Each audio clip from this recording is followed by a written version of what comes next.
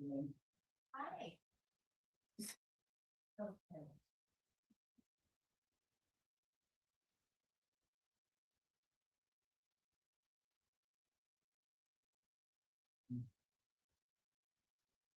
You got a minute.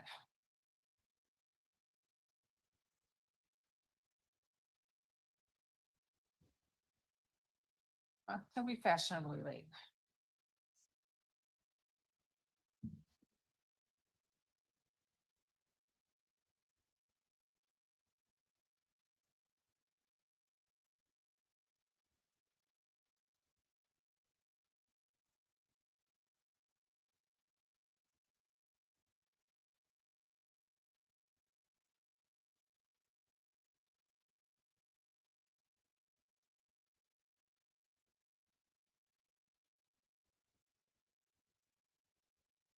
Good afternoon. Today is Tuesday, April 21st, 2026. This is a regular meeting of the City of Marina City Council. I will call this meeting to order. Anita, can we please get a roll call? Councilmember McAdams. Here. Councilmember McCarthy. Here. Councilmember Biala. Here. Mayor Pro Tem Fisher. Here. Mayor Delgado. Thank you. City Attorney, are there any changes to the closed session agenda? Yes, thank you, Mayor Pro Tem. There are no changes to the agenda. Thank you. Then we'll open it up to public comments. Anybody in the room or on Zoom? Seeing none, we'll close public comments and we'll go into closed session. We will reconvene here in the council chambers at 6:30. Thank you. Recording stopped.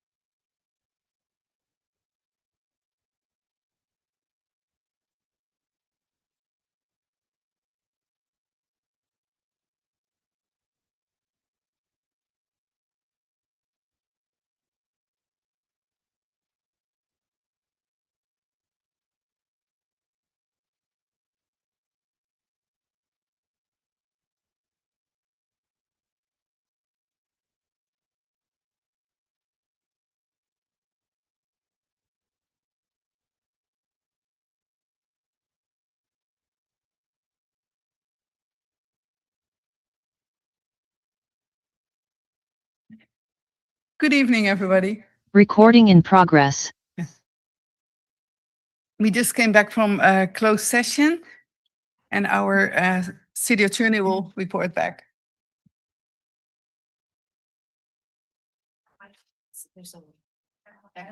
Test. Good.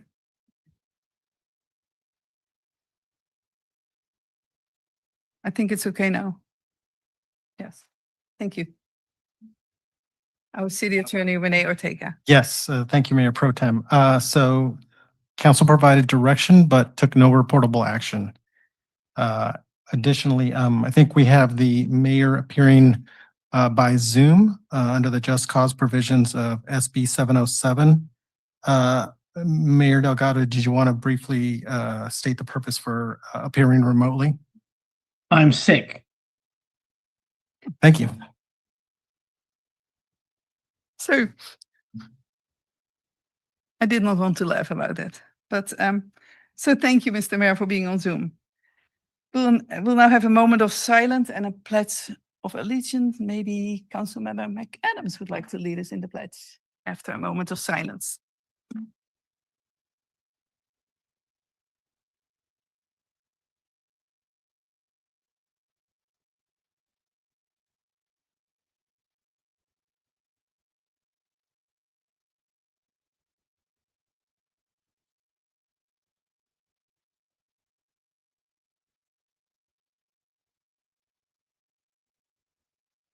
Okay, thank you very much for that. We'll now have 4 special presentations, and we'll start with a presentation from the CEO of Montage, Dr. Michael McDermott. Welcome. Thank you.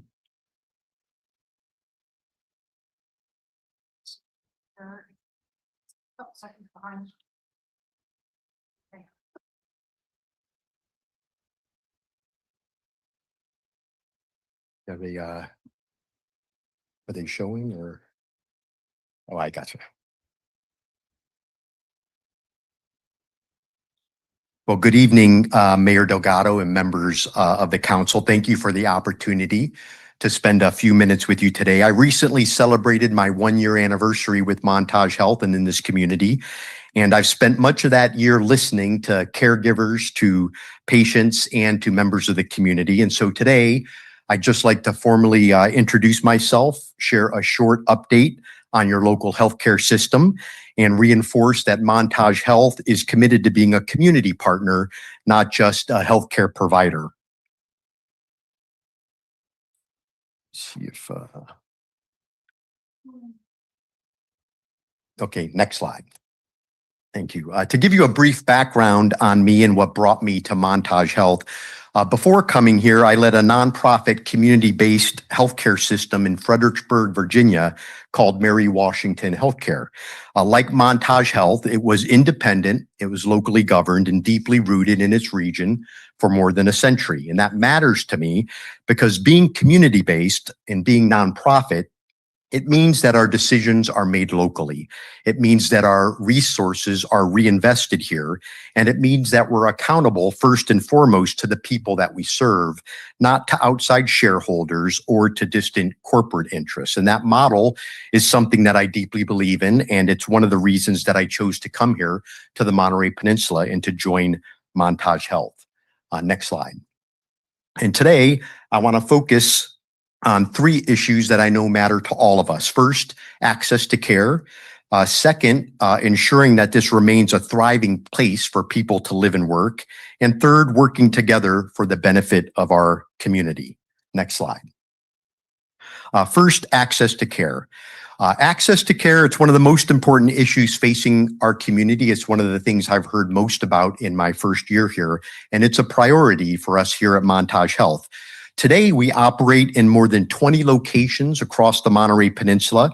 That includes community hospital, of course, but just as importantly, it includes primary, specialty, and urgent care offices, including those right here in Marina, which are helping people stay well, and so hopefully they don't need the hospital in the first place. Our Montage Medical Group now includes more than 120 providers and advanced practice physicians or advanced practice providers across offices here in Marina, in Carmel, and in Monterey. Last year alone, we provided more than 230 ambulatory patient visits. Our MOGO urgent care centers in Marina, Carmel, and Monterey saw nearly 50,000 patient visits in 2025. And those give residents timely care for minor injuries and illnesses, often at significantly lower cost than an emergency department visit. And most recently, when two orthopedic practices in our community, Monterey Spine and Joint in Ryan Ranch and Peninsula Sport Physical Therapy in Carmel, when they were at risk for closing, we stepped in. By creating Montage Orthopedics and Sports Medicine, we helped ensure that more than 120,000 patient visits each year could continue without disruption. And more importantly, staff at both of those locations were offered the opportunity to stay in their roles, supporting continuity for patients and stability of our local healthcare workforce. We know that access to care remains a real challenge here and across the country, and there is definitely more work to do ahead. And we are committed to doing that work for the people who live and work in this community. Next slide. I also wanted to briefly highlight a new advancement in care that we are bringing to Monterey County for the first time, and that's our new thrombectomy program for stroke care. When someone is having a very severe stroke, minutes matter, and historically, those patients here have often needed to be transferred out of the area to receive the highest level of care, wasting precious time. Through a partnership with the University of California, San Francisco, Montage Health is now able to provide this life-saving treatment locally at community hospital, so patients can get the right care at the right time here close to home. We are the first and the only hospital in Monterey County to offer this level of care. This is not something that you typically see in smaller community hospitals, and we're proud to be able to bring this here to our local community. Next slide. The second issue I want to talk about is workforce and economic vitality. As one of the largest employers on the Monterey Peninsula, we understand the realities of recruiting and retaining professionals in our high cost of living region. And that's why we're focused on building talent from within our own community. Through our Grow Our Own programs, we provide high school and college students pathways into healthcare careers.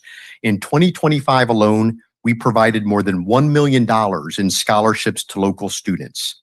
We're also partnering with MPC and CSUMB to strengthen our local nursing pipeline, including our recent $15 million investment to establish the Montage Health Helen Bazuki School of Nursing at CSUMB. That will expand the number of nurses with Bachelor of Science degrees entering our workforce. In addition, we've also launched a clinical careers program that allows select Montage Health employees to return to school full-time while continuing to receive their pay and benefits to train for critical, hard-to-fill clinical roles that are needed right here in our healthcare system. These efforts, they're not only about meeting healthcare needs, they're about creating stable career opportunities, strengthening our local workforce, and supporting the long-term health and resilience of our community. Next slide. And I know, of course, we all care about affordable housing. To address housing pressures, we've implemented a home loan assistance program for our staff, helping make home ownership more attainable and supporting long-term workforce stability. Pictured here is one of our team members with her family celebrating their home purchase in Monterey County with the help of this program. And although Meg's daughter doesn't look too happy at the moment this picture was snapped, I can assure you she is thrilled with her new family home. Next slide. And I'll close with this. Montage Health, we're here for the long term. We are locally governed, we are nonprofit, and we are deeply invested in the well-being of our community. If there are any opportunities for us to collaborate, whether that's around access to care, workforce development, senior services, emergency preparedness, or any emerging needs that you see, I want you to know that my door is open. We view our role as a partner in the overall health of Marina, and I look forward to building strong working relationships with each of you. Next slide. And thank you again for your time. Happy to answer any questions that you may have for me. Thank you very much for this presentation and for telling us about the programs and partnerships, which are so important. Yeah. Council, any questions or remarks?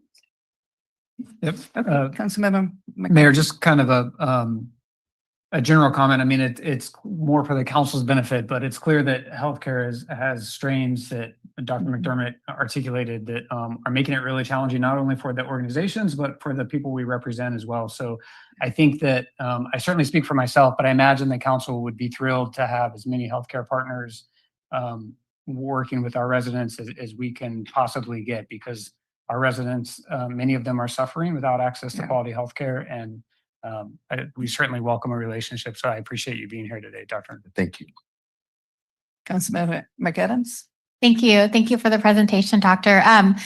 You know, and just to sort of piggyback on what Councilmember McCarthy's saying, you know, we really are that community of hospitality workers, teachers, all of that, who typically are underinsured, and a broken bone is going to bankrupt them. And, you know, with the HR1 cuts coming, that's instantly going to eliminate tens of thousands of Monterey County residents from Central Coast Alliance and Medi-Cal.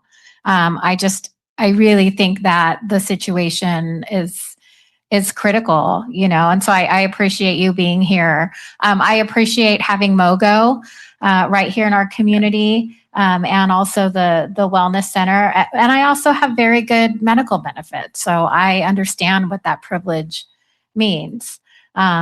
You know, and also having to personally going through cancer, you know, I can see how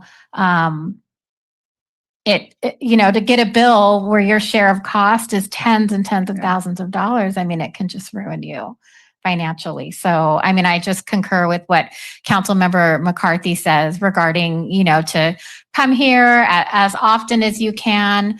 Maybe think about all of our students, you know, go Otters. We have lots of CSUMB Otters who are underinsured, and also our hospitality workers. They need all the support and assistance they can get. And especially when it comes to preventative care, because typically when you're underinsured, you go to the ER when something is really, really wrong. So any sort of preventative care that you could bring to our community would be lovely. Thank you. You mentioned HR1 and the headwinds that's going to present to all of us, not just here in California, but across the country.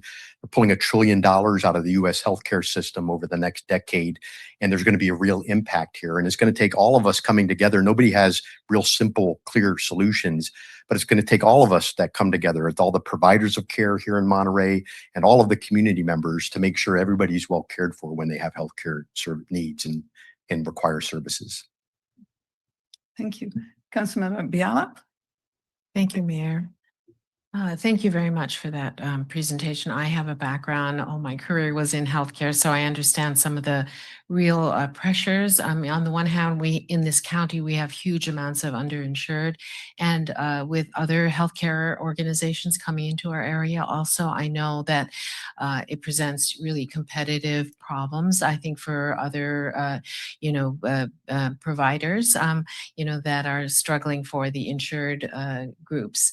So I totally understand, that you have huge challenges even within our community. I'm very impressed by what you're doing in terms of sort of facilitating the healthcare providers and their advancement in our community. And I just wanted you to know that Monterey Peninsula College is investing $80 million in the expansion of their satellite in Marina, and they're going to be focusing also on healthcare professions and stuff. So I hope that you find a lot of collaboration with that group as they're starting off, because it's going to be so important in our community that we have all those links to healthcare providers and opportunities for advancement and entry level into the healthcare profession. So thank you very much, and I hope you will return and stay connected with Marina. Yeah, we have a strong partnership with MPC and the Marine Church Coburn School of Nursing, and we've seen the plans for their expansion, and it's very exciting. We're excited to be partners with them. Yes, great. Thank you so much. Yeah. Thank you. And then we have Mayor Delgado on Zoom. Yes, thank you, Mayor Protem. Dr. McDermott, thanks for coming today. It's really good to see you and hear you. Um, I feel, I believe I'm really well served by the Montage facilities, whether it be Chomp or Ryan Ranch or here in Marina. Um, so to me, it just really permeates my life when it comes to health. It, I don't know what the alternative would be for me. So I deeply appreciate what I've gained personally and what I know is available to all of us in Marina through Montage. I am fairly ignorant of healthcare competition, politics. And so I wanted to ask you a sensitive question so I could learn directly from you. If you'd be willing to say what you think are any pros or cons to Kaiser coming into Monterey County from the perspective of Montage. Yeah, I can't speak for Kaiser Permanente, when they get to make the decisions that they want to make. I do know at Montage Health, we are focused on making sure we are providing all the care that this community requires. And we're doing it in partnership with members of this community who live here and work here, caring for members of the community. And that's what we're committed to doing. And so we're going to continue to do our work of being the safest place for care, providing the highest quality care, and providing the best patient experience that we can. And we think if we do that, we're gonna be well received by members of this community when they need access to healthcare. Thank you. And as a short follow-up, do you see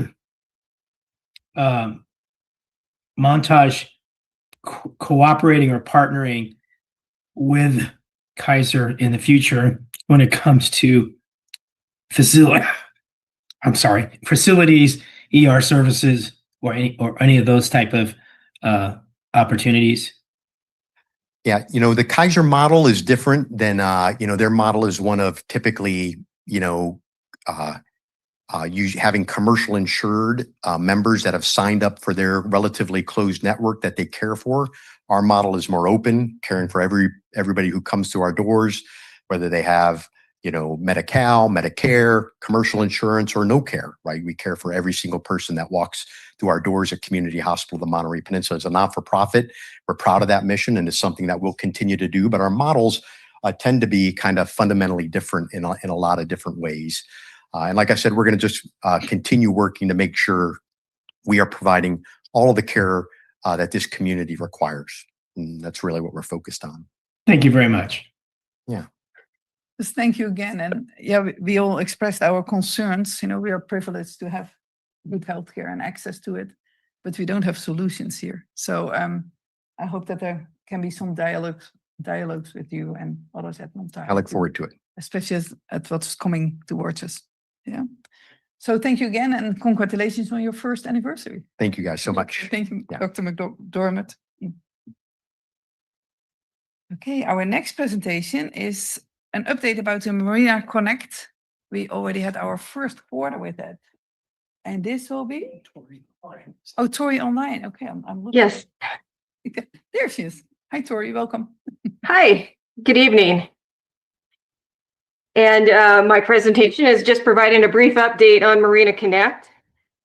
Just a couple of notes. Marina Connect can be considered your connection to the city services and resources through an app or either through a portal.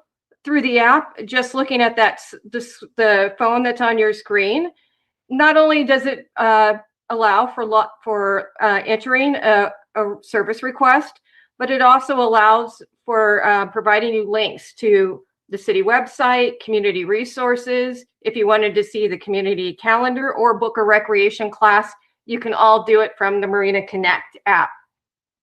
Next slide. This is just a screen where you would report an issue. Just sharing with you that a lot of times we think of Marina Connect as being a software to launch to be used for public works, street related and parks, but also there are code enforcement options, fire prevention, graffiti, and police, non-emergency police requests as well. Marina Connect was launched at the end of January. So I'm going to share with you some of the data that has been input since then, but really it's really 2 months of data, even though we're looking at a 3-month period. It it really went into effect late in January. This was identified as a top city council priority, and it allows for people to initiate and monitor service requests through either a phone or through the website links to various city resources. Next slide. Once a request is logged, what the department will see is, in this case, someone had launched a request for pathways, and they noted there's a yield sign in the middle of the bike path. You can see on the map where it's marked by Imjin Parkway, and then they attach the photo. So this is the kind of information that city staff will see. And as it moves through the process, most usually it'll be open, acknowledged, and then closed. Sometimes staff will use the in progress or the needs review, depending on how they've chosen to set up their system. Next slide. So looking at requests by major category, from January 1 through March 31st, we received 35 calls for streets, traffic signals, lights, and signs. And that was 39% of all calls. Coming in, the next highest was police non-emergency calls with 24 requests, or 27% of all requests. And coming in third was city landscaping and parks with 17 requests. Total of 90 requests that came through the portal within really 60 days of operation. Next slide. So this is a lot of information, but it's really here to provide you with a bandwidth of the type of calls that are coming out. You can see the single most requested type of request was related to an abandoned vehicles. And next up was streets, traffic signals, lights, and signs. And these were items that were related to streets, but did not fit into one of the categories. And you can see in the next third place, there was tied with 4 different types of requests: city sidewalks, curb and gutter, parking violations, traffic signals, and tree maintenance. The blue bar represents the number of calls that have been closed within the period. So you can see for abandoned vehicles, 3 were closed, and at the end of the period, 5 more were left open. And just noting that staff is just becoming more familiar with this system. So hoping to have more statistics and looking at that, but 36% or 32 calls total were completed in that time frame.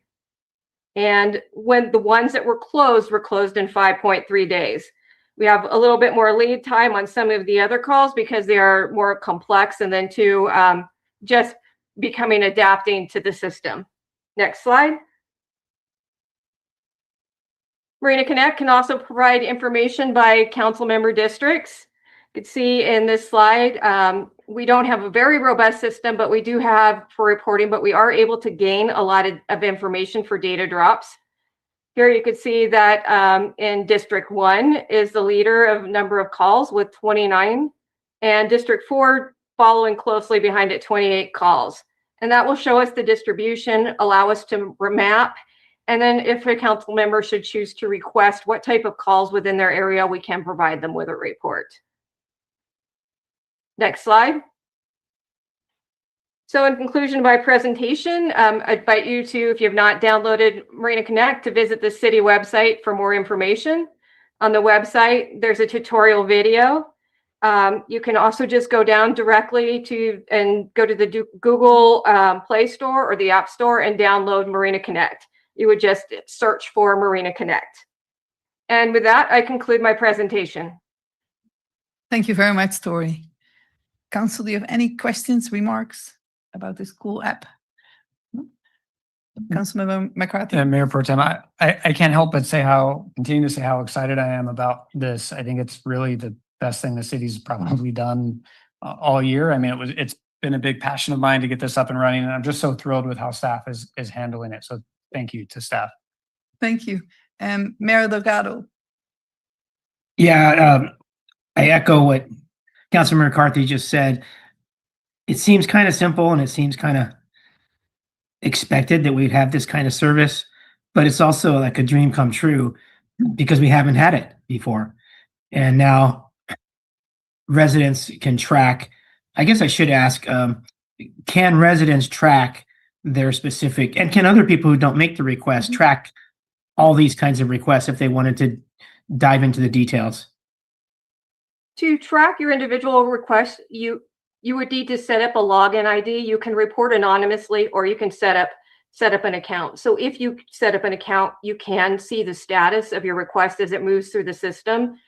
If you look on the map, you can see some requests. Some requests we have kept private, such as code enforcement and police, just due to the nature of those types of calls. But a lot of the parks and streets, anybody could be able to see those as the status of those types of calls. So I also was suspicious that this wouldn't work very well because it would be too hard for staff to keep up with all the software and keep up with all the data because you have busy jobs already. But from what you've reported, it's like working perfectly. I'm sure it's not working perfectly, but it seems like it's working perfectly to me. And I really appreciate it. As Brian said, it's really long coming. And thanks to the staff and everyone else who supported this, because it's a real success. And I think it's going to be used more and more in the future as we get used to referring people to it when they send emails or phone calls. We can always now send them to this and give them a way of tracking their issues. Thank you very much. Thank you, Mr. Mayor. And then I will add something, but you probably already know, I'm so enthusiastic about this app. I did not look up how many of the 90 requests were from me, but District 4 could have won if I hadn't also submitted requests in other districts. So just letting you know that we got the silver medal, but it could have been gold. But no, thank you, staff, and anybody from the public, just try it out. It's really nice. And you can also, if you submit enough requests, I guess, I get emails saying, hey, would you like to follow this one? Because somebody sent in a request similar to yours. So I'm following people. So thank you very much, Tori. Our city manager would like to say something. I'm so sorry. That's fine. As the mayor kind of alluded to, for years past, your mechanism had been to call the mayor or a council member if you want to report a problem. Now's the time to switch because it gets directly to our staff much quicker, and you can track it, and you can track the timing when it's responded, if it's open. And so that is the easiest and the best way to do it. So you can kind of start making that shift.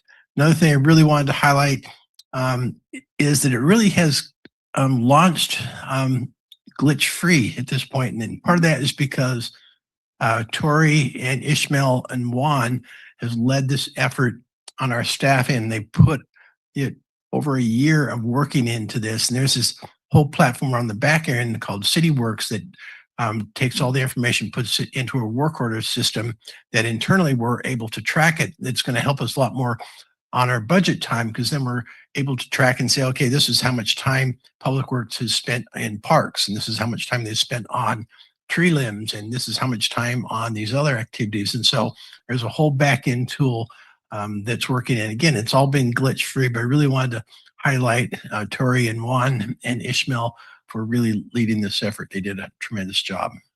Thank you. And one more remark. I hope that one day we can get the results as well as the person submitting the request. Like I had a street sign was missing. There was no street sign. And it was, okay, it was acknowledged, closed, okay. Then I drive and think, oh, there's a brand new street sign there. But it would have been cool to see a photo like we did it. Yeah, we certainly have the capability to do things like that. I know it's just maybe more work, and you already are so busy. So thank you. That will take us to the next presentation. Another very nice, fun subject.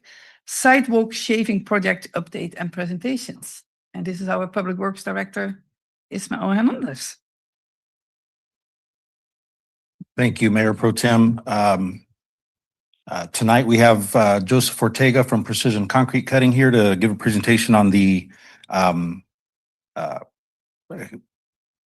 of how things turned out with the sidewalk shaving project. But I wanted to introduce this by pointing this picture out here.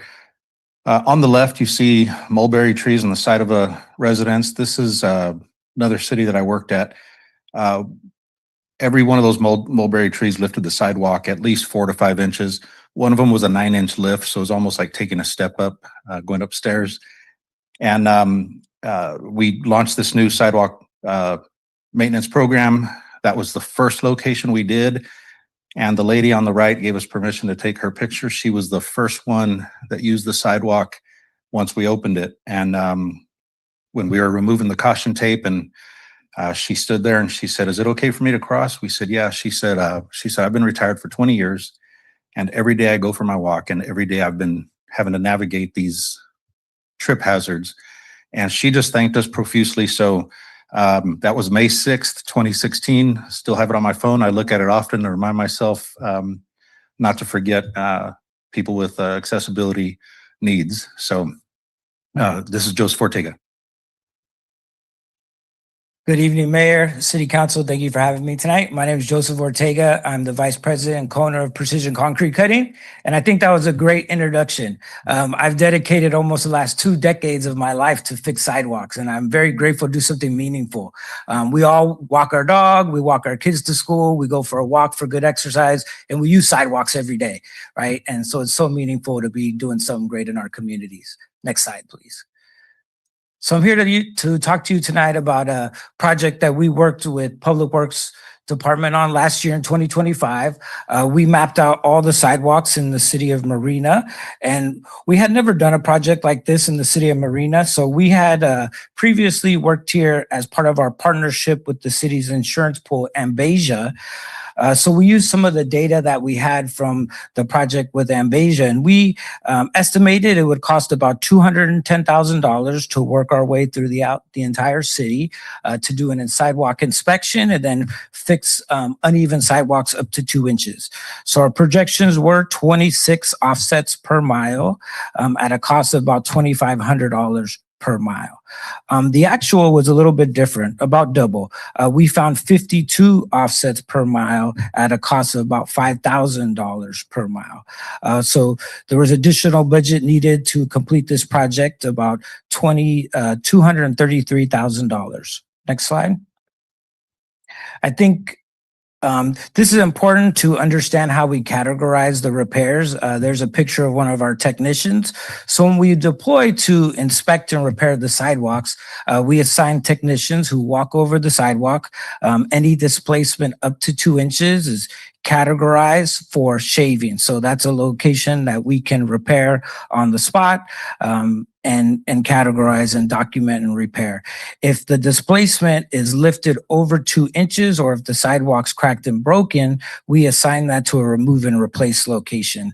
We call it R&R. And that means you need to remove the sidewalk, do any tree work that may be needed, and put the sidewalk back. And then the third category is miscellaneous. So any displacement or gap greater than a half an inch, we've documented those. So I'll talk a little bit more about that throughout the presentation. Next slide. So this slide shows all the locations in the city that we inspected and repaired. So all of the locations in green, we were able to repair, which was roughly 50% of the displacements. In total, we fixed over 2,000 repairs across 672 addresses, a total cost of $210,000. Then the pins in red are the pending repairs. There's a total of 2,300 repairs at about 1,000 addresses, and total cost to complete those repairs is roughly $214,000. We applied a 5% discount to help the city complete this project and get this work done. Next slide.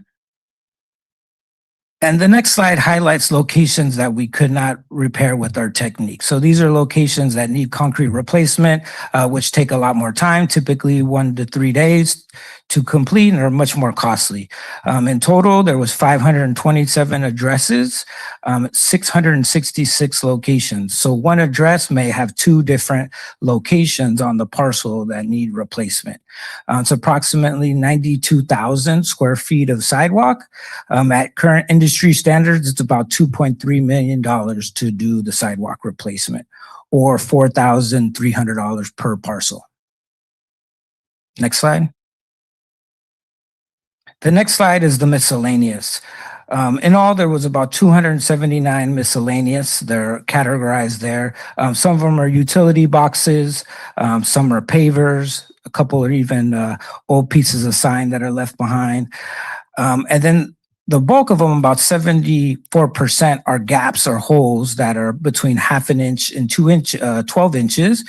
And those can be repaired with a patching technique that's very low cost and doesn't take a lot of time. And we can repair those, about 74% of those. Next slide.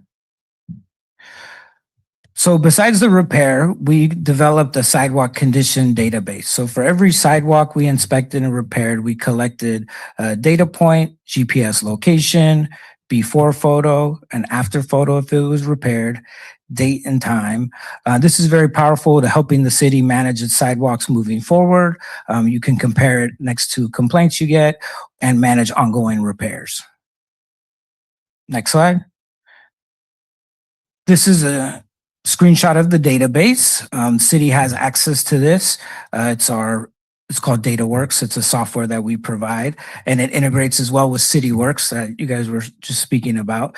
So on the database, you'll see there's a pinpoint on the map, which shows where the displacement or defect on the sidewalk is. Then you have the ability to drop the Google Earth car, so you can get an idea of where the displacement is. This one you can see on the map, but then on the right-hand side is a photograph that we take. We take 2 high-resolution photographs of each defect. This location was an area we identified for remove and replace. It was over a 2-inch lift, and it was about 40 feet of sidewalk that needs to be removed and replaced. And it also has the address. Next slide. So as I mentioned, we used a shaving technique, so that's opposed to replacement or traditional grinding methods. What's unique about the shaving, it completely eliminates any trip hazards. So you'll see many of the locations that have been repaired, it has a proper slope that meet ADA. The full trip hazard has been removed, and the repair time is about 20 minutes, so very little disruption to the community. The results are it's a safe, walkable surface that meets ADA standards. And the other big benefit is this picture has a beautiful tree in the ground. We were able to fix the sidewalk without affecting the tree. So many cities we work with prioritize this type of repair because it helps them manage safe sidewalks with their urban forest at the same time. Next slide. This slide demonstrates the savings for this project. So in our software, it calculates savings specifically for the project. So this was the first half of the project, and it compares it to if you were to remove and replace the sidewalk. So on this project, we saved an estimated 86% compared to concrete replacement or $1.4 million. But there's also significant environmental benefits. We preserved 154 trees. There's CO2 emissions. So concrete is one of the highest polluters in our environment. So with our technique, we're able to help keep concrete in the ground and out of the landfill. So we saved 255 metric tons of CO2, 1,500 tons of concrete into the landfill, and 22,000 gallons of water. And the last slide, next slide, please, sorry. I won't review this in detail, but these are the calculations. All of these are available, and you're free to read through them. Wanted to include those. With that, I'll pass it back over to Ishmael. Thank you very much, Mr. Ortega.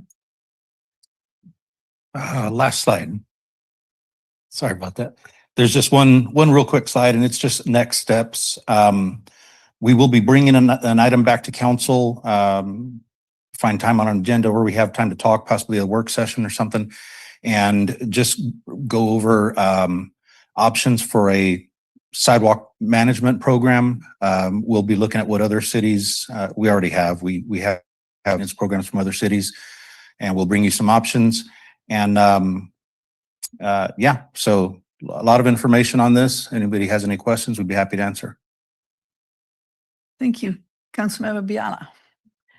Thank you very much. I just want to reinforce to the public, because my own sidewalk research started more than 6 years ago of the previous council, in which I could barely believe my ears that I was responsible as the homeowner for the sidewalk in front of and the ordinance said, it's my responsibility. So a good citizen that I am, I tried to get someone to, to level it. And the person said, no, we're not taking any responsibility, liability, because that's a city sidewalk. And I said, no, I'm supposed to take care of it.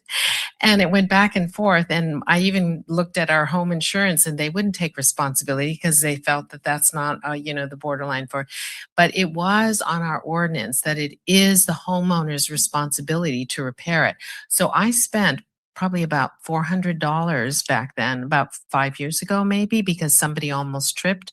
And I decided I needed to fix my own sidewalk, which I did at great cost to myself. Had I waited, you would have done it. But I just want to make absolutely clear, this is the city's money doing something very constructive for our residences here, and that it's still on the books that we all as homeowners are responsible for the repair of the sidewalks ourselves, as far as I know. So I just want to reinforce that this is a magnanimous effort, and one that has to do with safety as well, for the residents of Marina. So thank you very much for doing this, and I'm really pleased that the city is now undertaking this for our residences, because that kind of shaving is very expensive, one by one, and to try and find somebody, I finally found a second, vendor to do it who was not a professional. And obviously, we must be saving a lot of money doing it this way with this this particular vendor. So I appreciate it, all your efforts. Councilmember McCarthy? Thank you, Mayor Pro Tem. I'm going to kind of piggyback off of Councilmember Biala's comments. I've known for a long time, it's the Streets and Highway Code, right? State code that gives cities the authority to require adjoining property owners. It's not just residents, I don't believe. I think it's just adjoining property owners to fix city property. But my question is a little bit specific to, and it's interesting because in our very next item, there's an item where somebody is suing us for $1 million because they say we didn't maintain the sidewalk. And so my question is, and we can take some of this offline if it's appropriate, but by engaging in this where we're helping residents, are we exposing ourselves to more risk because we have now developed a program and we are saying that we are doing it when really the Streets and Highway Code says that it's not our responsibility? I think what else, instead of asking that as a question, I will ask if we can have the city attorney work with Embasia and our insurance pool to ask some of these questions and bring back some best practices. Because while I do believe that we should be helping our residents to the best of our ability, right, when we have those funds, I also don't want to open the city to additional unnecessary risk. Thank you. Yes, we are working with Embasia and we're working with staff on some of those issues. Thank you. I can tell you that this program with Precision Concrete, it is sponsored by Embasia. And so Embasia initially gave $15,000 to each of our member agencies because they encourage it. They want that. It reduces Embasia's liability and exposure. And so Renee is going to take her deeper dive, but I can tell you Embasia puts money towards all the member agencies because they encourage that, and that does help to reduce our liability. Thank you. Mayor Delgado? Thank you, Mayor Pro Tem. There are so many aspects to this.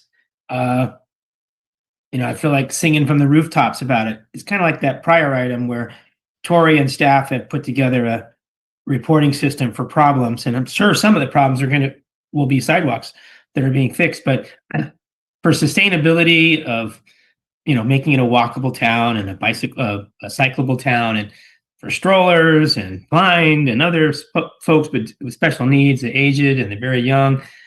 This is amazing. It's simple, but it's amazing and so cost effective that there's been 2,055 shavings on sidewalks at 100. If you divide that by the 210,000 that's been spent, it's $102 per shaving. That's really a big bang for the buck when each shaving is reducing a trip hazard. How much is that worth? it's worth a lot. And there's 2,327 remaining shavings to be done for about 203,000. A thank you to the folks doing this and the 5% discount. I mean, it shows that they're really a partner, and I think it's wonderful. So I think the next steps would be kind of a no-brainer to find that $203,000 for the next shavings, to get the rest of the city done. And then what's not a no-brainer is the $2.3 million needed to do 666 locations of devilish trip hazards, which are even larger, that can't be shaved like these others. I don't know where that money is going to come from, but I hope that, excuse me, in our budget discussions coming up, we consider that as one of the funding priorities. I don't know if we can find the money for that, but I just don't want to let this presentation go without thinking about the next steps. And I'd like to hear from staff if we need further council direction to get that next 203,000. And if so, can we put it on the agenda before waiting for the budget? Because we can't leave half our city undone after doing half our city in this important regard. And I don't think there's too many other things that residents would rather our money go to than making their sidewalks non-hazards without them having to pay for it beyond the taxes they're already paying, pay for it individually. But thank you to everyone involved with this. And I guess I want to reach out to Ishmael, our public works director. I think he helped drive this along with our city manager. And so thank you to the folks doing the work and those that have pushed it from staff's perspective. It's just a huge success that we can all appreciate every day. Thank you. City manager, did you want to say something? We have our mid-year, mid-cycle budget meeting with the council on May 21st, and this certainly would be one of those topics for discussion with the council. As far as the additional shaving, when you're talking $6 million for sidewalk repairs, it's not even close to that amount in the total of our unallocated budget. And so that's a bigger issue. And as Ishmael said, we'll be working on that and coming back to council with some ideas and suggestions. Thank you. Councilmember Biala? Yes, going back to Councilmember McCarthy's comment, I think I just want to make sure that people don't bite the hand that feeds them. So in my way of thinking, at least people should be signing waivers of liability, saying that if we do this as a city for you, who are ultimately legally responsible for this work in front of your house, that you're not going to turn around and sue us. I worry about that because in our litigious society, that's always a possibility. So I would hope that we can, if we haven't, that we should have that already from the folks who did receive this service, so that we don't come into that kind of problem.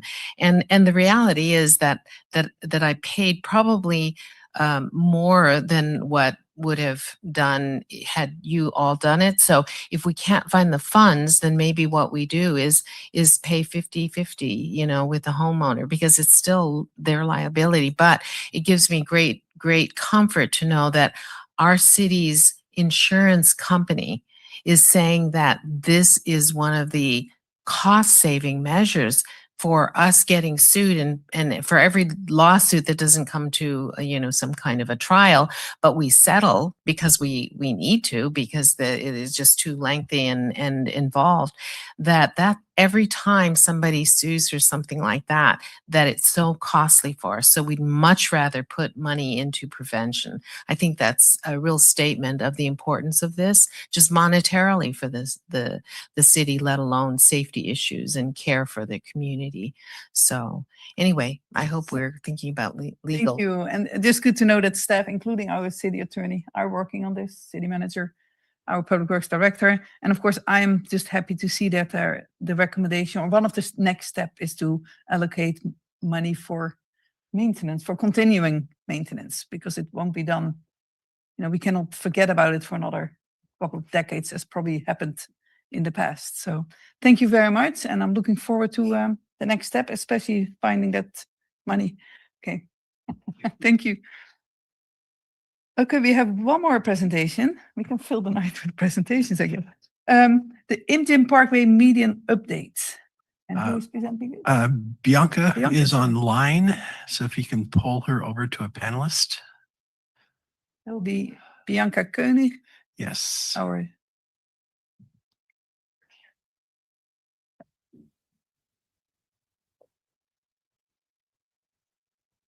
awesome designer. For those who don't know, Bianca has designed many, many beautiful things in our city, including artwork going in at the roundabout in front of the VA clinic at 8th and 9th Street. And soon on Indian Parkway, in the Indian 4 Parkway. roundabouts. Is Bianca here? Yeah, she's up there. Can you hear me?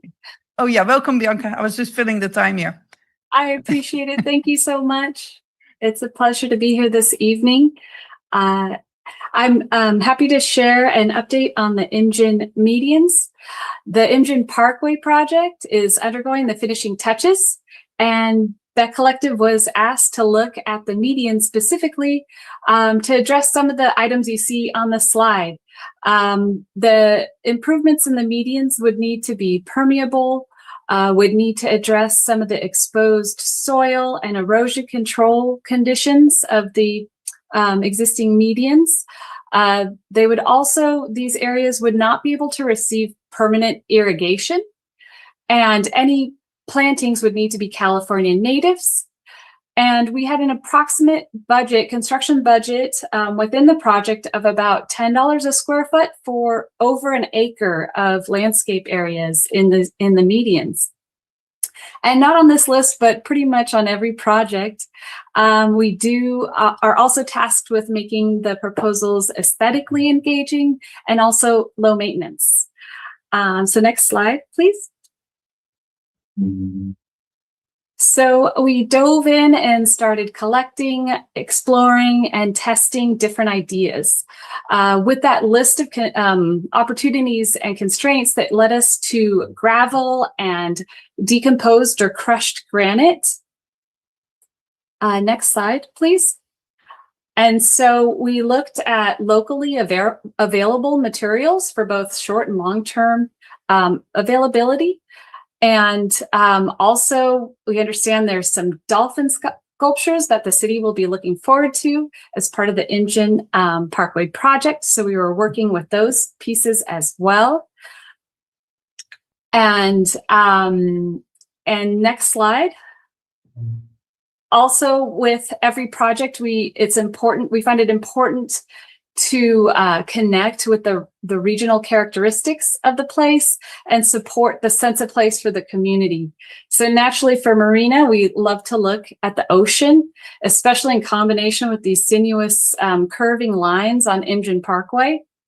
And kind of the story of the ocean are these waves that start as densely spaced ripples and then become broader, wider, bigger waves as they approach the shore. So we use this as inspiration. Next slide, please. For the various conditions of the Imjin Parkway medians, we have portions of the median which are maybe 2, 5, up to 9 feet wide, where we have kind of the capillary waves just bringing texture and contrast rhythmically along the roadway, and then spacing out as we get closer to the median, to the roundabouts. I apologize. Next slide, please. And then for the larger width medians, which are 10 feet and up to 26 feet wide, we can change the pattern to go parallel with the roadway and add more contrast and texture, and also gave us an opportunity to try some hardy native plants in these areas and work with the dolphin sculptures, as well as bringing in some height with some boulders. Next slide, please. And working with the boulders and some potential native plants we were working with in this situation, as I mentioned, we won't have permanent irrigation, but there is a maintenance period where folks will be on site taking care of the plantings that are nearby.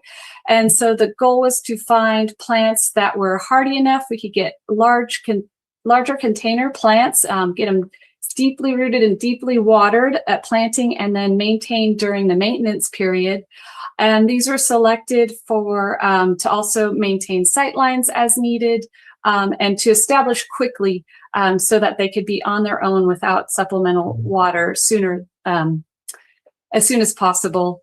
And then planting them with the boulder so they have the shade and support of the boulders so they can get a little microclimate in between the 2 lanes of asphalt to try to support establishing native plants in these specific areas. Next slide, please. So just focusing on one of the intersections of Imjin Road and Imjin Parkway, we have the larger medians heading west on Imjin Parkway, also the potential, the area where we'd like to see a pod of 3 dolphins integrated with the boulders and the plantings. And then on the right-hand side is the skinnier median type, which would have ripples, rippling and waving towards each roundabout. Next slide, please. So this is a recent drone view of Imjin Road and Imjin Parkway. And in the center of the roundabout, you can see a bark mulch color texture that will soon be full of irrigated native landscape plants. And then there's some edges of bark mulch outside of the circle in the medians. And then the part that looks like sand, that's where we're proposing the improvements. And we were able to draw chalk lines around the office all over the sidewalks to get a sense of scale and size and transitions.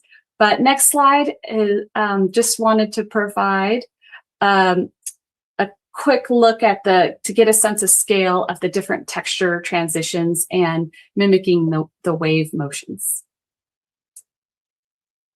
Thank you so much. We're excited to see this and in conjunction with the future artwork as well. Thank you very much, Bianca. Council, any questions, remarks? I see Mayor Delgado. I'll let you go first. All right. Instead of saying I'm blown away, which I kind of am, I'm just surprised, happily surprised. I didn't know this was coming. Of course, no surprises. I'm really happy that we're talking about native plants. I think we often go to native plants around California without really giving serious consideration to what local native plants could serve the same function. For example, California buckwheat, Eriogonum fasciculatum, is listed in those hardy 4-plant list, but it's not in Marina. But we have this incredibly similar plant we all know, which is the Smith's blue butterfly buckwheat, Eriogonum parviflorum, that grows like a weed in Marina. And although I'm concerned that no irrigation could lead to dead plants, you could go to Loch Padden Park and to an unirrigated, otherwise very weedy field and see this buckwheat native to Marina, that's really an important species for the butterfly, doing fantastic without irrigation. So I hope we're not too quick to settle on these out-of-town California somewhere natives before we look seriously at what's already in our backyard that could function just as well. And that's just one example. I'm also concerned about the maintenance, because when I see the new Imjin Parkway project and I walk it to pick up litter, I see all the newly planted landscaped areas along that 1.2 mile new project, and lots of weeds coming in. I think, oh my gosh, how is Public Works going to weed all these areas so that every year we don't have more weeds coming up from the seeds that were dropped the previous year. So if we go the direction this beautifully designed project is going, and we say there's not going to be irrigation, we need to make sure there's money in the budget to maintain these areas to look nice in the future by having enough money to constantly replace dying individual plants that just have their lifetime a little bit shortened or a lot shortened without water. So we want them to look nice. We don't have a great track record of landscaped areas in our city looking nice for a lot of years, continually. So I think if we go beyond rocks and succulents as proposed here, and I support it, we just have to be sure that we're not adding another maintenance liability that we don't have money to to ensure that it remains a beautiful project, year 3, 4, 6, 7, as it is, year 1. But thank you, Bianca, for these great designs, and I love your inspiration for the short waves getting longer and then showing us at the end, how you're implementing that here. Great vision. Thank you. Thank you, Mr. Mayor. And before I go to Councilmember Biala, City Manager, I was told that the maintenance for the Indian widening project for the first 2 years will be for the developer, the builder. That is correct. And they are training our public works crew what to do. That's what I was told. Yeah, I'm assuming they're training, but they're responsible for that maintenance. And Ishmael can answer some of Bruce's other questions if you'd. Would you like to do that, or shall we do this another time because we're already? Yeah, we can do it. Yes, let's hold that up. Hold can, that for maybe the mid-cycle budgets. Yeah, we can do that. I will tell you that the reason we're doing this, if you drive down it right now, you see a lot of weeds and other plantings growing. Some of these are native plantings growing, and the whole intent is this is to reduce our maintenance cost. And we have certain constraints in there. There's no irrigation in there, and we can't put it in there. But the whole intent of this is to make it look nice and reduce the maintenance cost. And we think Bianca has done a really good job of trying to hit that balance. I agree. Thank you. Councilmember Biala? Thank you. I guess I can call you mayor, temporary mayor. Or I'm not sure how to now. Do I say mayor pro tem, or do I say mayor when she's acting as the mayor? Anyway, so Bianca, I've seen so much of your work, and I'm a huge fan of everything you have done in your poetic and very visionary ways. Just want to add that I know that we're doing all natives in these roundabouts, but sometimes all natives is not so appealing to the eye. And so I know you're thinking about how to make it so that when one plant is on the dying cycle, which is a natural cycle, that we've got something else that is nearby that sort of compensates for it, because I've seen some areas where it's all natives and quite frankly, it doesn't have a lot of, visual appeal. So I'm counting on you to consider all those things. The other thing is on the segments where you have it separated out with the rocks and the gravel, different types, is that separation, barrier, is it metal or is it, what kind of material is that?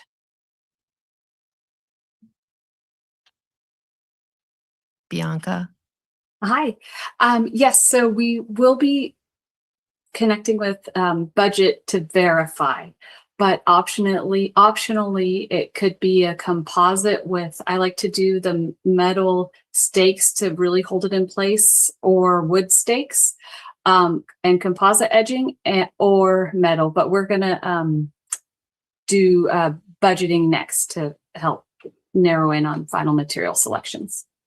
Okay, because if we want that to last, I think we have to go with something that really can withstand, the wind or people walking on it, because it could get really looking pretty messy. The original designs can look very controlled and really neat, and then soon you see all the bleeding of the different rocks into each other, and then now you have to figure out how you're going to contain that and who's going to kind of sweep them back again, and the whole thing with that. So, and certainly replacing those things later because they're not holding up. I think if we can make sure that those will retain the visual, the visual artistry that you put into it, I would be very careful about how we put in those things to begin with, because replacing them is going to be a nightmare.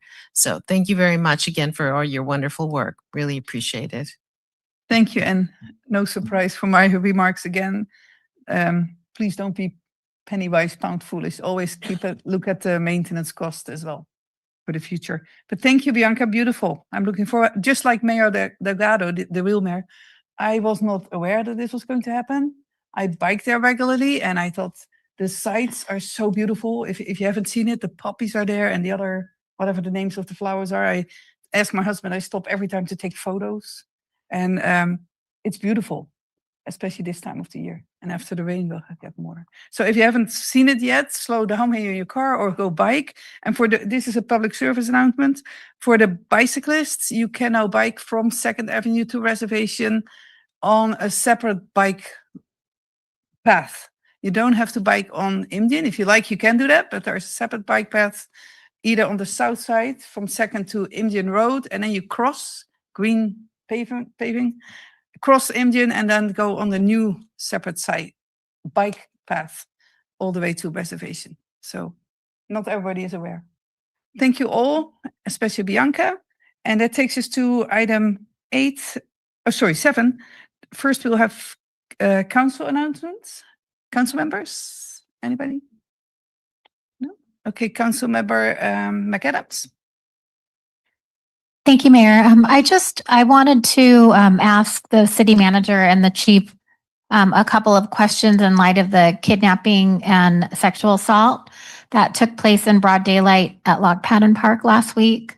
And just to sort of be transparent to the community on steps that the city is taking to ensure park safety. So what actions are being taken right now to ensure public safety? And then also, what is the city's plan to address the overgrown conditions contributing to the illegal camping and crime that has been occurring in the park? City Manager Elaine Long, if you. Yeah, we'll have our Chief Hopkinson can address what we're doing right now on the safety end. Good evening. Great question. So what I can tell you publicly that's already been released, because it is an ongoing investigation, there's limited information, but what I can tell you is that an event occurred where an individual indicated that he was sexually assaulted. While there, he was able to identify who that suspect was. We made an arrest based on that information, and that case is now being placed in the court system with the district attorney. As it relates to what we are doing, we have been aware of several concerns being expressed over the 2 years that I've been here, and we have been ramping up our efforts as it relates to additional patrolling, gathering statistical information to see what's going on, what's driving it. Some of it's a range, but some of it's ranging from homeless individuals, disturbances, and then this one event that occurred is the only one of record that we have of that type of a scenario. So we at this time don't feel that there is a continued threat. However, we are aware that there are several other events that are occurring in the area that are not conducive for our public, and we're aware of that, and we put up a trailer in the area to monitor the activity, and that will remain in place until we are able to evaluate its effectiveness. We are also looking at how much time we have spent in the area. And what I've been able to discern so far is that since just at least October, our enforcement in the area is up 108.6%. So we're in there much more than we have been, as well as our dispatch calls are up 45%. And again, that's a range of different categories. And then our officers are also spending self-initiated activity and making arrests 20.96% more than they have before. We have taken 13 reports. That's 17. That's down from 17 last year, but then again, our activity is up. So we're making some efforts, and we're monitoring it since last week and putting things out on social media. And there's a campaign and a strategy that we'll continue to stay on top of.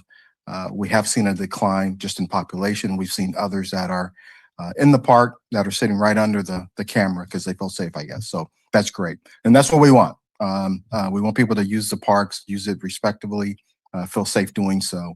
As it relates to the overgrown, the brush, and things of that nature, as we all know about CPTED, crime prevention through environmental design. Again, we also are aware that part of that lock patent is owned, partials of it are owned by not us. And so we are in the process of getting an MOU signed, or not necessarily not an MOU, but an agreement signed with them so that they can give us more authority to make arrests when it's appropriate to do so. And so that is in process as of the last day or so. Once that's done, that will give us more opportunity to go into those parcels that are not specifically owned by us. So we're looking at all of those strategies, the gaps where they may exist, shoring those up to make sure that we can operate freely and make sure that the public feels safe and to enjoy the park. Thank you. I really appreciate that. And I want to make sure that, you know, the condition of the park, the overgrowth, not maintained, that is working against the efforts of public safety. And so for us to remain complacent and not do anything and take action, you know, I really am frustrated because clearly there are issues. We've known about it for over a decade, and the park remains in the condition that it's in. So I feel very strongly that this is a wake-up call, and if it's not, then shame on us. And so I really appreciate public safety immediately implementing these measures. And I also want to recognize that this doesn't fall all on your department. So you need to have some collaboration from the council and from, you know, Public Works and getting the park cleaned and maintained to not be, you know, a public nuisance or to not attract and enable this sort of activity. So, and then one statement I'd like to put on record, you know, typically the population that is experiencing homelessness, mental health, drug abuse, they're not the ones that call 911. They're not the ones who want to have a conversation with the police. And a lot of, a lot of incidences, I'm sure, are going unreported. And so I just, you know, I appreciate everything that you have implemented immediately, and I see the seriousness that you are, you know, how you're managing this incident.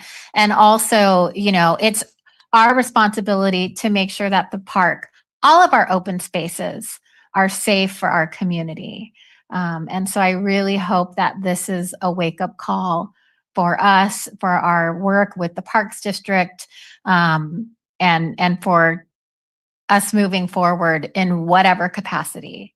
So thank you so much. Sure. And I'll just say to that point, there is another manual that we're working on. I've been compiling all of our conversations that we've had since I've been here, emails, conversations, some tours that I've had at different facilities.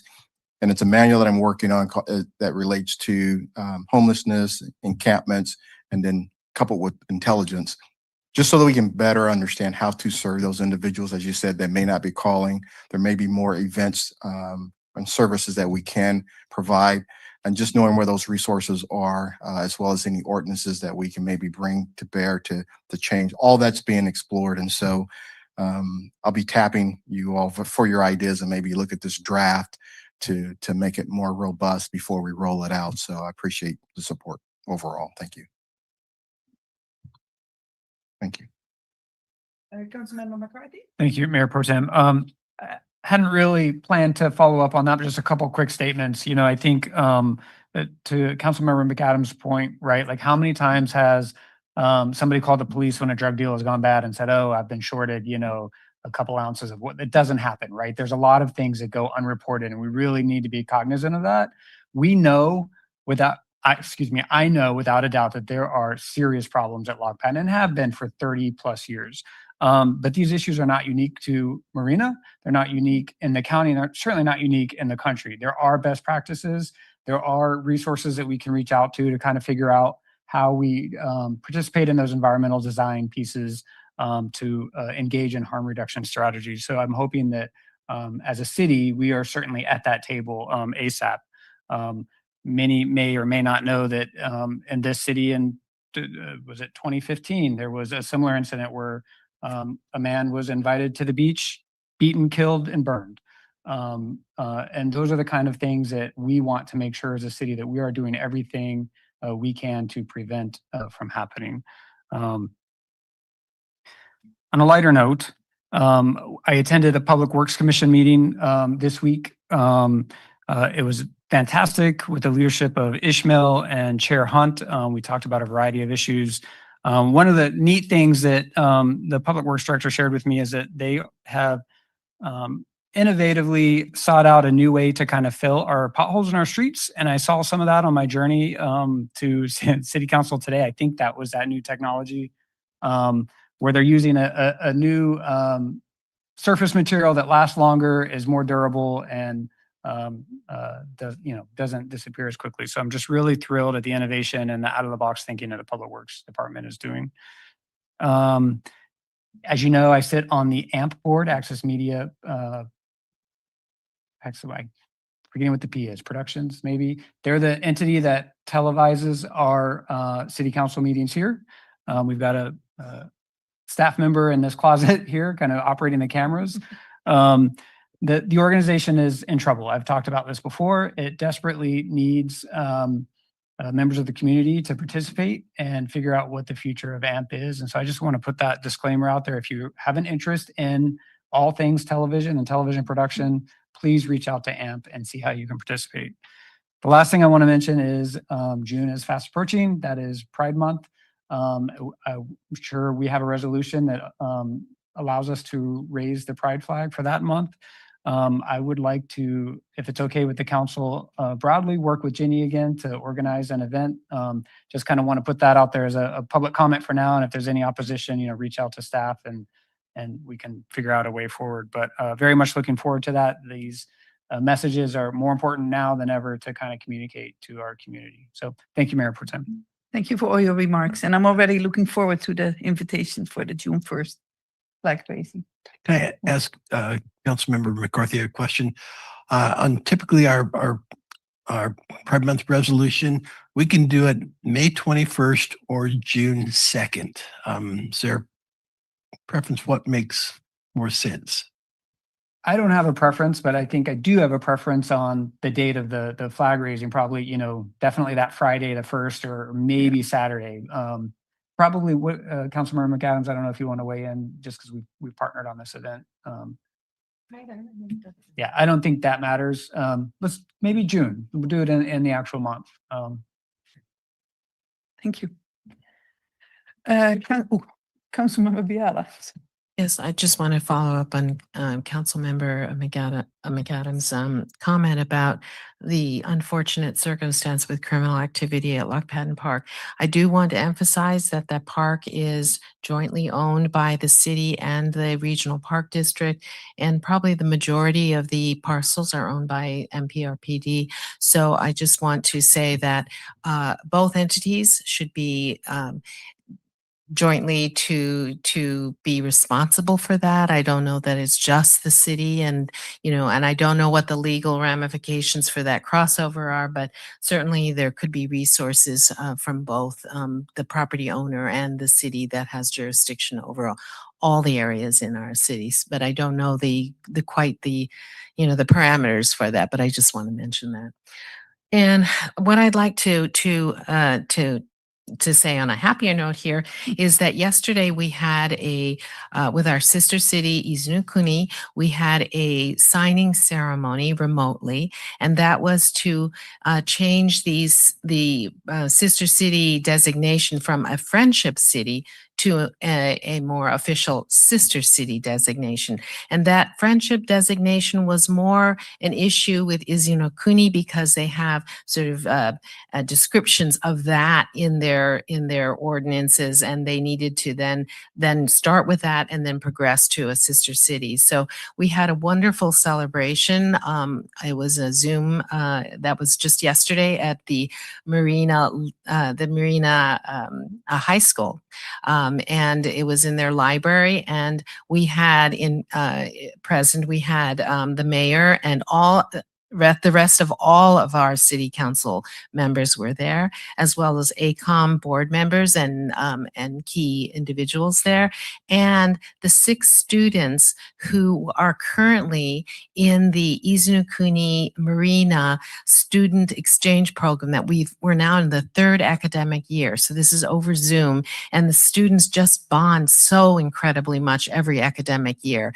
And so our Marina High School students were attending that as well. So it was just a lovely ceremony. And in Japan, they had a lot of more official, formal people in the ceremony, but we had such an amazing attendance. And I just wanted to show you two photographs, one of our whole group in Marina. First, just the photograph of the signing ceremony.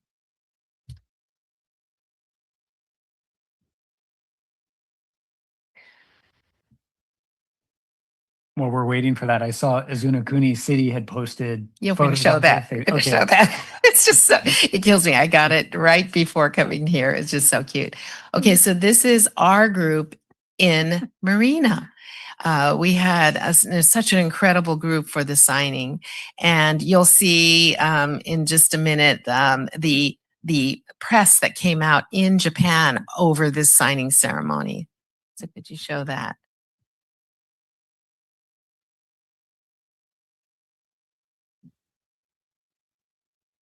It features an incredible quilt that was handmade by our HR director, Belinda Valera, and Carolina, who is from our recreations department. But you can see this is what hit the press in Japan about our signing ceremony. And on the bottom, you can see Lane Long, and you can see, and Carolina and Belinda. So that was what was featured in Japanese newspapers. It was just amazing. And then you can see on the top all the formal officials from Izunukuni's side at that ceremony. And I think right now, so what we have, and in that larger picture in the back, you can see all the 6 Marina High School students. And in that Zoom exchange program, each of the students produced a video for the other. And so we'd like to show what the Japanese students presented to the Marina students. And we tried to show this now twice in council, and it didn't work. So hopefully it'll work tonight. No sound. Hello everyone. How are you doing? Look at this Canara flower field. Isn't it beautiful? We have made a special movie just for you. In this video, we introduce our hobbies, schools, food, and local spots. Hope you enjoy watching this. Let's get started. Hi, this is Koharu. I'm Toyo High School student. I will introduce my daily school life. students in Japan actually participate in making school lunches and cleaning up and all of that. This is one of their culinary schools, but they do that every day.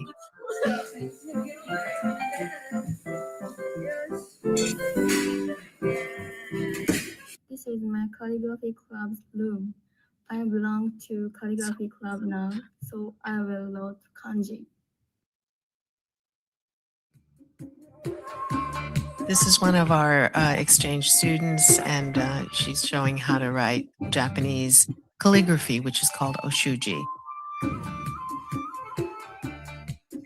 I'm sorry the sound is so low. It has nice music as well. They put a lot of effort into this. This is my motto. And they're trying to speak English, by the way. I'm Koyakiyama. Do you remember what my favorite food is? I said it our last online meeting. It's karaage, Japanese fried chicken. My mom made this for me today. It's even better if you dip it in this. いただきます。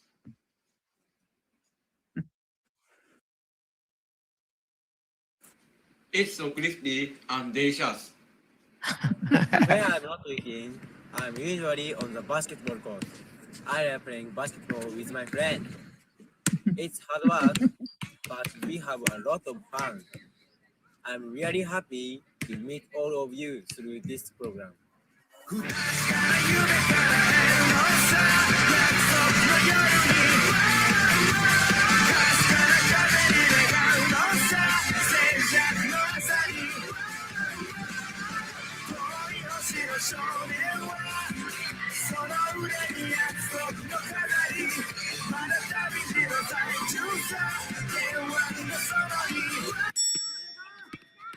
I can't wait to meet you someday.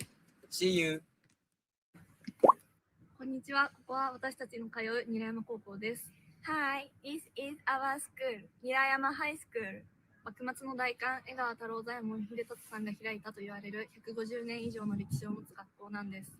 Our school has over 150 years of history. It is said that 江川秀達, who is a local governor of our city back then, founded the school. It was the end of the samurai period. 学校の裏にはその昔お城だった山があります。今からその山に登ってみます。Behind the school is a mountain. There used to be a castle at the top. Let's go up! ここは熊野神社です。山の中腹にあります。これが神社のお参り方法です。This is Kumano Shrine. I located halfway up the mountain. And this is how to pay respect at a shrine.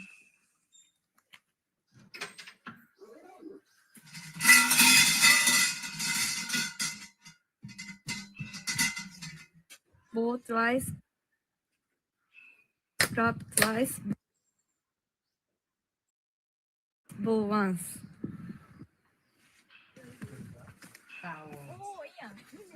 Bow once, clap once. Yeah, that's a shrine. We are at the top of Mount Ryujo.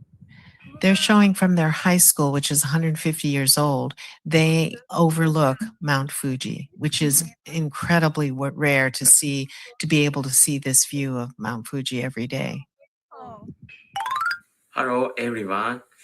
I love building tank model. Do you remember? I show you all now. This is a Sherman tank models in American models. Since you are all in America, I chose an American model today.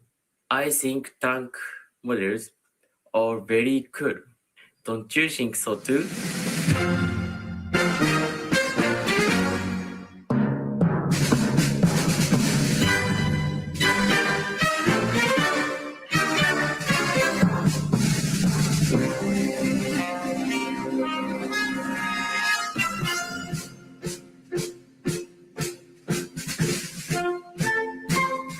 He's a little different. Hello, Marina. Have you ever seen Wadaiko drum performance? Now, we are going to play a part of the performance. The song is titled O Navara, which means a vast ocean. The highlight of this performance is moves inspired by the ocean waves. Here we go!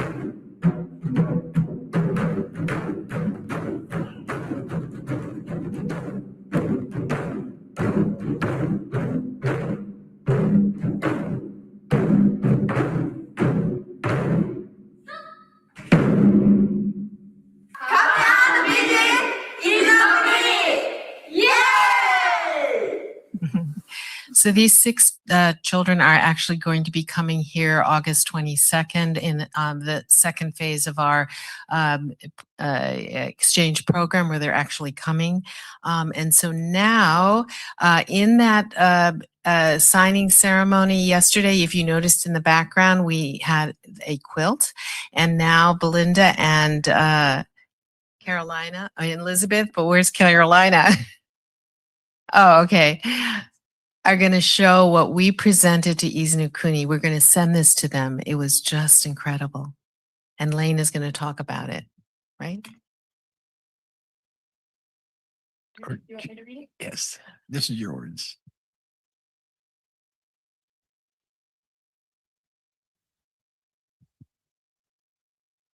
Okay, so one of my coworkers, Carolina Rivera, she helped quilt this with me.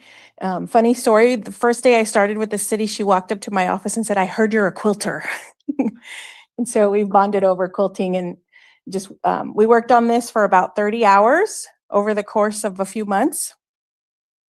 And just a description, the quilt is a modern interpretation of a photograph taken at Marina State Beach, capturing a place that is meaningful to our community and sharing it across the ocean. A small window into our coastline and daily beauty. We relied on creativity as we used no pattern to put this together, just looked at a picture.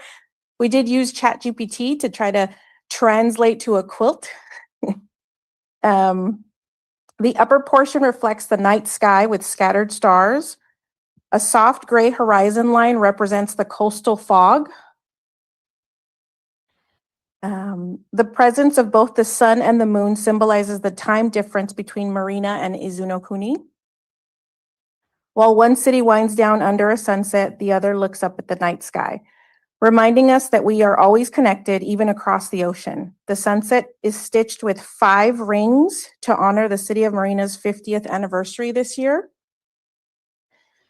Below the sunset are cool blues and white angled lines. So the dark water of the ocean, the waves, and then some of the sea foam at the bottom. The darker brown or tan is the wet sand. Then the lighter one is the sand dunes.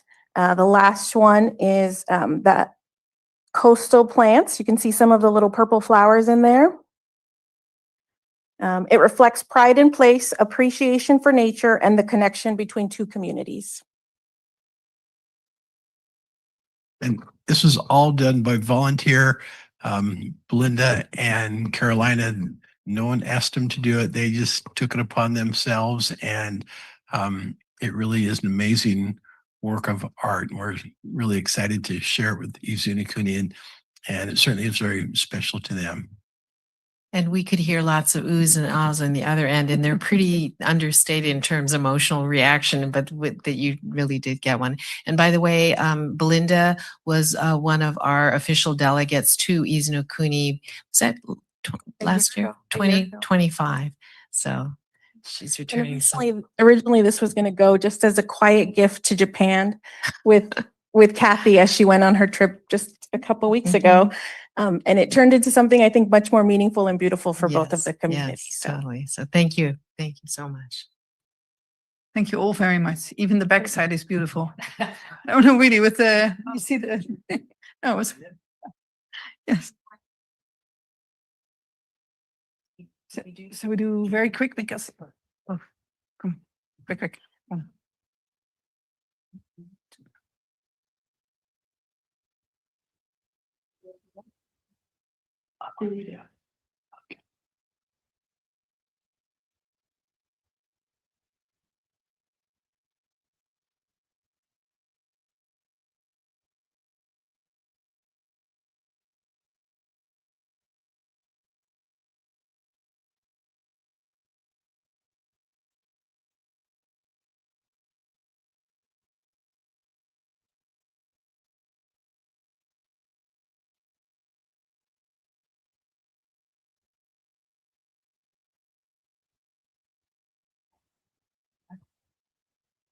While everybody's getting seated again, I'll go to Mayor Delgado because I skipped him for the council announcements. Sorry about that, Mayor. No, this is great. Watching this happen on my computer screen, it's a different perspective than I have when I'm there with you. And me looking in, what you're all doing is amazing. And Lane's retiring in a few months, but the dedication of Ishmael and Belinda and Carolina and Randy, our chief of police, and everybody on our staff, to me is a reflection of Lane being, either their direct supervisor or the supervisor of their supervisor. Because there's a chain of command here, and for all these wonderful things, it goes to Lane and it goes to all of you. And Jenny and her passion about getting Lock Patton safe, and Brian bringing up the whole leading the Pride initiative along with Jenny's help, and Kathy's dedication to the Asian the diversity of our cultures, and Elizabeth riding her bike around and finding things to report to fix in our Marina Connect software. I mean, it's just an amazing group that you are, and I'm really happy to work with you. But seeing it all on TV like I am, like a spectator tonight, it just seems like there's a lot to be thankful for in Marina. I look forward to that next Pride celebration. When I'm there and everyone's there at the Pride celebration, it's more meaningful than it sounds when you're just reading about it. But when you're there with the people at that Pride celebration, giving them respect and support where sometimes they don't feel that, and it's a wonderful vibe at that ceremony that Jenny and Brian make sure happens in a real respectful way every year. There's a Japanese teacher in Marina that went to last night's signing ceremony, and that kind of brings it together because she teaches Japanese at the middle school level at Los Alamos Middle School and at the high school level at Marina High School. And so some of those students that are Marina High School students came from Los Alamos Japanese classes, taking them continuing in high school here.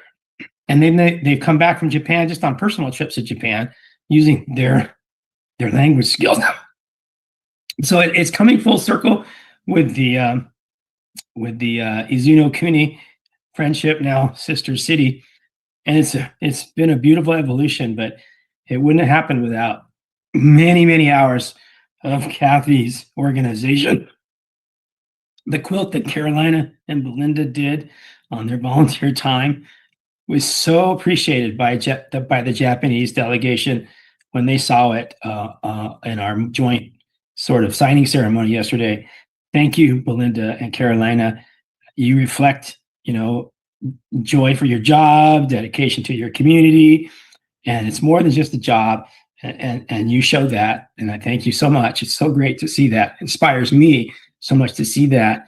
On the Lock Patton Park danger, unsafety aspect, I think that we have forgotten too long, as some of you mentioned earlier. The majority of that dry land is not ours. So it's Central Park. If it was New York, it's Golden Gate Park. If it was San Francisco, Lock Patton Park is our central park, but we don't own most of it. Where are our partners? We've done everything.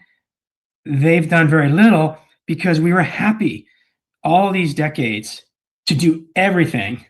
But they do have law enforcement staff. They have rangers. They have specialists. They have a staff, but they almost never set foot on their land that we're spending a lot of money with our police patrolling it as if we own it. And I think that's to the credit of our city. But when we talk about resources allocation to the park, we have to think of it at least 50-50 because we own a minority of the land. At the last Park District meeting, April 4th or whatever, one of the board members there at the MPRPD, they said we need to go with an upland scope and a wetland scope of work for the future. And we think of the upland scope as the proposed Asian American Garden and the other city projects like the Oakwoodland Community Garden. But I think what the people want, they like, and a lot of people like those projects, but the people are thinking kind of like Jenny, we want this dry land to look nice and we want it to be safe. The same for the wetland. But most of the issues that we're talking about that are unsafe, they're not happening in the water. They're happening in the bushes and under the trees. They're happening primarily on the dry land. And so if we're serious about improving that area, we need to do as much as we can to reach out to the Park District and see what people they have on staff that can come and spend time in this park that they own, the majority of, and interact with nighttime visitors who shouldn't be there and daytime visitors to have more of a presence. So I think that we got one arm behind our back because we don't own the land and we haven't had an agreement to manage that park since 2012. 14 years we've been managing that park with no agreement, but the old agreement was cost-free to the Park District. The new agreement might be different. We don't know until we get there, but let's not forget that if we want to do a better job, we probably need a lot more on-the-ground effort presence from the primary landowner. On a lighter note, as all of you ended, I want to invite everyone April 26th, Tuesday, to the Grange Open House. I'm so sorry. Elizabeth, follow me up and tell us when that is. But it's April 26th, I believe. And that might be a Saturday or Sunday. It's a Sunday. It's Sunday, April 26th, 12:30. 12:30 to 2:30, a 2-hour open house at the Marina Grange on Carmel Avenue across from the card room. The state Grange representative will be there. Their goal is to reopen the Grange, but they can't do it without 100% of local participation to form a new board of directors. Don't call it that, it's a mistake, but it functions similar. It's like an executive committee or something like that.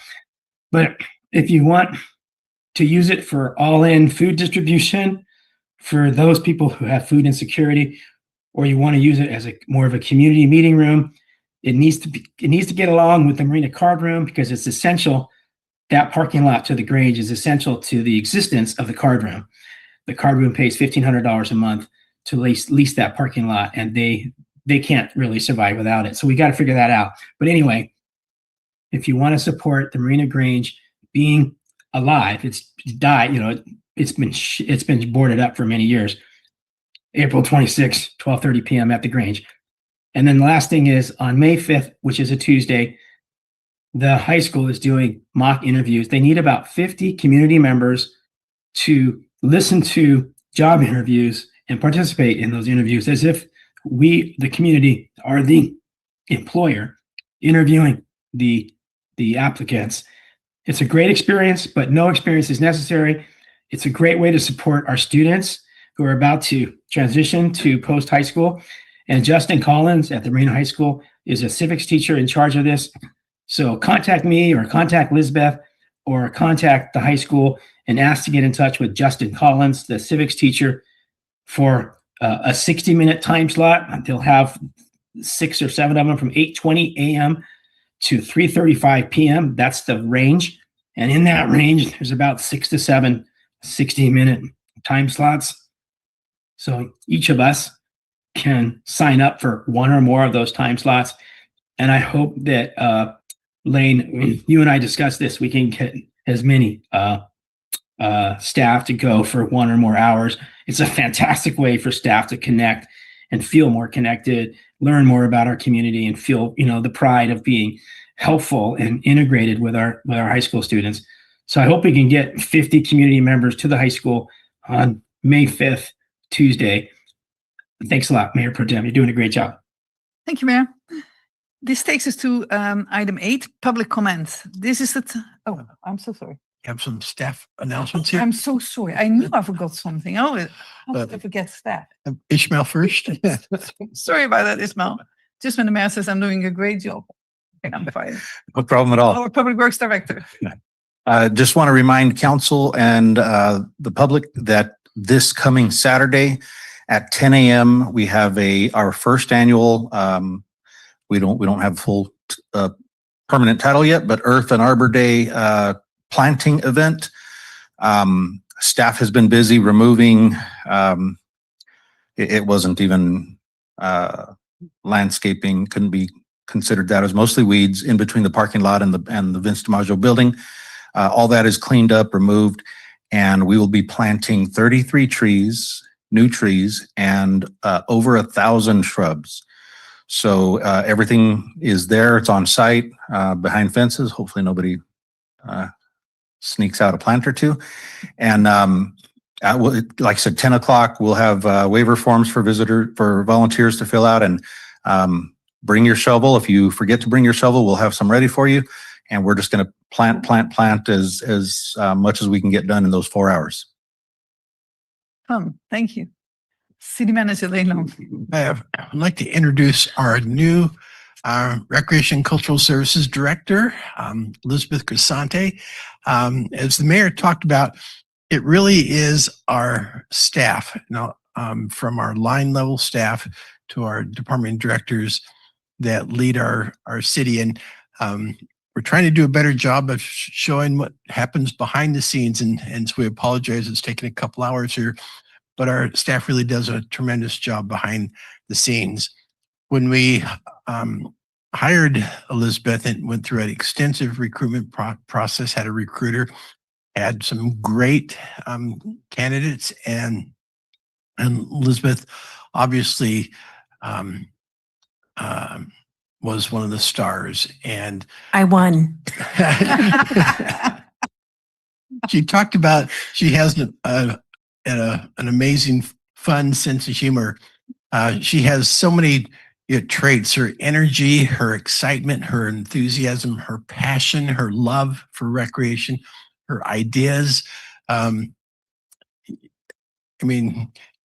Just wait a couple of years from now of what you're going to see happening. One of the council's big goals is to improve our programming for our youth, our seniors, our families, our adults. That is one of her main strengths. She's going to be overseeing all these new parks that are being built, the aquatics and the recreation center. Guess what? That's going to be her my job baby. to program and make sure that is a self-sustaining operation. And she is amazingly skilled to do it. One of the things I've asked her to do, she's going to talk a little bit about herself and introduce you to, she's going to introduce herself to you. But in our interview, she talked about VacaCom, and I asked her just to tell a little bit. And this will give you a little insight of what she does and what she will bring to Marina. So welcome, Elizabeth. Yeah, thank you very much for that introduction. That was really lovely. I feel very loved right now. Thank you. Good evening, Mayor, Mayor Pro Tem, council members and staff. As Lane mentioned, I'm Elizabeth Crisante, and just wanted to give you a little bit of information about my background and what I kind of can bring to the table. So my roots are actually here on the peninsula. I was born and raised here. I went to local schools. I'm a graduate of Pacific Grove High School. I went to Monterey Peninsula College. I left the state of California and got my bachelor's degree from the University of Oregon, go Ducks. And then I also have a master's degree from DeVry University's Keller School of Management. So what's lovely about this kind of full circle moment for coming home for me is my parents and I actually moved to Marina when I was 14. So they still live here. It's so lovely to come home and have the opportunity to be a leader in this community. And while I migrated north in the early 2000s, kind of spread my wings and flew the nest a little bit, I always was attracted to municipal government and worked in the field of parks and recreation. So really just continued to build my resume and gain a lot of experience in program planning, staff supervision, budgeting, program management, all the things associated with it.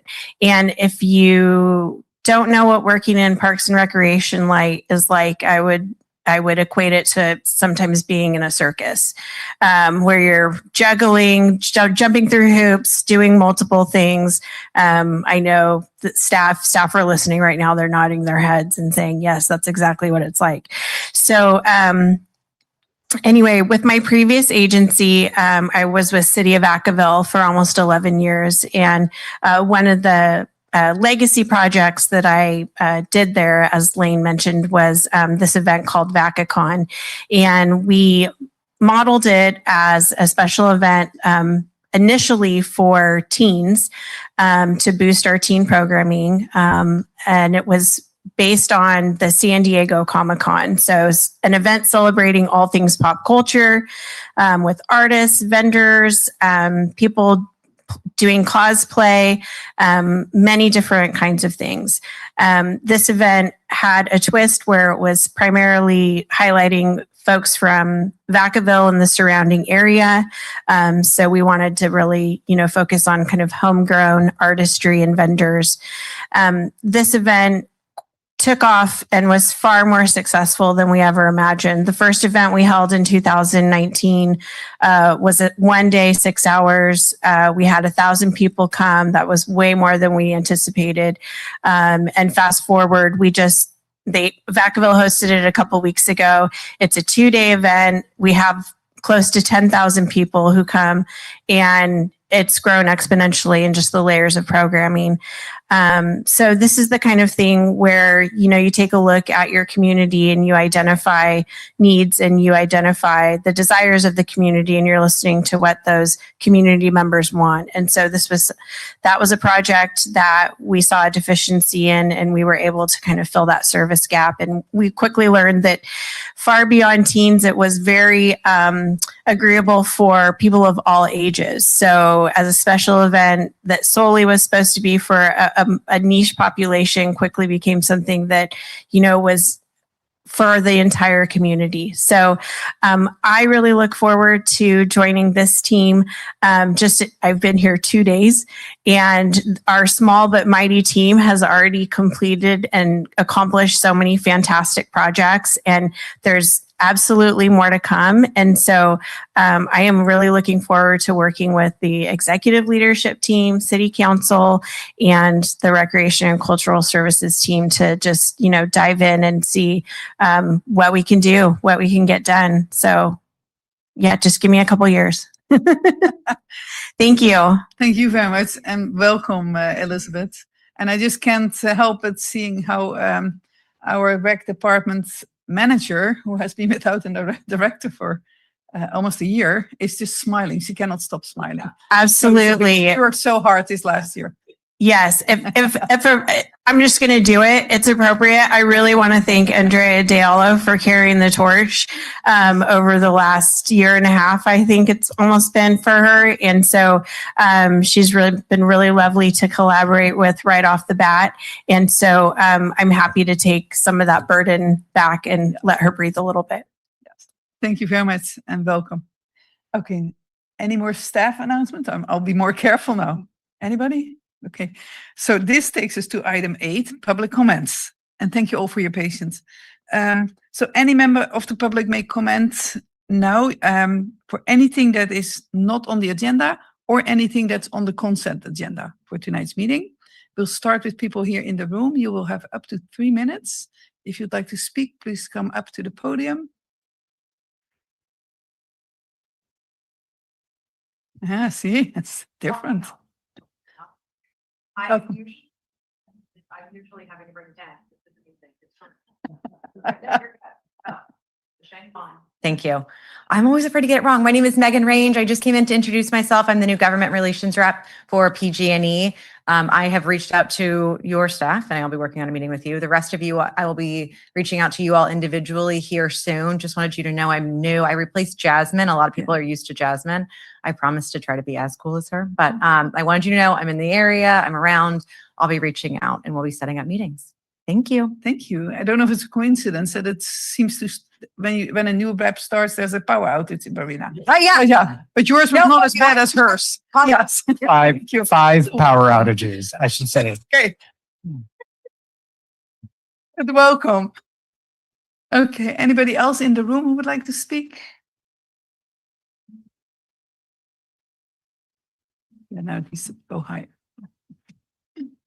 Hello, everyone. My name is Matthew Sanders, and I'm a graduating senior at Cal State University, Monterey Bay. Today, I wanted to not only record, but also bring to everyone's attention some of the racially motivated incidents that have occurred on campus. Starting in September of 2025, a student in the predominatory dorm had his dorm vandalized. Following that, October 2025, 2 young ladies also had their dorm vandalized within Sanderley Hall with similar derogatory content as well. Following that, the last incident of the fall semester, another incident occurred on another dorm in more proximity within the main campus as well. After those 4 incidents, it was determined that it would be best moving forward to establish a direct line of communication with the campus administration, and those conversations were followed through by the Black Student United Executive Board on campus. Through those conversations, we were able to address, well, the main goal was to address the safety of the Black students on campus, number 1, and as well following the repercussions to any of the actions that have happened prior as well.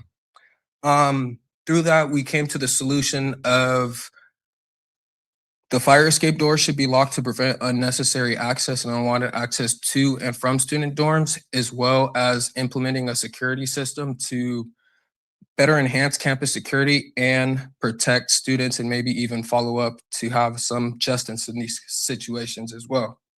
After those conversations, there was little to no progress made on any of those. And we are still currently trying to come to a justifiable solution between both parties. Coming back into the spring semester, there was another incident that took place during Black History Month behind the Otter Student Union building, where another incidents of vandalism occurred to some of the school's property belonging to one of the wagons in the area. And following that, another incident occurred on March 16th. I bring this to everyone's attention because as a student, as a Black student on campus, we are disappointed and saddened within the effort and urgency that CSUMB has provided towards us to handle these instances. And I call to all of you, and I want to welcome you and formally invite you to a protest that is taking place, or a demonstration that is taking place on Thursday, April 23rd from 12 to 1 at the Otter Student Union. Thank you. Thank you, Matthew. And thank you for bringing it to our attention. If you ever like to contact either one of us, of all of us, our contact information is on the city's website. Yes, thank you. Is there anybody else in the room who would like to speak? Seeing none, then we'll go to Zoom. Denise Turley, thank you for your patience, Denise. It's your time to speak now.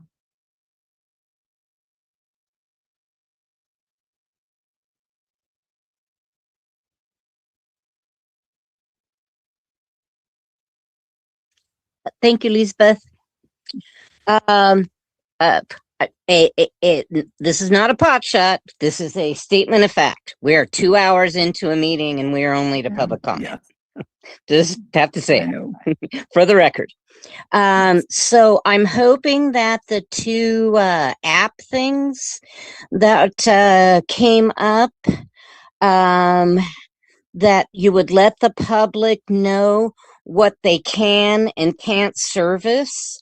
I was really, really hoping to be able to make a comment to Mr. McDermott that people that are trying to use cell phones to schedule appointments at Montage are in portal hell.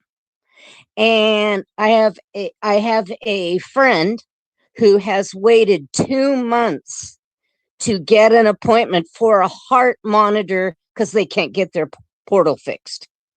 And she is experiencing serious cardiac causes and because of it.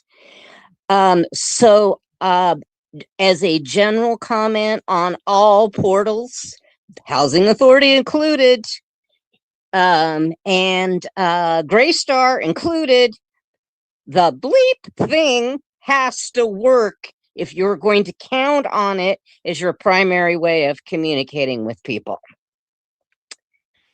I will figure out how to get the correct spelling of the nice young lady who has joined Recreation and Cultural Services. And I hope that Belinda I hope that someone gets great high resolution photos that can be posted somewhere in the city hall or for a new city hall building of that quilt. From what I could see on my little tiny cell phone, that's a phenomenal quilt, and we're a family of quilters. So I'm just saying, I hope, and thank you, thank you, Lisbeth, back and front of the quilt so that that is documented. And please, so for the UUT, Paula Pillow sent you a very detailed email on what she would like to see. It doesn't need to be read, but it should probably be followed. And hey, I can give you back a whole 20 seconds. Thanks. Thank you for the 20 seconds, Denise. We'll keep on going to the next person here. And Nancy Fortman. Welcome, Nancy.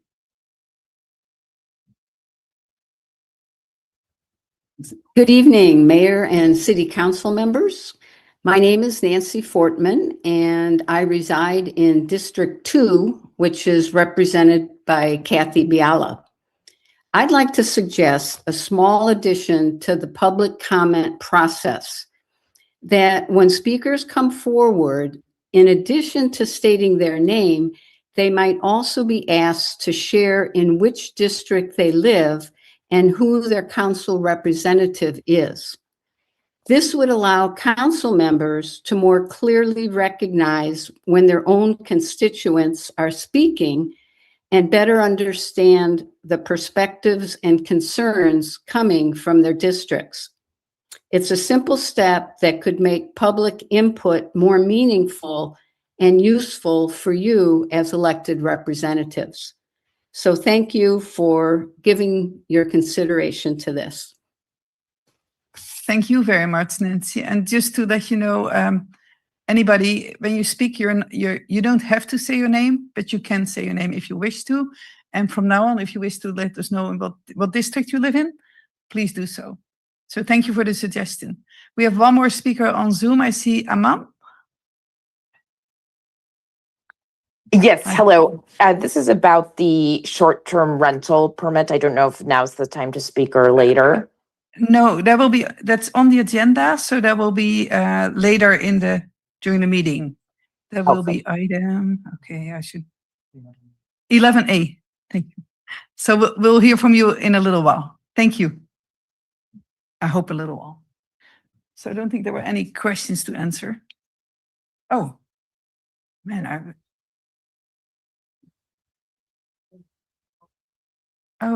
I don't see that on mine. Okay. Elizabeth? Oh, Elizabeth Billingsley, would you like to speak, Liz, or Elizabeth with an S, just like me? Okay, it might have been a mistake. Okay, thank you. So we will close public comments and we'll go on to the consent agenda.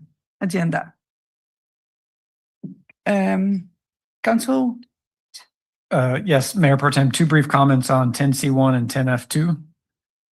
Can I proceed? yes, please. 10C1 is the claim against the city. I always take this opportunity to be grateful that we see this information because it's a small window into understanding what is concerning of our residents. And I think I've asked the last couple of times, I am desperately asking the city for a claims summary and the disposition of those claims so that as council members, at least I know I'm interested in understanding that. So when can we expect that? I think Belinda almost has that ready, so it'll be very soon. Thank you. Very much looking forward to that. And then 10F2 is just a vacation of land for the traffic circle. We did receive a public comment just articulating the importance of having a very well-designed and aesthetically pleasing traffic circle. And I know that's arguably not part of this vacation of land. Will the design come back to us? You're asking the city manager? Asking the city staff. Yeah, the city manager wants to punt. No, I don't think this design will come back to the council. So I guess I'm struggling with that because let's pull that 10F2. Okay, we'll pull that and we'll handle that later, probably late at night. Is there, if I can ask staff, is there significant urgency? I mean, if we don't get to that today? I am not positive on that, Guido. Do you know?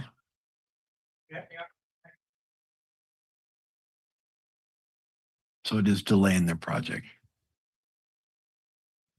Oh, thank you. Edwy, would you like to give some comments about this? This is our consulting engineer. Yes, so the timing, thank you, Elizabeth. I got stuck with McAdams as well. The vacation timing is necessary in order to get the design and construction going. There are elements within the roundabout or the traffic circle that have not yet been designed. So those elements, we don't yet know what they're going to be. Okay, yeah, I guess I'd still like to pull it. The existing traffic circles that have occurred recently are atrocious. Not a single person that I've talked to thinks that they are good for the city, and I don't think we can afford to make that same mistake twice. Just if I can quickly, I mean, just a comment that it's not agendized. The roundabouts or the traffic circles are not agendized. It's really just a vacation. So I guess I could not support the vacation unless we understand what the traffic circle is going to look like. So I guess I would vote no if we can't talk about it or ask staff to bring that back and agendize it. But that's for me. I don't know. Obviously the rest of I don't know if the city manager can say if that's, or maybe Guido, it's a sliver. I know it's a very narrow strip. If we don't get that, if the developer doesn't get that strip, will they still be able to construct a roundabout or not? No, but maybe a compromise could be to what's on the agenda today is to vote for the summary vacation, and staff could provide a update about when we get the 30% drawings in the future, if that's possible, just so we can keep. And that comes to the council, if the that's 30%? possible. Okay. Some type of informational update. I've heard so much on this issue. I would likely be voting no, and I'd still like to pull it though. Okay, then we'll put it at the end of the agenda. Yes, thank you. Okay, Councilmember Biala? Yes, I need to pull 10G2. I have a conflict of interest on that item, and so I need to be recused from that vote. So as we, approve the consent agenda, I will. I mean, Okay. and you pull that, then I'll step out. Thank you. You don't need to step out for that if we just approve. So I move to approve the consent agenda minus 10F2 and 10G2. I second. Thank you. Anita, can we please get a roll call? Councilmember McAdams. Aye. Councilmember McCarthy. Yes. Councilmember Biala. Yes. Mayor Pro Tem Fisher. Yes, Mayor Delgado. Yes. thank you. That passes. And then now I'll move to approve the item that Councilmember Biala recuses herself from. That's 10G2, Joby. Happy to second that. And please get a roll call. Councilmember McCarthy. Yes. Councilmember McAdams. Aye. Mayor Pro Tem Fisher. Yes, Mayor Delgado. Yes. thank you. That also is approved. Thank you. That takes us to item 11, public hearings. And I think most of the public is here for this. 11A, we'll open a public hearing, take testimony from the public, and consider introducing an ordinance for the short-term rental. Oh, where's that? No, we did the Joby.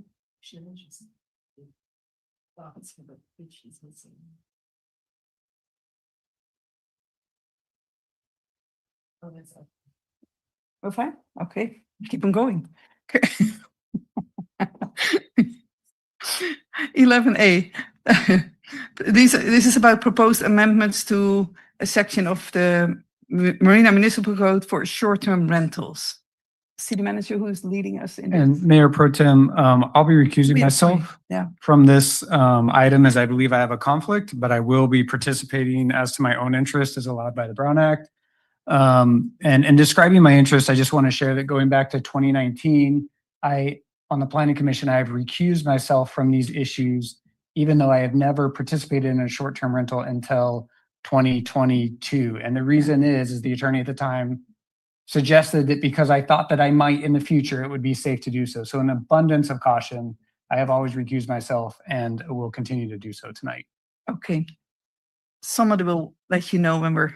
I will, you this time I will be, I Yeah, will be participating as to my own interest. Okay, in- you're sitting in Yep. there.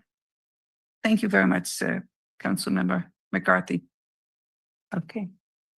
Now I'm gonna go to the city manager. So we have Marissa. She's online. She'll be handling this. Council, yes, can you hear me?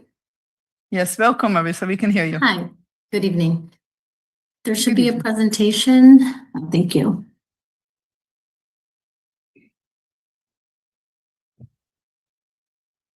Okay, has the old date. I'm here tonight to present on the Marina Municipal Code Ordinance Amendments to 17.42170 regarding short-term rentals. This got continued from the last council meeting. And next slide, please.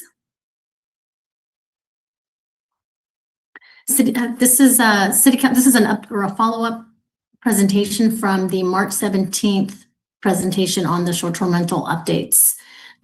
This is a list of city council recommendations to require a 180-day rental limit for each year, prohibit short-term rentals in recreational vehicles, tents, and other non-permanent structures, and continue to require owner occupancy for short-term rental properties consistent with the original 2019 adopted ordinance, establish a cap of 50 short-term rental permits, because currently we do not have one, and require a visible on-site placard displaying the contact information of the property manager on the building, and require the posting of the property address and property manager contact information on online listings, create an online complaint form on SeeClickFix. This was added to our website, and it was already part of the platform to report short-term rentals, but we updated the website for the short-term rental platform, or on our short-term rental website, and to limit short-term rentals to single-family residential homes, and prohibit short-term rentals on properties that have an accessory dwelling unit or a junior accessory dwelling unit. Next slide, please. The recommended motion is to open a public hearing and introduce the ordinance to amend the section, and find that the adoption of the ordinance is exempt from environmental review pursuant to 15061B3 of the CEQA guidelines. And that's it. Thank you, Marissa. And as always, we'll first go to the public. Anybody from the public who would like to speak about this item, short-term rentals? First in the room.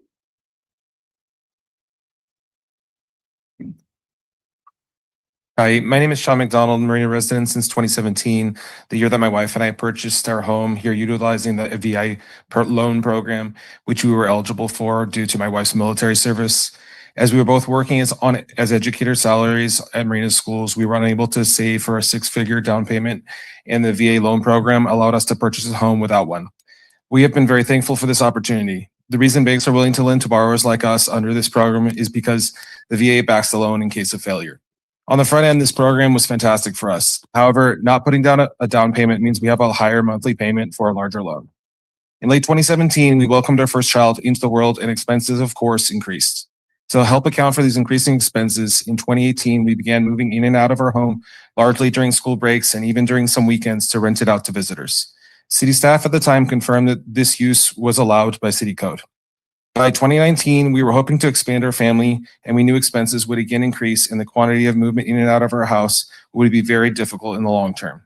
So that year, we took the additional debt to build a guest house that we would move into so that we could rent out the main home as a short-term rental.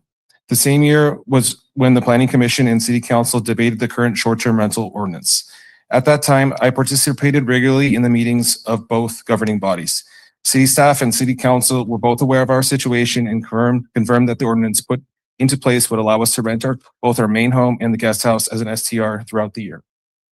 In 2020, the state put into effect law that lessened ADU requirements and mandated ADUs permitted from 2020 not be allowed to be rented as STRs. The state streamlined the process for ADU building and allowed for benefits such as smaller setbacks that we did not have access to when building our ADU. As only these newer ADU builds would have access to these benefits, the state did not intend to disallow STR use of ADUs such as ours that were permitted prior to 2020. While our ADU is small, living it provides important income for our family, allowing to rent our main home as an STR. While it's currently limited to just a few times a year, moving in and out if even the ADU is still necessary to provide for our family. Since the current ordinance has been put in place, we have followed the rules, and in changing them now to disallow STR use on our property would be a huge strain on our family. For these reasons, our family asks that you allow properties with an ADU permitted prior to 2020 to continue as they have been under the current ordinance. Please allow us to continue to rent as an STR throughout the year, not limiting us to 180 days, and please continue to allow STR rentals of our main house and ADU. Thank you for listening, and we appreciate your attention. Thank you very much, Mr. McDonald. Anybody else in the room who would like to speak? Good evening. Good evening, City Council. Brian McCarthy, and I'm speaking again to my own interest as provided by the Brown Act. First, I want to thank you for your service and recognize the incredible responsibility you have to set policy. I know it's not easy, and I appreciate the work that you do. And I'll second the mayor's comments. It's incredibly humbling to be on this side of the fence. It gives a whole new perspective that I haven't participated in a while. I'm not sure if I intended to speak here tonight or not, but luckily I'm here in person because I'm seeing some information in the presentation that wasn't in the staff report. It's actually brand new information to me tonight. And it's slightly problematic for me. In 2024, I actually received an email from city staff indicating that my personal unit would be treated as a single family home with an ADU. But yet this presentation has my address and listed as potentially something different. So again, I'm glad that I'm here, and I mentioned this not to kind of call out staff, but to say that these issues are really challenging, right? Like the definitions often conflict with each other, and it's very possible that a unit might qualify for 3 or 4 different definitions. Well, which one would staff rely on? And that's kind of the question. For the record, I did submit an email to each council member. And I think what I would like to ask and recommend is that you consider keeping the original Planning Commission link. I think the Planning Commission spent 4 different sessions, I believe, going through these things. They were very thoughtful. They were very articulate in considering public input. And they, in their language, kept the language of ADUs and duplexes because post SB 11 state law, ADUs are already prohibited. That doesn't need to be in the city code. That's already disallowed. And your city staff would already enforce that because state law requires them to do so. So I also favor you keeping the language of pre-state law ADUs, allowing those to be short-term rentals, and maybe providing an off-ramp if the city council wants to go in a certain direction on these issues. I think it's very challenging for families who have depended on a certain paradigm of income to almost overnight have that taken away from them. That's certainly within your power to do. But I think that if you want to go in a different direction, really think of a long-term off-ramp. And the last thing I'll say is that I know Councilmember McAdams had mentioned some issues that really brought a lot of these issues to surface. And I think your planning commission really took that to heart and crafted some language that would resolve a majority of the bad actors that, unfortunately, there's only probably a couple bad actors that created the problems for the entire city. So again, I'm hoping you keep the planning commission language of duplexes and ADUs in the ordinance language. Thank you. Thank you. Is there anybody else in the room who would like to speak on this item? Okay, then we'll go to Zoom. Okay, good evening again, Aman. I hope I pronounced your name correctly. It's your time to speak. You have up to 3 minutes.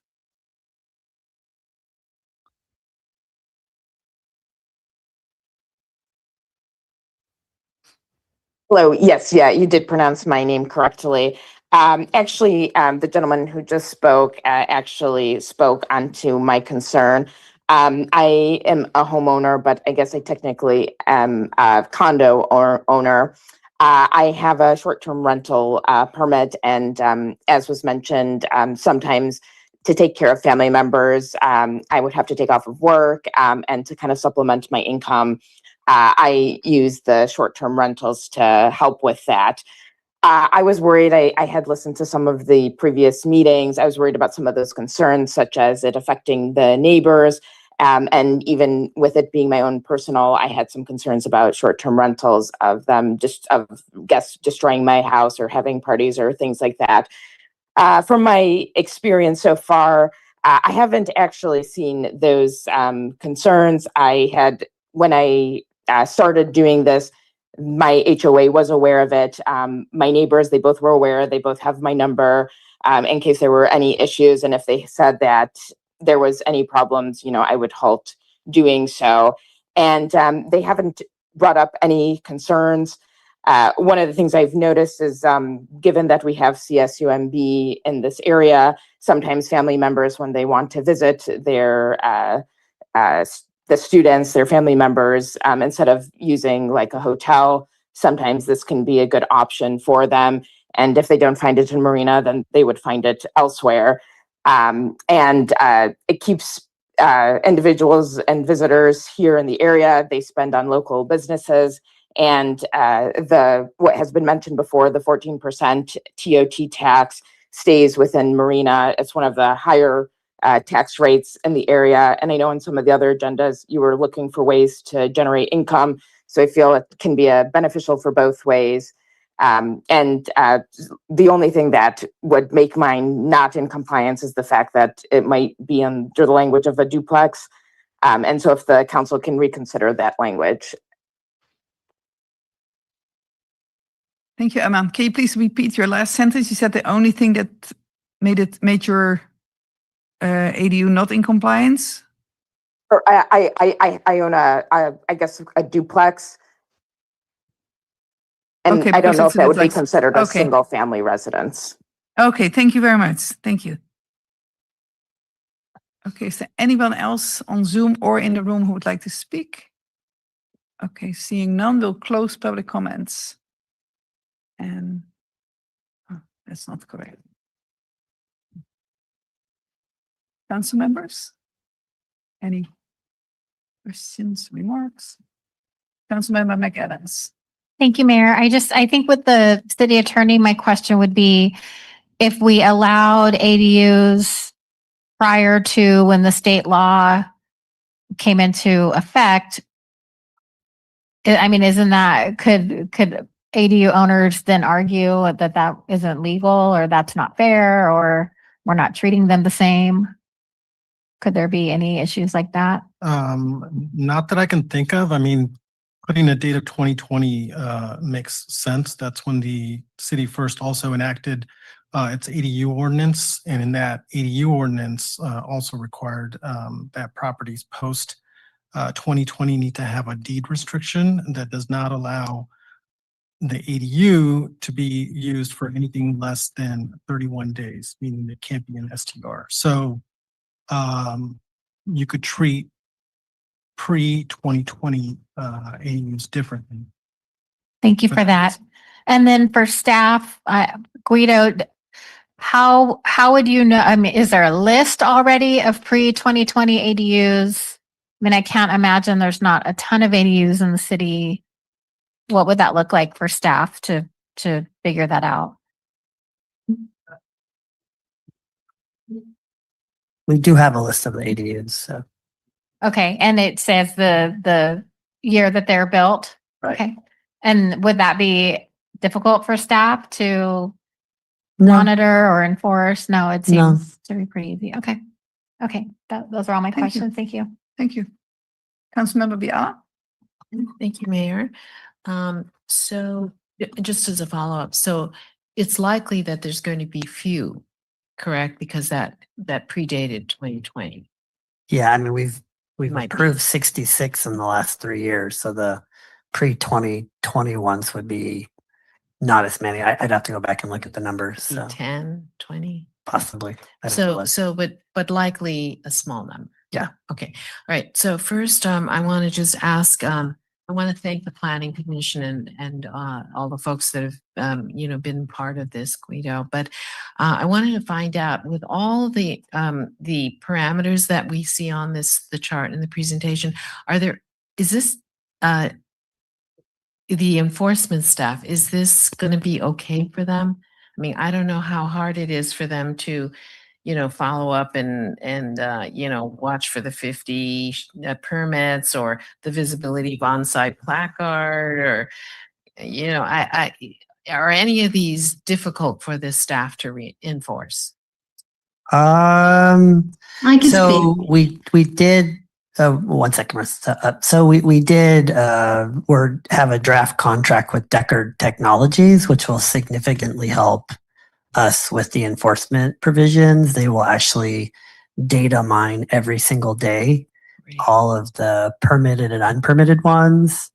And then But all these other things. Yeah. And then in terms of some of the stuff the commission and council has asked us to add to the ordinance, actually will enhance enforcement in terms of if there is contact information on a clearly visible sign that residents, because no one wants to complain directly to the STR owner, but if we have the placard there, people will be able to quickly get the phone number or email. I think we also added provisions about having a 24-hour noise monitoring, so somebody could quickly identify, if there's a noise complaint, they would contact the contact. And then also the council and commission added provisions related to, it's not just the property owner, it's the property owner, the property manager, the agent, anybody associated with the permit, we can step up enforcement and go after them. So the stuff the council and commissions that actually will make enforcement better. Sure. And I think Marissa wanted to comment on something like that.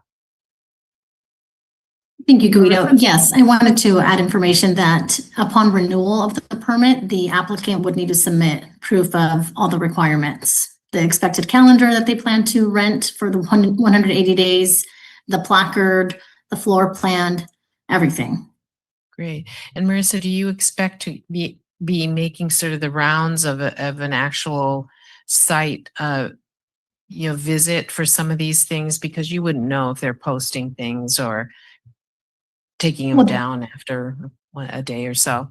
Right. So yeah, I mean, I will take their photos and put it in the file, in their permit file, but I will also make my rounds through, the course of my regular field work. Great. And I think that from the tone of what I'm saying is that I feel very strongly about us as a city curbing the abuses that can go on with STRs, because I think all around us, we have seen that this is not just our surmising that there's going to be future problems. We know that there is. And so tightening up like that, I think, is preventing a lot of grief for later. So I'm very concerned about that. And if, Marissa, you find you need some other resources or whatever, I think that our council would be amenable to that. Just on page 9, I know that the last time I had talked about somehow making the 50-foot zone of exclusion a little bit more understandable to lay people. So I remember talking about that. Can we still do that? So, for example, you say the 50-foot zone of exclusion, which may mean in general adjacent next door to an existing ADR or directly across the street from existing ADR and on either side of that ADR, ADU rather. So something of that language, because on reading it, a layperson would be saying, what are they saying? 55 foot, what does that mean? I mean, it's certainly, so if we get a favorable approval tonight, Marissa, myself, and Brian are going to be doing quite a bit of community outreach to the current holders, potential holders. The maps that we've prepared will be put on the city website. So there will be an education component to better explain the new policies. But if the council wants to add additional language, that's certainly within your right. Yeah, just because this is the ordinance, and it would be nice for everybody to understand, not just the people who are actually having the ADU, the STRs. Yeah, that's certainly within the council's right, but like I said, we will. Because I would like to see that, because that doesn't mean anything. And in a response to the speakers, in terms of some exceptions for grandfathering. So it sounds like from what our city attorney said is that we could grandfather things in, but set specific criteria as well. We don't have to say grandfathering is a carte blanche, whatever new ordinance criteria that we've developed since then, they're exempt from. We can say we'd like to grandfather in before 2020. However, certain things like the posting of this or, the abiding by the short-term vacation a cap, for example. I mean, there's so many things in here. Can we stipulate that it's only basically that you're allowed to do that? In other words, yes, you're allowed to apply for a short-term rental permit. You still have to meet the other requirements. Mm-hmm. So if you, for example, have an ADU that was built prior to 2020, if you were to go in that direction, you could say, yes, you can apply for a short-term rental permit, but you still need to meet the other requirements. Mm-hmm. Mm-hmm. Okay, and could we get even more selective in saying that not all of them you have to meet, or if there's structural things, for example, we might say you don't have to comply with that, or I'm not. If you can be a little more specific. Yeah, I'm just saying that one of the speakers said that there are some structural things that would be very difficult for them to comply with. And I can't remember which one that was, but I'm sorry, we can't talk to you directly. So does anyone remember what that was? In terms of maybe compliance, maybe 180 day? No, it was a structural thing. Well, but anyway, okay, so you're saying I think the quote was it would be a financial hit to the family. So to accommodate all of the changes. That's my understanding. The new ones. Okay, well, I really believe that our improvements over time are really necessary. However, I don't have a problem with making a exception for people who have built an SDR before 2020. Also, we have single family homes. I think it is aimed at single family homes, all of our concerns about STRs, but duplexes seems like it's not, to me, that may be acceptable, because when we said single family homes, I was thinking, no, we're not going to have where somehow residents are on top of each other. And now, we can have 3 STRs in that complex or whatever. That's too much.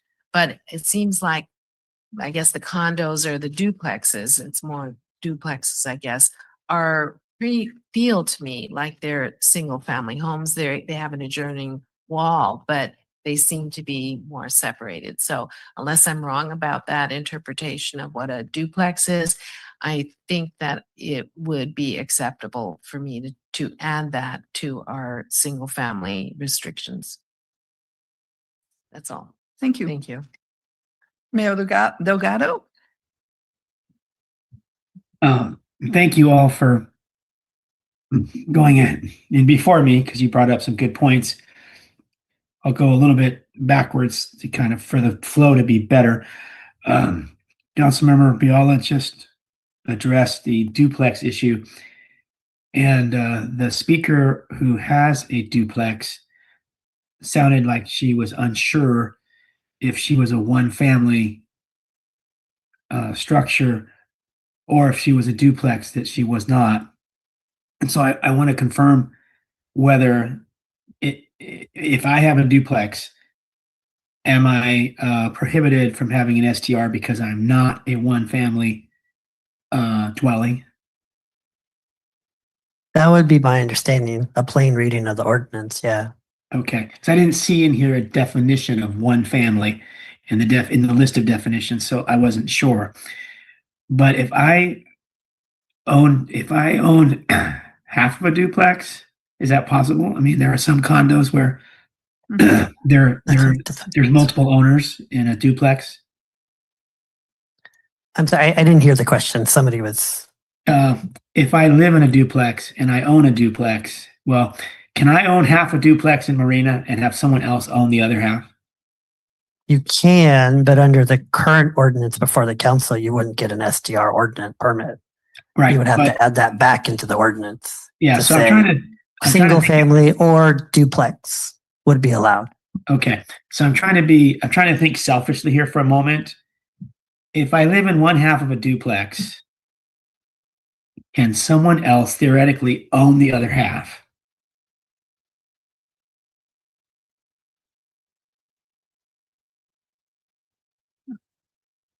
I mean, if you have the way the ordinance is written now, it's restricted to single family, single family properties. So I understand how the ordinance is written now, but we're talking about changing it. And so I'm asking you, are there duplexes in Marina that might have multiple owners? Or are all duplexes? If I were to pull up the GIS map, I could probably count on my hand how many R2 properties are here. There's very few R2 properties. The speaker was actually speaking about a condo, which has not been addressed today. And that was a pretty long discussion when we brought this last month, that the council did not want it in multifamily. But in terms of R2s, there's probably 9 or 10 in the whole city. Okay, so now let's talk about a condo, because that's what this speaker was referring to.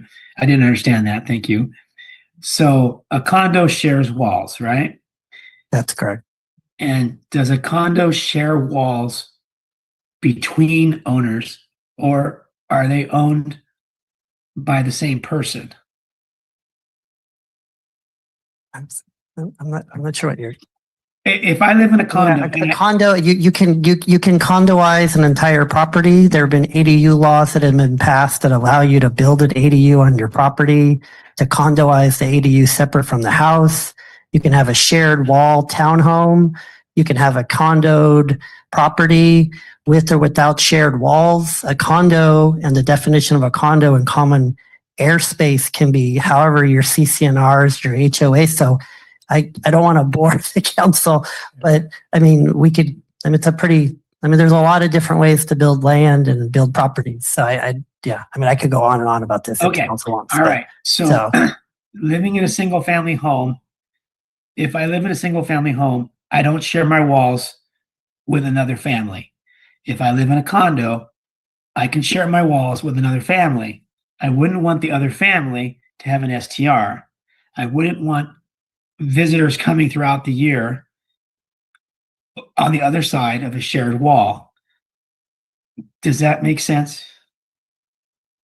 That makes sense, but the person who spoke is advocating to allow the STRs in the condo. So that's contrary to what the speaker said. So. Okay. So, But I understand what you're saying, Mayor. Obviously, if I owned a condo and I had a shared wall and somebody rented out a property for half the year, that could be concerning. I do understand your point, Mayor Delgado. all right. So that's my point on that, because I thought the whole point of putting limitations on STRs was to reduce neighborhood Incompatibility. to increase neighborhood function and safety and comfort for the people that live here. Like, we don't put hotels on a street, and we don't want Right. we don't want STRs all over the city. Okay, so I'm kind of in favor of not allowing condos or apartments to have STRs, because it could affect a lot of families. So I'd like to hear from other council members, because right now it's not allowed to have an STR in anything other than a one family dwelling, and a condo or a duplex would not be a one family dwelling, even though we don't have a definition of it. You've told me a few minutes ago that condos would be out. Is that correct? That's my understanding. Okay. I support the pre-2020 exemption. Carve out, because, as others have said, if the rules were followed and I did something before the rules changed, and now the rules are going to change and cause me a loss of income because I don't fit the new rules, and because there's not that many, I think that those properties will always be worth more because they have a grandfather exemption. And so those homeowners are going to get a double bang for their buck. Not only do they get to get annual income, but when they go to sell, they can advertise as, I've got an ADU and you can be an STR on my land. So I'm going to raise the price of my land, my property, higher because it's worth more. And that's just, that's what the carve out will do. I don't have any other issues with the yellow highlighted text that's in the staff report in the new ordinance. But I also don't remember what Brian McCarthy's referring to when he says, go back to the planning commission set of rules. So without taking too much time, can staff list a few of the more important changes we're about to vote on that are inconsistent with the planning commission set of recommendations? So I mean, we actually had we had 3 separate planning commission hearings. So it would be, it would be a little bit challenging to go through every single edit. I would say the commission recommended to the council about allowing SDRs on properties that have ADUs. Trying to see the other. They went back and forth on the 180-day requirement. Those would be the 2 big, the big ones I could identify. All right. So. I'd like to address those then.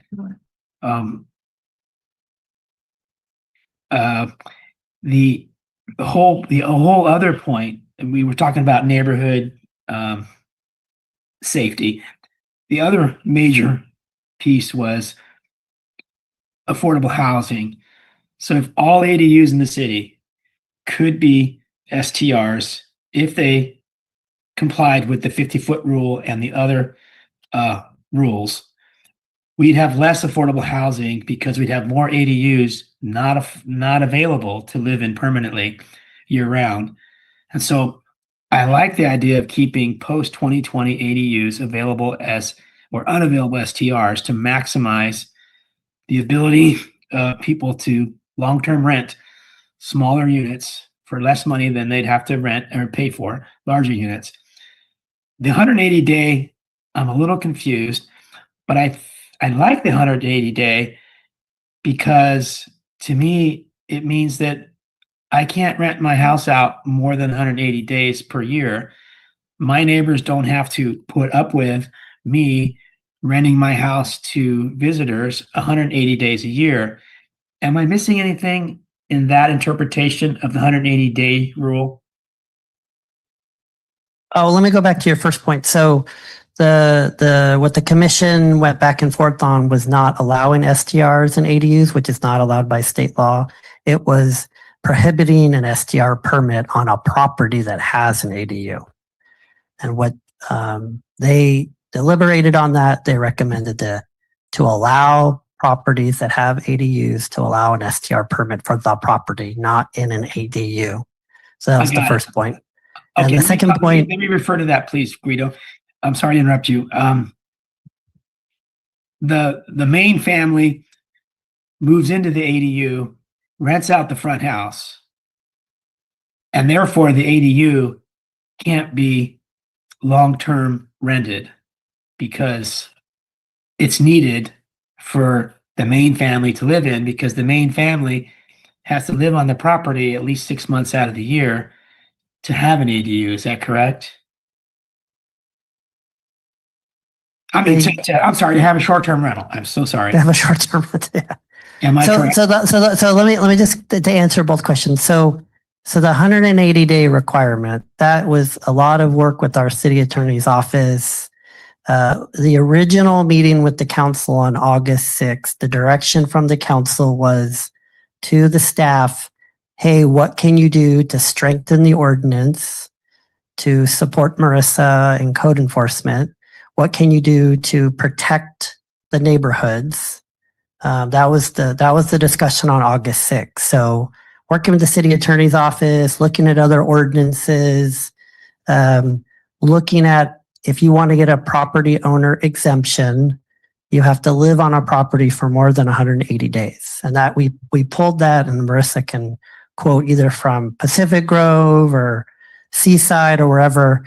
It seemed like a very objective, reasonable way that if somebody could prove to the staff that they have the property owner exemption, that means they live there for more than 6 months out of the year. That's a very clear and objective way for us to monitor them. It protects the neighborhood because now you can't just rent out your property for the whole year. And it preserves the neighborhood integrity, which was the focus of the August 6th meeting. So hopefully that provides context. Right. So the 180 days is to make sure that I live there 6 months. And so if I rent something out for more than 180 days, that's not good for the neighborhood, in the same line of thinking that the 180 days restriction was put in the first place. So I support the 180-day rule. And so that's why I'm not in favor of going back to the planning commission perspective, because those two rules that are now before us tonight, I can see the value of. And if we exempt the people who were before 2020, who have different rules with their ADUs, such as we heard from Sean McDonald, hope I didn't say his last name wrong, he is exempted. His family can move into the ADU and rent out the main, or stay in the main and rent out the ADU, and he might do both. I think he might have explained that, but he would still be restricted. Let me ask: would his property still be restricted to the 180 days? 180-day restriction. So, Okay. Mr. Mayor, we'll Yes. go to Councilmember McAdams now. Thanks. You don't I'm mind? done. Yes. Thank you very much. Sorry. Thank you. You got your questions answered. Yes. Thank you. Councilmember McAdams. I'm just curious, what is the fine or the consequence if you are advertising an illegal or unlicensed short-term rental? Currently, we don't. We actually baked that into the draft ordinance before you. So on section 11, if you're advertising an unpermitted one, that's automatically a violation. That was something that the council asked us to research on August 6th. Yes. Okay. We pulled that from other ordinances, and that actually makes Marissa's job easier for enforcement, because there's been a little bit of a shell game about, no, I'm on this website and and it just makes it very clear If you're advertising an unpermitted one, it's just straight up a violation. But is there like a fine or Yes. is there? Marissa can quote in terms of the fines. I don't have this off the top of my head. Okay, and we don't need to put the fine in the ordinance? No, because we already have our If I fee and can fine schedule. interrupt, the It's the on next item, it's on the fee okay. schedule. It's Yeah. on the fee schedule. Thank you. Okay. And then also if there is a bad player, whether advertising or short-term renting, et cetera, are they allowed to then apply for an you know what I mean? Like, is there if you are a bad player, you don't get to apply for a license for 2 years or 3 Right. We added that to the ordinance Right. and I'll have to find it. Somewhere in there. Okay. Yeah. Okay, perfect. It's in Yes, there. it's in We there. added it. Yeah. Okay, thank you. And so I'm happy to support allowing ADUs built prior to 2020. And that would be, they get to apply for a license. We're not just automatically saying if it's before 2020, you get to do whatever you want. No. So I think the language in the ordinance should be that you can apply for a license. Right. And then also with regards to the zone of exclusion, I understand what Councilmember Biala's sort of saying, but I think that the language that she's wanting to use is just a little too interpretive. So if maybe we could include something like contact staff for the specific map to show an exact zone of exclusion at your property or something like that, at least there's guidance of how residents can figure that out. Totally fine. Okay, I think that would be Just to be clear, I mean, that wouldn't be in the ordinance. That would be more sort of in the operational information. sure. Yes. Where you apply. you know. Yes, yeah, just instead of like the backyard or the fence or just to I be agree. like, I agree. we encourage, the public to contact staff for the maps. And then I think that's all. I mean, as far as thank you so much for this work. I know this is not easy. And I am pleased that, we're supposed to be, we're going to be this pro-housing city pretty soon. And I think that this is a step in that direction. So I'm happy to make a motion whenever council is ready. I have another question. Because we have spoken about definitions and it's unclear, what exactly definition is for a condo or a duplex would be condo. But anyway, on this, this is for the first time that we saw the list with the colors, and for the public, these are the current short-term rental permit holders. And there's one more color that I'm not clear about. It says residence multiple family property, and we want to exclude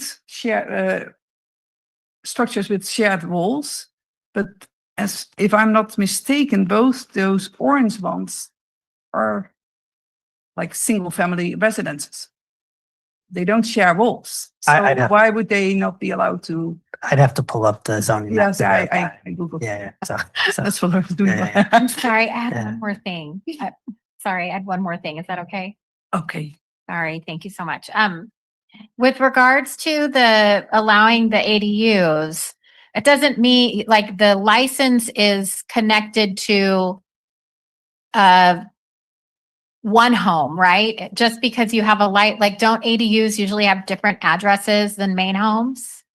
They do. There's usually Okay. A or a B. So that license is tied to that specific address, right? I don't necessarily want to see like, oh, I have an ADU and I can like rent the main home and rent the ADU, like, or is it fluid like that where you can just swap and use your your license for whatever? Yeah, and I'd have to find it because we've made so many changes, but we did actually add to the ordinance that you can't have concurrent. Yes. Okay. So to answer your question, you can't have it. Oh, I have the SDR permit in the shed and here in the house, and on the so boat. that was one of the other shell games that Marissa was having to deal with. So it's very clear you get one SDR, one property, one address. Okay. Yeah. Okay. Got it. Perfect. And then Thank with us getting Deckert technology, the sales pitch at least has been every day they data mine.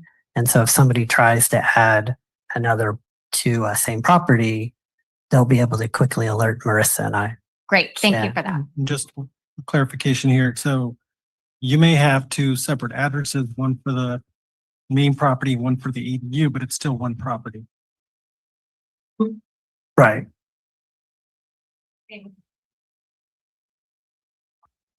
But we wouldn't allow two on one property moving forward. Yeah. So my question about those two orange addresses that do have permits at the moment, and as far as I can tell, I'm they getting don't- older. I have to take off I my know, but glasses when I have to do too. so- But so they currently do have permits. As far as I can tell, they don't share any walls with neighbors. So why would they not be allowed to? Yeah, I'd have to. Can be excluded or can be? Well, I can certainly take a look at that and we can follow up. But that's I don't. I'd have to look up the zoning right now. Or could we, I'm asking the city attorney now, could we exempt some that currently do have permits? Or would that not be fair for their neighbors if they are also pre-2020?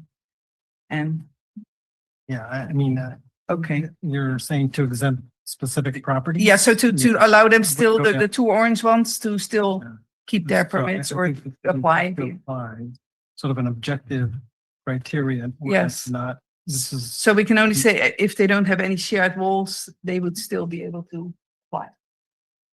Yeah. But they seem. If you to have be a in the you have a residence- duplex, you can have a duplex but not have a shared wall.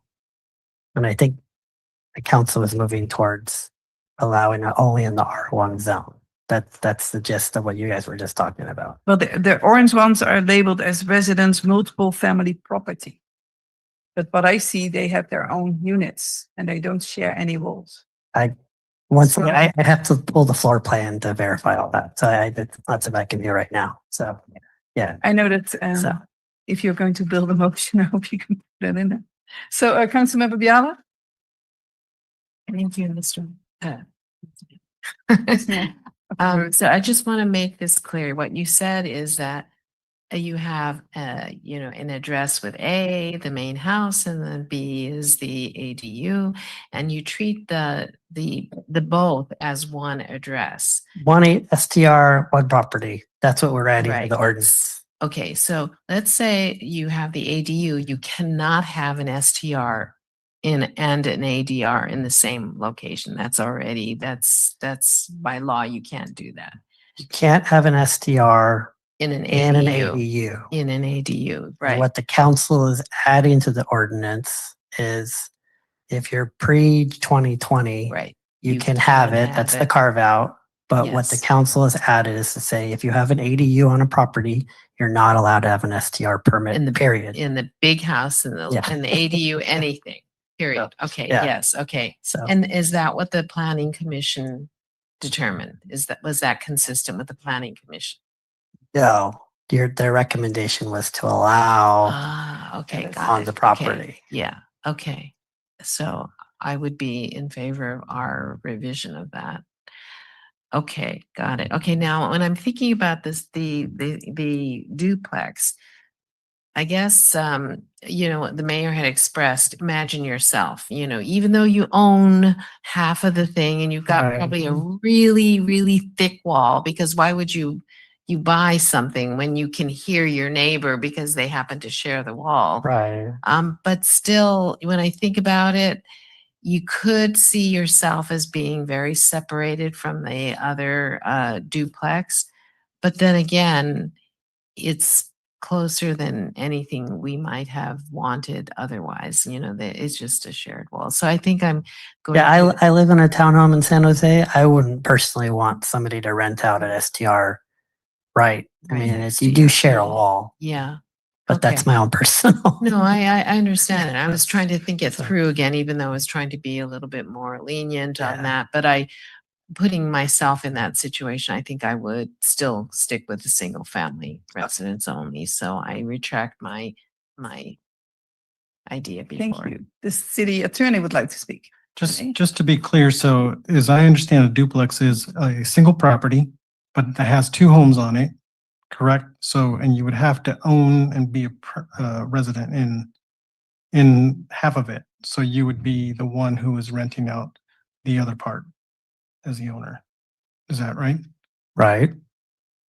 So we're not talking about the condo situation where you have, potentially on several sides. So you as the owner would be the one who was potentially renting out the other half Unless, of your property.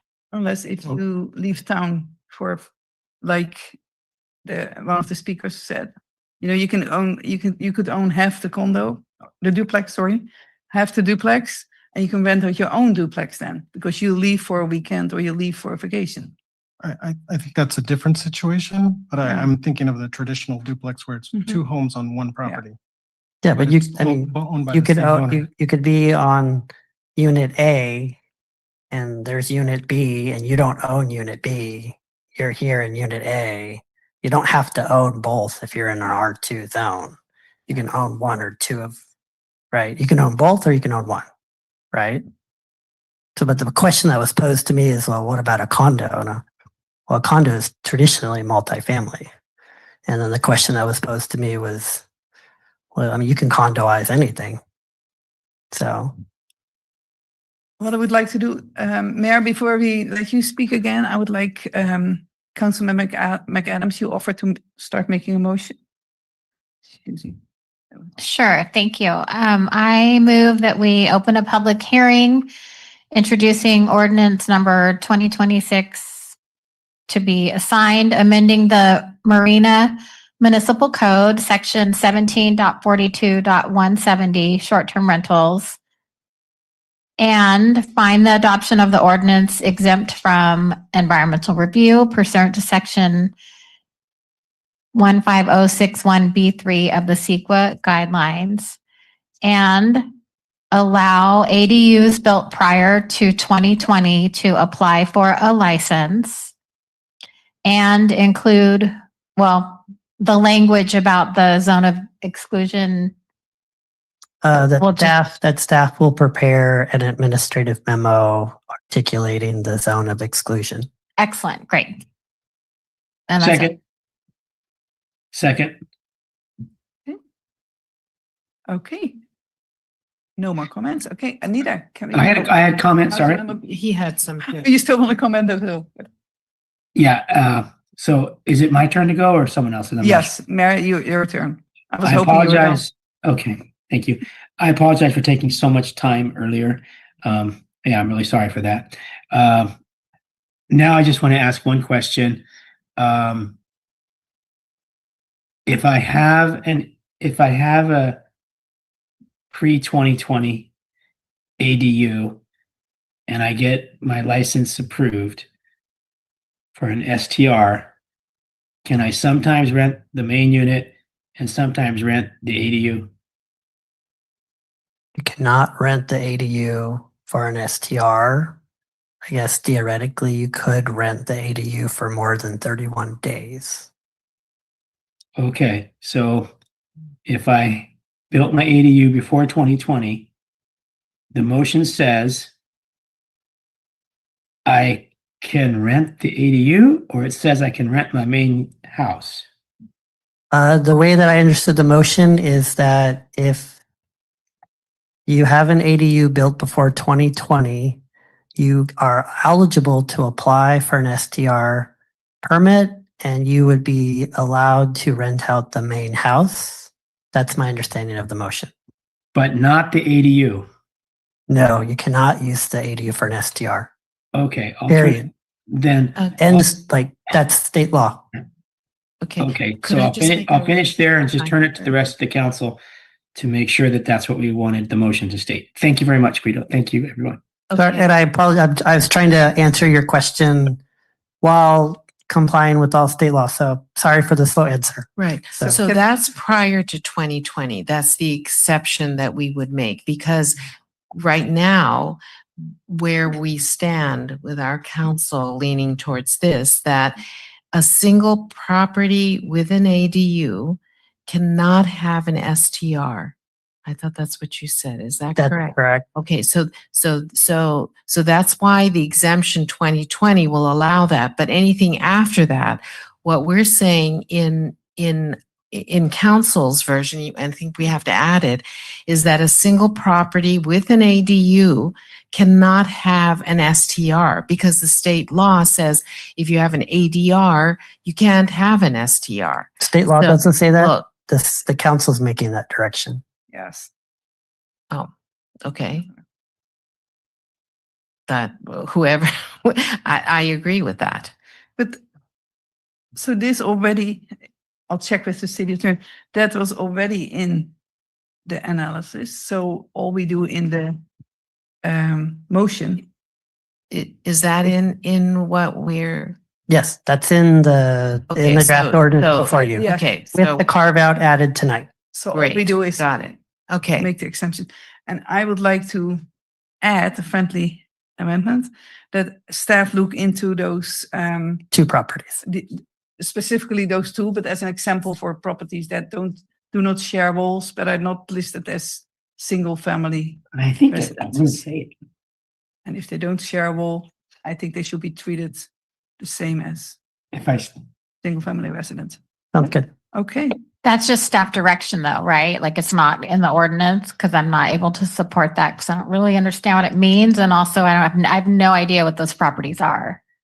So I'm not gonna like, I understood your motion to be that the administrative memo and the zoning exclusion and these two properties, these are things that are built into the motion, but not in the ordinance. so check. that- Okay, great. Thank That's you. how I understood it. Great, perfect. That's fine. I'm happy to.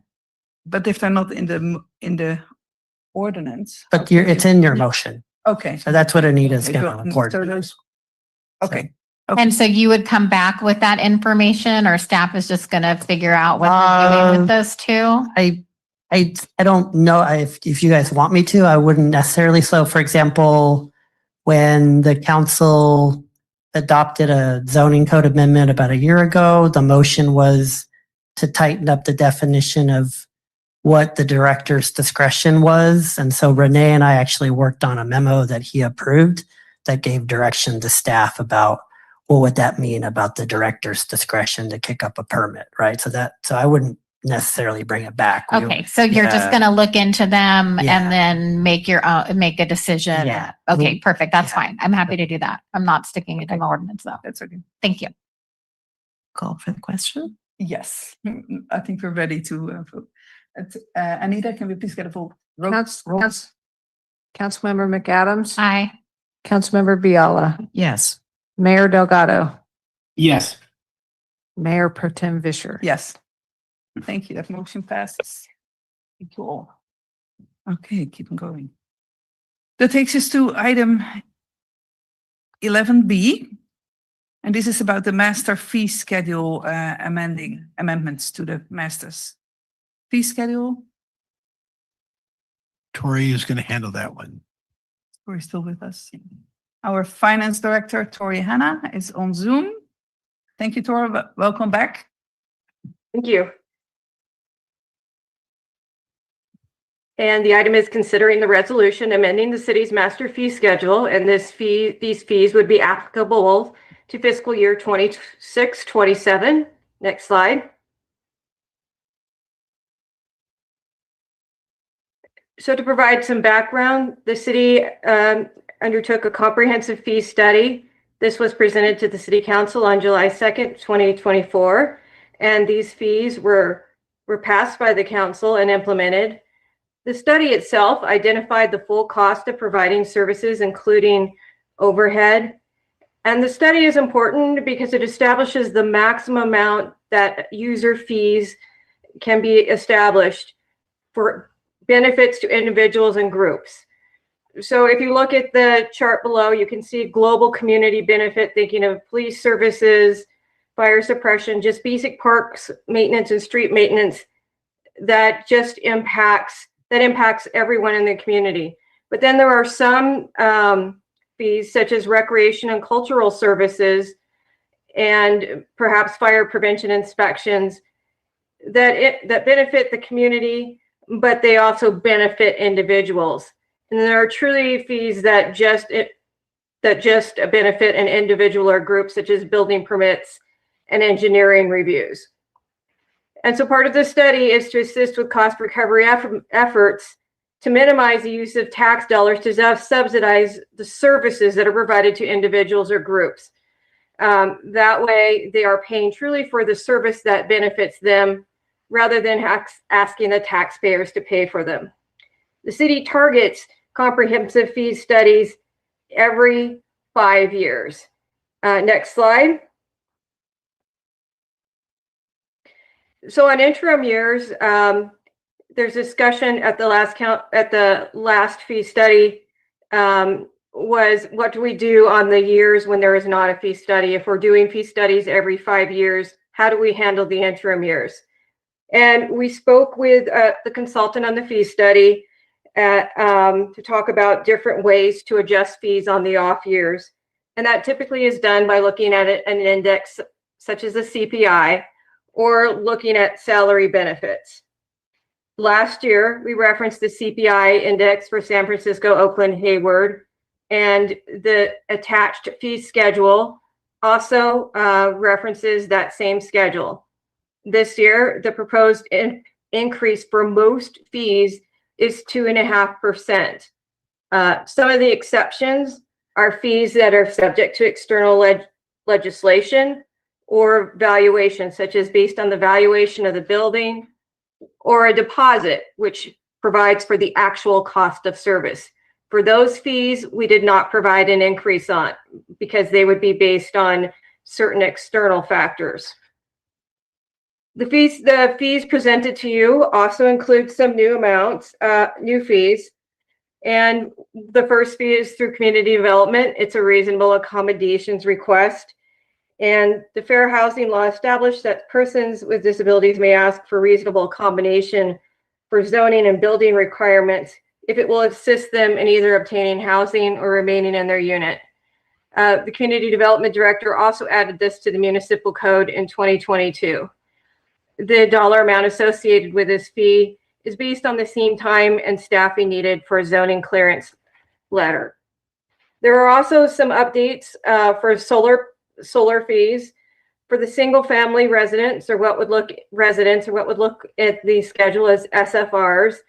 The first fee was something that is more of a correction. Previously, some of these fees were combined, but they were broke out, and this just corrects that breakout. There is a limit that the city can charge for solar plan checks. Consolidated, the city cannot charge no more than $450. So this fee encompasses staying within that limit. The actual study fee was higher, but due to the cap, we are retaining this fee within that dollar amount. There is also an additional fee for a solar system combo permit for single family residents over 15 kilowatt hours, a non-single family resident solar plan check, and non-single family residents photovoltaic system plan review. And there were some nominal fees requested by the police department, which really reflects the administrative time associated with issuing a replacement card room badge, a dog license tag replacement, and processing release of a repossessed vehicle. If approved tonight, advance slide, please. If approved tonight, these fees would go into effect on July 1st, 2026 to align with the budget. Staff is recommending adopting the new and adjusted fees, and also all fees were publicly noticed and placed on the city website prior to this meeting. Thank you. Thank you very much, Tori. We'll go to the public now. Public comments is open. I see Ms. Lisa. Welcome. Hello, I'm speaking tonight as a citizen of Marina. What I'm asking is for reconsideration of the fee raise for the senior center, and here's why. As a resident of Marina, I paid $30 last year, not the $35 stated on the left side of the page 15, I believe it is. I mention this because our senior fees were not raised at a 2.5% increase the previous time either. I previously paid $20 as a senior resident, and that went up to $30. I am now looking at next year going up to $36, tack on the $3 fee I'm required to pay when I use Civic Rec to pay, and I'm looking at $39. This is as a resident. So from $20 to $30 to $39 are what my past 3 years would be, or past 2 years plus this one. And that's nowhere near a 2.5% increase as stated in the top of the spreadsheet and what Tori just briefed. And it appears only the seniors are being impacted in this way. Our fixed income seniors already had a big fee hike last year. Asking them for a similar price hike again this summer is not okay. And I know pretty much every senior in our programming, and I know who can and cannot pay that high of an increase. I ask that you look and reconsider enacting another large fee hike for our seniors. As a side note, it is my birthday in May. It makes me old enough and eligible to go to the senior center in Seaside. With their basic programming, I get to do the same thing I do here for free. Now, the reason I know this is because a lot of my friends go to both, but I'm not old enough to go to one over there, and so I'm waiting. But I still am not asking to pay or to be a member in Marina for free. I am asking that you look at the senior fees more closely before approving them this year or for this next year, because we are increasing more than 2.5%. My second ask is about prorating the fees. Another item I'd like you to look at is a payment schedule. Seniors pay once a year in July. If you join in April or May, there is no sliding fee. You pay a full price in May and again the full amount again in July. Marina uses a computer program taking care of the programming fees for recreation called Civic Rec. Coming from a computer program background, it shouldn't be hard for the program to allow seniors a sliding fee when they're coming in a few months before the next annual membership is due. For example, we had 4 new students in our ukulele class yesterday. As one is a non-resident, I'll remind you, our East Garrison families pay the non-resident fees. Our non-resident is being asked to pay $59, including the fee, for April, May, and June, then re-up again in July at $59. She may choose to wait until July to join our programming. That's 2.5 months where she will be missing out on that where a sliding fee could fix this problem. Is this meeting our Marina's recreation goals for giving our seniors quality life opportunities? Please, I know, I'm so close. I tried to get it in 3 minutes. Yeah, no, thank you very much for speaking. Thank you. Anyone else in the room or on Zoom? Seeing none, we close public comments. Thank you very much. Council, any questions, remarks? Councilmember McCarthy? Thank you, Mayor Pro Tem. So I want to start by just clarifying, essentially, every item in here except for the new items are a set percentage increase, or am I misunderstanding? That's a misunderstanding, I think. Tori can answer that. Some of the fees have not been increased. Those that are like fees imposed, for example, by the state, or those that are, for instance, they might be deposits. So those fees, as well as those that are based on a building valuation, have not been increased, because the underlying for building valuation would increase itself. So then the fee would follow that. And if it's imposed by the state, we don't have the authority to change that. So there are some fees that have not been increased, but primarily it is those. We did not have any of the directors say, let's hold a fee constant this year. And then with regards to the senior use, how much did that increase from last year, based on also taking into account maybe what you heard from the member of the public? I would have to look. I show it as 35. There was some confusion in recreation last year. What we found out is when we circulated the fee schedule that something was not updated in the system in the prior year, which they did not charge the higher fee. I can't recall if that was for the senior fees exactly. I need to check in with the recreation staff. So that may be part of it. It was supposed to go up to 35, and there is a processing fee for registration associated with charges, which is outside of that if you choose to use a credit card. Okay, two more quick questions and a comment. That fee that you just mentioned, that's an annual fee? Yes. The senior, okay. And then what is the community development reasonable accommodations request? I would want to defer to our community development director for more details. I provide just a brief overview, but he can provide more insight. He's stepped out, so I'm looking to city manager Lane Long, if you know. Yeah. Can you ask the question again? On this slide, it says new fee, community development, reasonable accommodation request. And let me just say, what it sounds like is some kind of disability thing, which is obviously very sensitive. So I'd be interested in learning what that is. I'm surprised we would charge a fee for that at all. I think, yeah, we'll want the discretion on those things like that to be able to do that. Even if some aren't directly, I'm trying to think of the politically correct way to say that. Well, maybe we can wait for the community development if that's best. And I can share with you what information he's provided, but it's not much more than I believe that I mentioned earlier.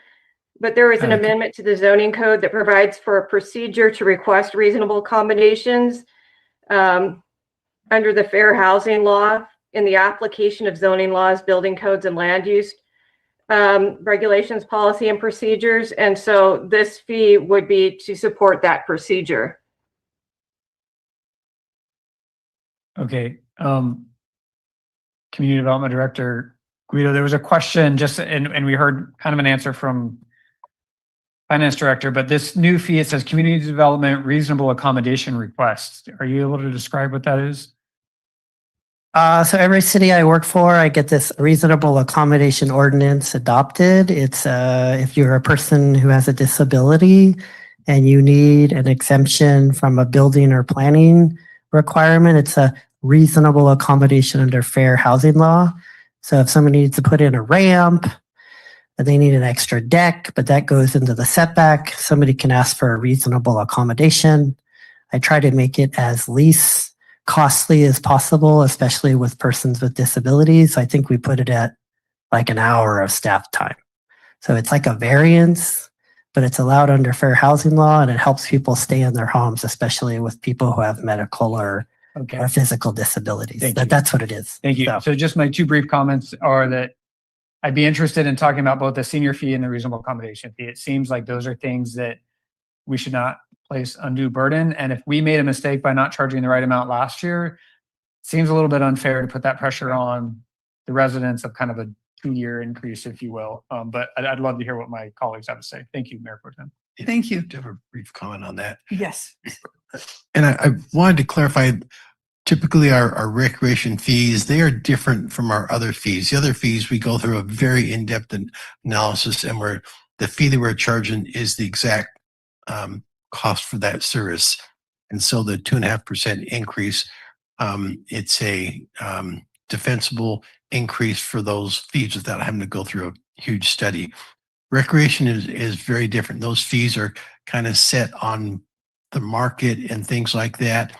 They're nowhere near cost recovery. They're probably 95% subsidized. Just wanted to give you that background on that. And I think I understand that, but it's still a burden on the person paying it, subsidized or not, right? But I understand the perspective. Thank you. I'll change it up. I'll reply right away, because I know as a senior citizen here, I thought it was so ridiculously low. But of course I can, for me, it's no problem. And that's always the issue. There are seniors, it's no problem. Even the 35 is like, or 50 a year. You can do every day, you can go to the senior center. So I hope that we can look into a subsidized fee, or for people having a hardship or anything, or not even that they have to prove that they're on a care program. I mean, I can even donate some. I mean, we're not talking about large amounts. If people can get a $10 discount or something like that. I mean, what are we talking about? Yes. So can we look into that or can staff look into that? Yeah. I know we do a hardship, but without having to prove, or can we just and I think we may have hardship things already in place to address that. Okay. So yeah, I still think it's for most people, it will not be a problem. It will be hard to make another. right? The dollar amount for this senior is nothing with Yes. the budget. So if it's something the council wants to exclude, that's not an issue at all. And yes, I know Seaside is free. Line dancing on Fridays probably still free. So, Councilmember Biala? Thank you. I agree completely with what Mayor Pro Tem said. Because looks like it is offered at way below the cost to provide those services. So, but if there are some hardship cases, I think it would be appropriate. So if we did the 2.5% across the board in general, Tori, what kind of additional money is that with all these different fees? Do you have some kind of estimate? It would vary because there's You not just took really 2.5. Yeah. there's not really, we don't really know for certain how much services will be used. It would all depend. Some of the larger ones are the planning and building services. Yes. And those are the ones that would bring in the additional revenues, and those fluctuate significantly year over year. And sometimes when there are those fees, they may seek outside consultants' help. So there might be an offsetting expense in the higher years. So to say in general, how much are we going up? It may be hard to say, especially since the bulk of it will come from community development, and it does fluctuate year over year. Okay, so we're not seeing this as a revenue generator. It's just keeping up with basic rates. There is some increase associated with it. I would say in general, it's hard to speculate because community development is the bigger one. You may be going up 100,000 to 70,000. I mean, 60, 70. It's really dependent on community. I would say the planning and building fees are the biggest driver. Okay. Point of order, Mayor Pro Tem. Yes, because we're nearing 10 o'clock.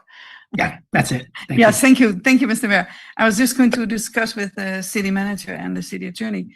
We still have quite a few items to go. Go till 11 o'clock. Yeah. I would say at least, but is there anything that we can switch or? Yes, I'm going to ask the council, like the fireworks presentation, if you're okay with pushing that off, that would, yes, that will that help. would save a lot of time. Okay. I think So B that's chief. is really quick. Yeah. The Asian American Garden may take a little bit, but there'll be some public comment. But I think our staff report and the directions is pretty simple on that. The other ones should be pretty quick, I Okay, think. we'll try to be short. How's that? So Okay. I don't think B might be quick. I think it might be long. So I'd like to make a motion right now that we go till 11. We can redo that later. Yes, I'll second. Yes. Anita, can we please get a roll call? So discussion on the motion, I'm sorry. Sorry. So we're moving the fireworks thing? Yeah, we'll yes, we'll move that to the next meeting. We'll postpone Okay, that. and so for the 1, rest- 2, 3, so that's 4 items plus the consent agenda item that was pulled. in an hour. No. So we should figure out, I think we should be more specific. What are we doing tonight? What are we not doing tonight? We probably don't have enough time to do that in 2 minutes. Well, So we maybe first need to. then I move that we go till 10:10 until we figure this out. That will only take more time. Is there any other one that we can, or move to the end, and then we'll see if we make it before 11. Point of order, we have 60 seconds left. Yes. What about this? Why don't we do revision? the ones that we think are shorter? Excuse me, we have a point of order. We have 60 seconds left. Yes, we need to do a roll call. Yeah, let's just do the roll call and we'll see if we get them at. What? 10 Two first. To go to 10:10. That was your last. Okay, motion. so someone needs to second it. I'll second. Councilmember McCarthy, No. Councilmember McAdams, Aye. Councilmember Biala, Yes. Mayor Pro Tem Fisher. Yes. Mayor Delgado. Yes. Okay. So, So I can tell you, we have people from the Unstoppable group that are here. So we move that first. Yeah, if we could move that first, I Do think that that first. that would be good. Um, Garth Blumenthal and Ken Roycroft. Can this be moved? And there's like a time limit on that. I mean, they have Um, them. Yes, their application is in and it's going to the Planning Commission April 23rd. And so we kind of want to get some direction finalized today on this. They're going to the planning commission in 2 days. Their application, yes.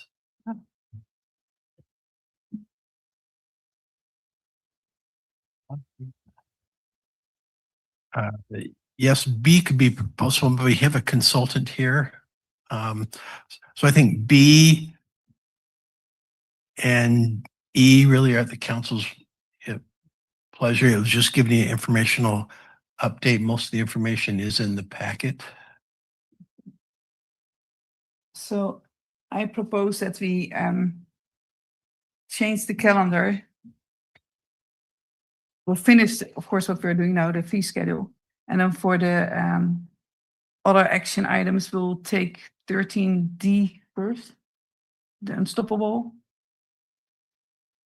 And then do the, probably just in order, because they can really just go from B, C, and E, and the consent agenda item. And I motion that will go until 11.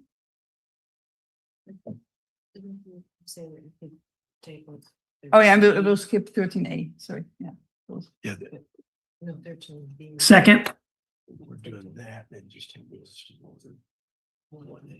Yeah. Okay. Okay, Anita, can you please at all? Discussion on the motion, please. Thank you. Councilmember McCarthy. I mean, so are we saying that the city facilities bond is less important than the other items in case we don't get to that? Because it's already late and I just have to remind people that this disenfranchises the public. I know. Wait a minute, I this week am a single dog dad as my partner is in military duty. I've got to get home to my dog child. As ridiculous as that may sound to some people, it's late. Yes. I don't appreciate going until after 10 at night, and I know the public doesn't either. We have got to do better. I say this every time, and I will say it again. We have got to do better. I agree. Yeah. So do you have a proposal to switch things? I mean, I guess I would ask the council. To me, I mean, they're both incredibly important issues. Yes. If we don't get to E, what does that mean? I mean, for the timeline of the ballot initiative, does that hurt us? All that we were really covering the E was to make public where we are starting our 3 site tours, inviting the public to be part of that, and putting out there these 2 community workshops that we're going to go into detail of all the information about the facilities. We were not going to go into any detail about UUT or anything, but really just to put out, these are the dates, really encouraging people to come for the site visits and the 2 community workshops. Okay, so I'll make a substitute motion that we go till 11 p.m. If I can get a second, and then we can go from there. I mean, it's not a hard stop, but that's. A second. Okay. No more discussion? Okay. For me.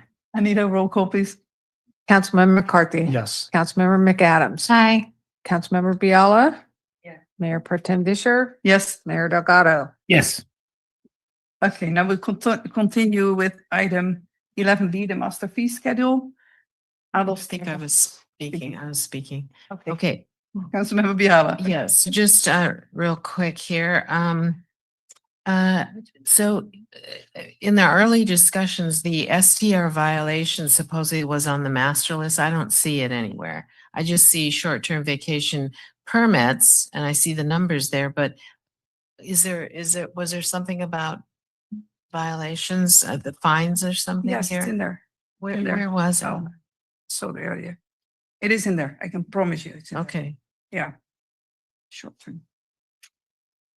Short term, page. So page number. Okay, it's on top of a page 6. Page 6 on top of page 6. That's for the short-term rental permit. Oh, you were asking for the. I have tree removal fine. on page Okay. 6. Oh, That was- which I see on the top of page, it's not number 5. It says short-term Yeah, you're right. It's rental only the permit, permits. but it doesn't say anything seen about that. fines or Fine, I've anything. seen On page 6, code enforcement fines, Yes. $106 up to $1,000, depends on how many per violations per day. So I know, I've seen it. page 6 under community development S-059.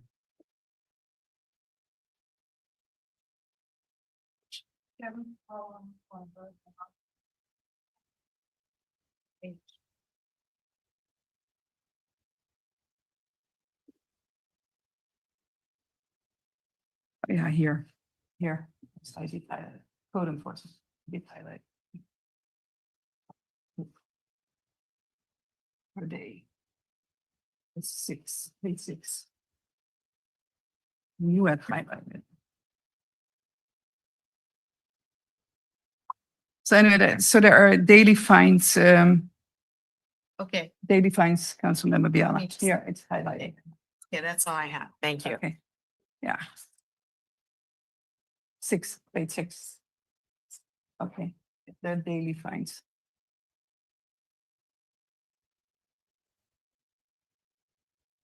Would you like me to go while you're looking that up, Councilmember Biala? Done. Thank you. Oh, okay. Thank you. Councilmember McCarthy. No, okay. No? Okay, then I had a few questions. I'll try to be brief. I'm sorry, I didn't have time to send them in. It's No? not, is it working? Oh, sorry. Now it's on. Yes. Yes. Okay, shall I quickly go? I typed them out. I'll be fast. Page 5, airport services. This is for the city manager probably. The airport services, hangar, the rent is 300 or 350 per month, and that's not increased. Why not? And how long has it been at this level? I don't believe AJ is on now. I was just wondering because everything goes up except for the rent of the hangars at the airport. So And that those, seems pretty low. yeah, so those are based on a rent study, and FAA has impacts on that. We just can't automatically increase those. Although our maintenance costs go up. Because just in general, I was very happy to see that we finally now can increase with an index, which I asked a few years ago. And at that point you said, no, we cannot. Right. I'm very happy to see that. Yeah, but they're a little bit different, but we are going to be doing updating our rent study. Okay. out there. Yeah, I'm interested to see that. Okay. Page 9, the fire false alarm response. The fee for the second alarm is missing. There's only 1/3 and then blah, blah, blah. This is a question for the police, for Chief Hopkins. Page 11, police firearms storage. So does the police store firearms for residents? This is just I'm probably not the only resident who doesn't know. Do we offer this service? $311 per case. Is that an annual fee? Or you don't know? No, we Oh, don't okay. store anything for any citizens. So if you don't know, who knows? Okay, we have a fee for that. Is that, Page 11, police firearm storage, let's see, let me look. $311 per case. What's the S number? What number? Oh, that I don't know. Yeah. Page 11. We'd have to bring our thick guide that goes into detail. Okay. We don't I have was that. just, I was just wondering if people don't know that Yeah, we have the only, this service. the only thing I can think of, if we confiscate a weapon or something and we have it in storage and they don't come and claim it, then we'll charge them a fee over time. That's the Okay. only thing I can think. It's not that like we should- have a service for residents that they can use our. Right, no, Okay, no, because I was don't- wondering about that. Yeah, don't bring Right, us your good. weapons. Thank you. And then also for the police, page 12, the new police police fire alarm probably. Registration, $27 per permit. Are residents required to register their home alarm? For the alarms, yes. And if so, how are they informed? And is there no longer an annual fee for that? I know there was confusion under homeowners. The alarm policy is posted on our website. There's a fee that you have to register with the department that's how they are able to assess you a fee if there's a false alarm and second occurrence and so forth. That's pretty much spelled out. And they have to redo that every year? Yes. Because I only saw for a new permit, but I might have overlooked it. Okay. I think it's very important to inform residents because on social media, there was some confusion about that. Yes. And it only went up $1. Yes. Yeah, that's cheap. And on page 12, RV overnight parking permits, $22 per permit. I thought we had an ordinance that we do not allow any RV parking. I agree. I think this was just kind of left in there and not removed. Okay. But yes, you're correct. We have an ordinance prohibiting that. Page 14, Public Works, the shopping cart containment plan review, $226 per application. Is this for new businesses that have shopping carts? And what is the status of our update of that ordinance? I know that was pulled at one. We're going to be taking that to council probably in May or June. The draft ordinance has that the big retail vendors will give us their containment plan and then we'll review it. So that's what that charge is. Thank you. I will come back. And the last question is just in general, page 22. Who is Wendy Hill? Anyway, that's what you get when you let other people do this. Okay, it was for Wendy Hill part. Councilmember McAdams. I'm happy to move for approval. I'll second. There we go. I need a roll call, please. I had my hand up. Bruce. Oh, I'm so sorry. I forgot our mayor. I'm so okay. Mayor's Okay, always Mayor. the last one. All right. You mentioned at least one item that seemed out of place. Do you have any additions to the motion that are specifics, Mayor Pro Tem, such as the RV storage? You want to delete that as part of the motion? Yeah, do we need to put it in the motion or can we? Yeah, is that better? No, I think we need to use direction for staff to. Yeah, update that. because we did the major update and which explained all the details. We went into detail last year, went through all those, and we were all comfortable at that time. And so I'd be hesitate to delete anything without Yes. really. And usually, just to explain, usually I send those questions in advance to staff and I don't even bring it up during the meeting. But I had an Earth Day to attend, so I'm fine not having it in the motion, Mr. Mayor. Okay, that's fine. Yeah. My other comment regards Lisa Reich's comment about senior fees going up $1, but actually it feels like a lot more impact because they've been increased more recently. It's peanuts to our budget. I think we want to send out the message that we encourage senior mental health and participation and purpose in life. And so I wondered if we could make a friendly amendment to increase that to whatever it is, 2.5% over the last few years, instead of what Lisa described was a much higher percentage increase over the last couple of years. So if council's willing to consider that, I think that would be really good to send that message back to the seniors that one of your vocal representatives spoke for you and we heard you. We don't want to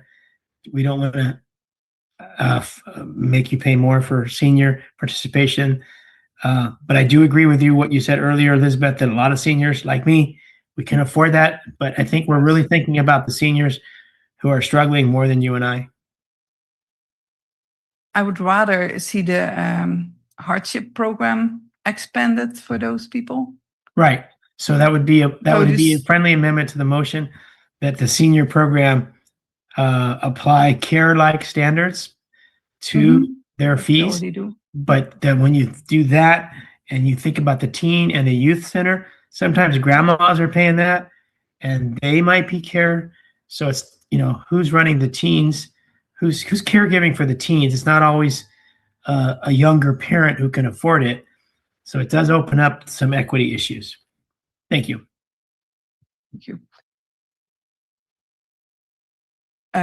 So thanks to the mayor, what I forgot to mention, the speaker also asked about a sliding scale and a proportionate scale, because it is true now you have to pay the full amount, even if you sign up in just before July 1st, you have to pay for the full year.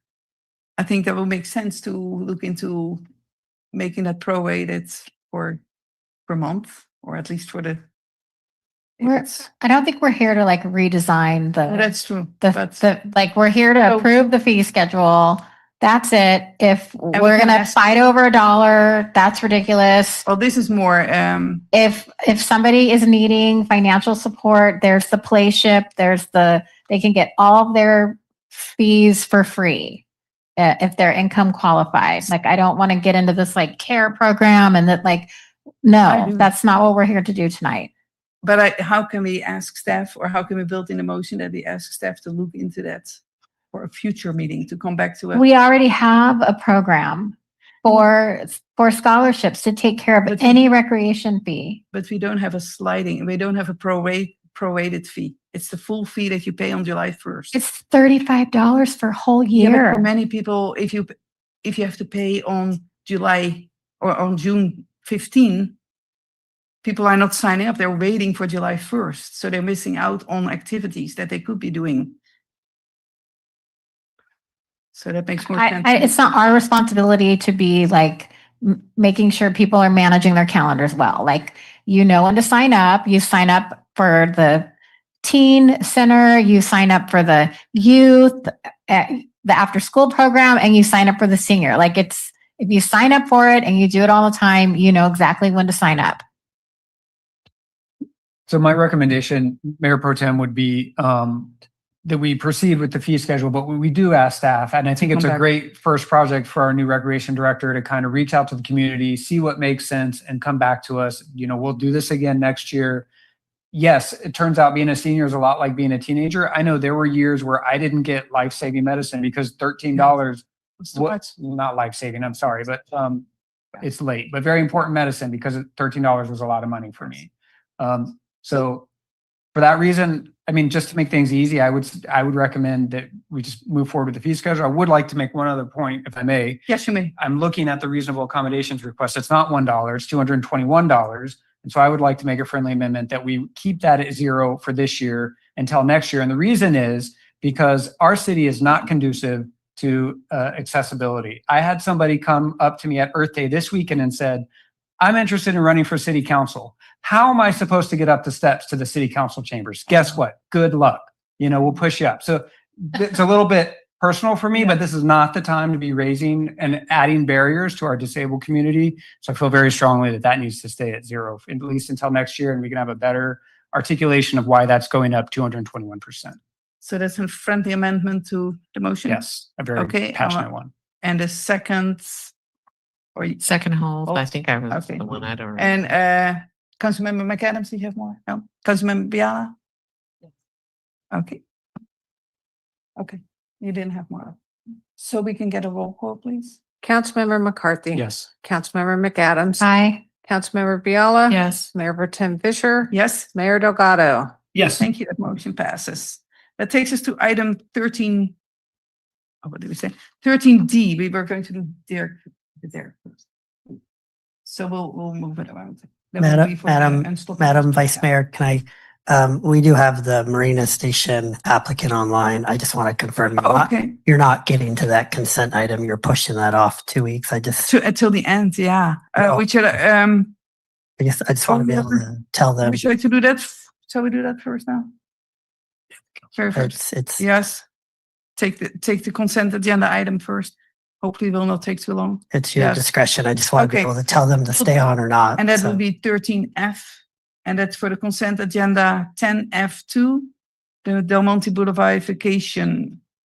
So, It's so, pulled by Councilmember. yeah, so very briefly, the request from Councilmember McCarthy was, what can we do to beautify the roundabout and whatnot? And so, once again, the request is if the council can approve the summary vacation, and we can either bring back the conceptual look of it or take it to the Public Works Commission or something, but just out of respect for the council, it's your agenda. I'm just wanting to know if we should tell them to wait 2 weeks or keep on the meeting right now. So No, we can take that now. So Councilmember McCarthy, you pulled it.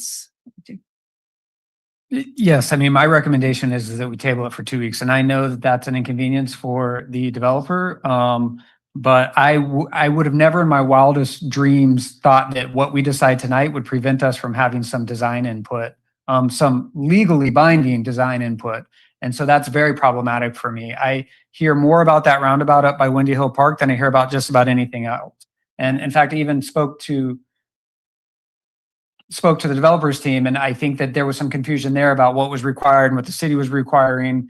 We just can't afford to repeat that, especially on our main thoroughfare. So we've got to get that right, in my opinion. But it's not up to me. I'm just 1 out of 5. Our city attorney would like to speak. So Yeah, just briefly, I'm not sure that whether you go forward one way or the other with this would require that the roundabout come before council, or the design for that. Is that right? I'm trying to help the applicant by also helping the council by saying, if the council can just vote on the summary vacation, and then we can do a informational update of how the roundabout will look, or we can have it go to the Public Works Commission, or you can direct staff to not approve anything until there's some meet and confer with the applicant. However, we can meet the council's directives and the applicant.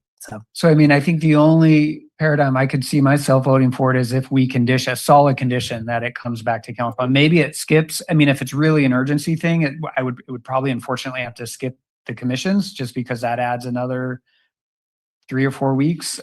Just have it come straight back to the council. To the council for design. If we have the time, I'd prefer it go to the commissions, but if we don't, the applicant has raised their hand online. If you have Michael Katie. Okay. Mr. Katie? Yeah. Right. Mr. Katie, can you tell us how important it is for you to?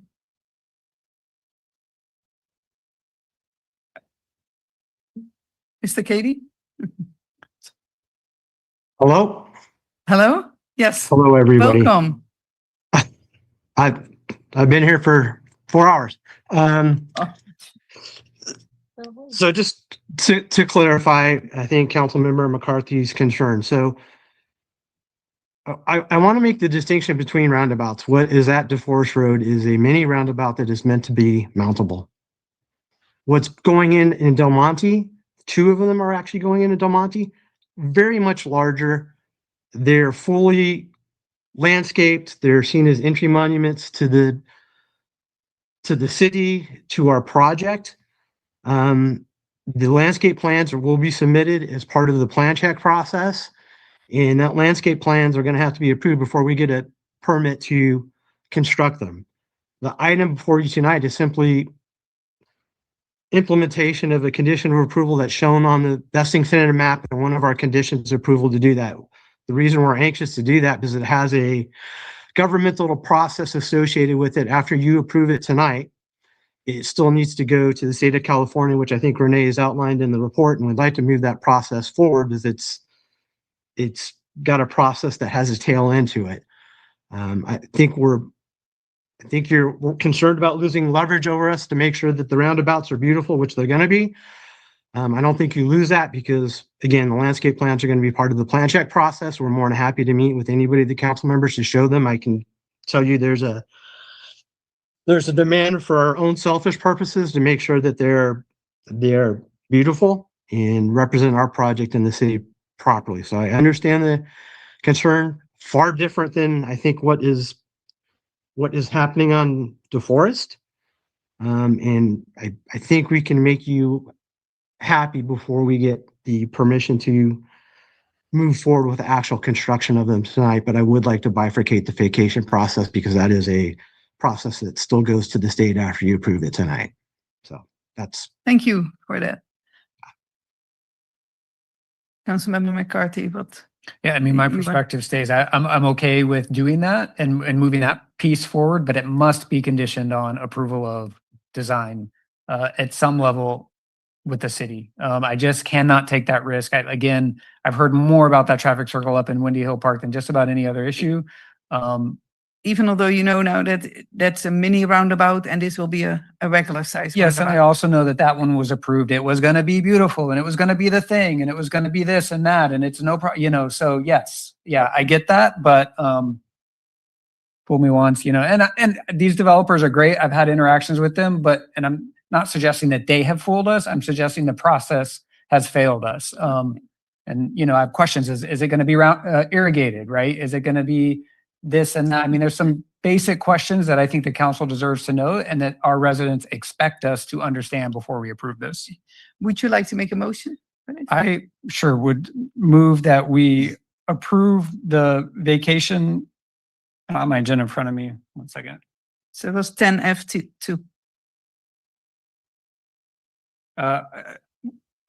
Still don't have it. Approve 10F2 as stated in the staff report, with the condition that final design of that roundabout comes for city council approval. I will second. Any comments, questions? Oh, Mayor Delgado. I just want to check with the city attorney that this motion allows the developer to go forward to the state, or does it hold them up? No, it would allow them to go forward. Yeah. And could I seek clarity too? So we're vacating this property to the developer, but then is it the whole thing going to come back to us at some point? I mean, will it be a public street? No. No. Did you see the map in the? No. You're talking about the little part of what we're vacating. But the roundabout will be a public street and that'll be accepted. So how would we not have design control naturally over that? That makes no sense. We've always had design authority over those kind of things. Correct me if I'm wrong, Lane, but we're vacating a part of the property so they can build the roundabout. They'll build the roundabout, Public Works will inspect it, and once it's up to our specifications, they will then give it back to the city and we will formally accept it. So we've never lost control of the right of way. Is that correct? Yeah, correct. Okay. To answer your question, I'm trying to think we haven't done a lot of roundabouts, like the ones on Reservation. That was so long ago. Don't remember if those designs came back to council, but there's not a problem. The council wants to review those designs. That's fine. Okay. I mean, anytime anybody's designing anything on my property or the property that I represent for the city, I'd like to make sure that there's some, some oversight and appropriate public process. But then you would like it to come to the city when it's at 30% or so, because otherwise we'll be told this is it now. No, I think final design should come to the city council. And that's kind of what we did with Imgen when we developed the artwork and those things. Once we had that developed, we brought that back to the council and made sure that council was liked what we were developed with that. And so it would be kind of that same type process. Elaine, what role does the planning commission have on all of this? It's like I'm not relishing, looking at the landscaping for a strip of land. I mean, typically planning commission wouldn't look at this, so it's not something normally council would even only for the formal. Roundabout you would, yes? I'm sorry, what? The roundabout you would. No, planning commissions usually don't look at the right of way. Okay, but the design, your staff will look at it. Ishmael and the planners. Yeah, is there no part to that if a council person wished to be a part of that, they can do that without it necessarily coming back to the council? We're talking about streamlining really processes, and I just. It's really up to the city manager if they want to form a You know, subcommittee or. We understand there's issue with the Windy Hill roundabout there. And so if council wants to design to come back, not a Fine. problem. Okay. My second holds. And Mr. Katie, I see your hand raised, or was it still from your, did you forget to lower it? Or we forgot to lower it? Or would you like to speak? No? No? Okay. No. Okay, then no more comments. Anita, can we please get a roll call? Councilmember McAdams. Aye. Councilmember McCarthy. Yes. Councilmember Biala. Yeah. Mayor Pro Tem Fisher. Yes. Mayor Delgado. Did we close public comment, open and close? Yes. No. I mean, my vote would be This yes. this was consent agenda, so we already did the public comments. Okay, thank you. Yes. Yes or no? It doesn't know. So yes. It passes. Okay, that takes us now to item 13D. And this is the approving an amendment to the sales tax revenue sharing agreement between the city and Unstoppable Automotive, also known as Mercedes-Benz. City manager, who do we have here?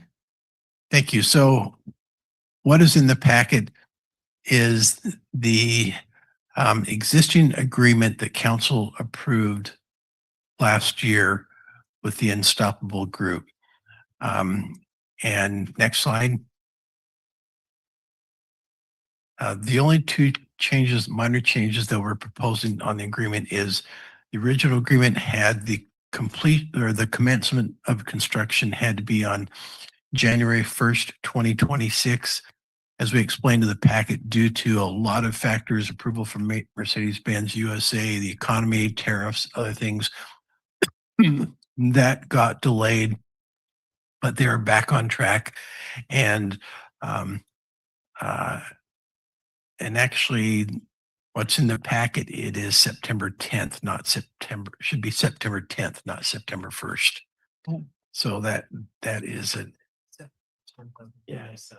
yeah, it's just a mistake there, but it's September 10th will be their commencement date.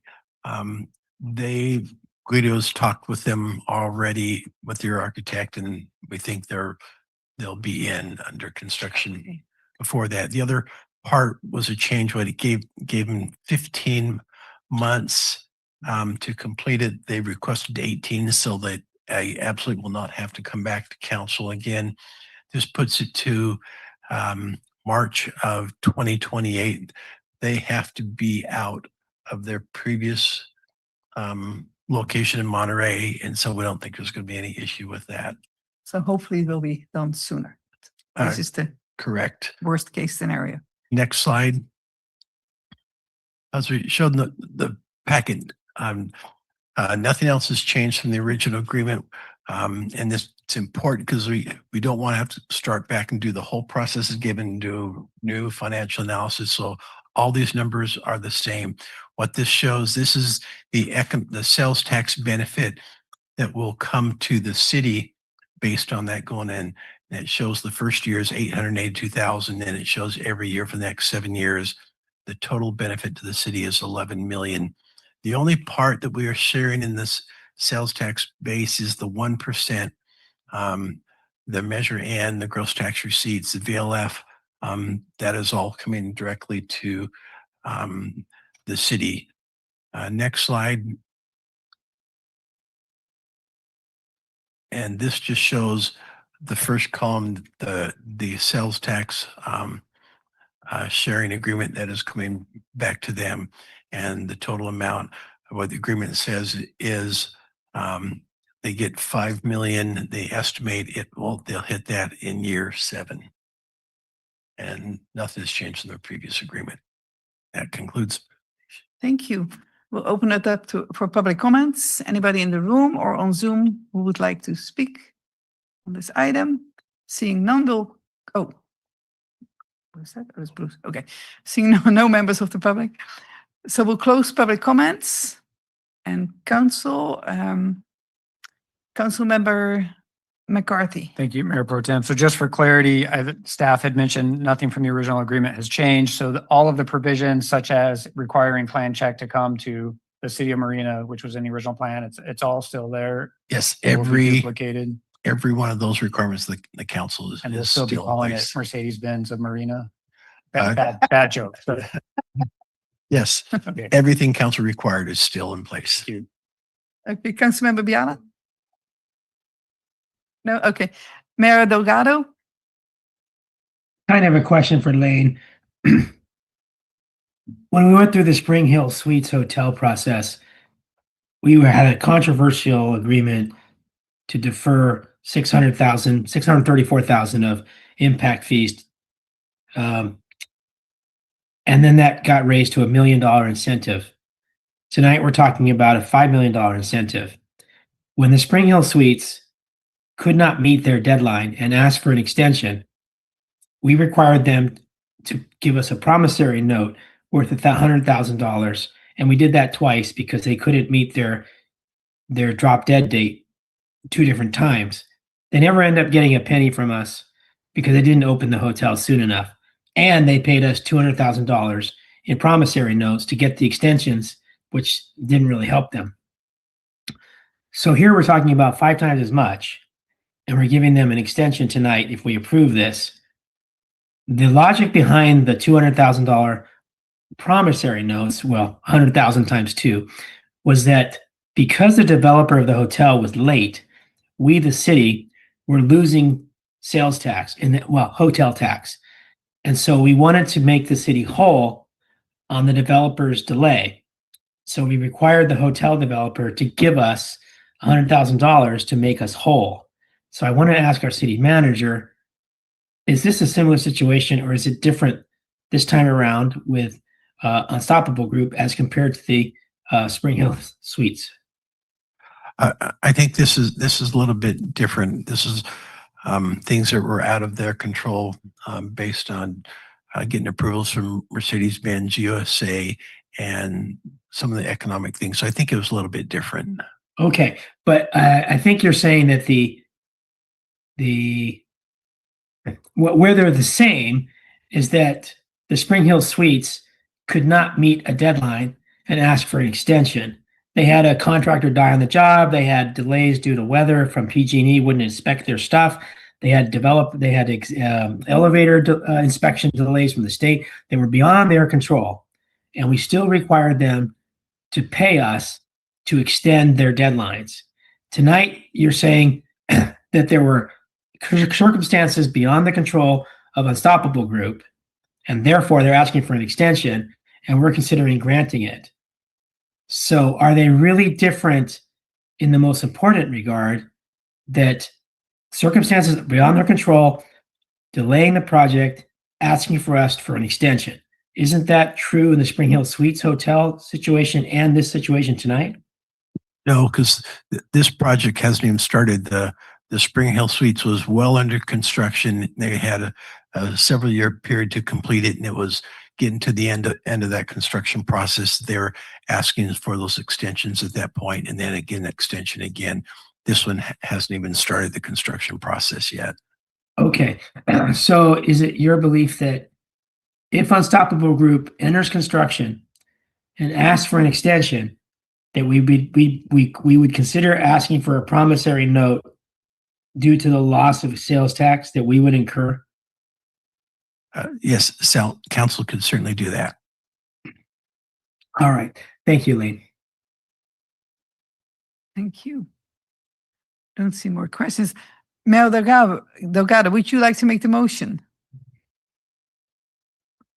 I'll motion that we approve the amendment to the sales tax revenue sharing agreement between the City of Marina and Unstoppable Automotive, and have the city attorney and city manager perform their normal functions on this. I second. Okay, no more comments. Can we please get a roll call, Anita? Councilmember McCarthy, Yes. Councilmember McAdams, Yes. Councilmember Biala, Yes. Mayor Pro Tem Fisher, Yes. Mayor Delgado. Yes. Okay, that motion passes. And that takes us to 13B.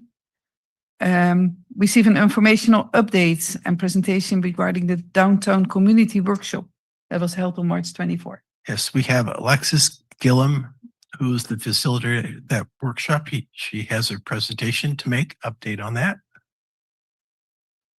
Alexis did a fantastic job at that workshop, by the way.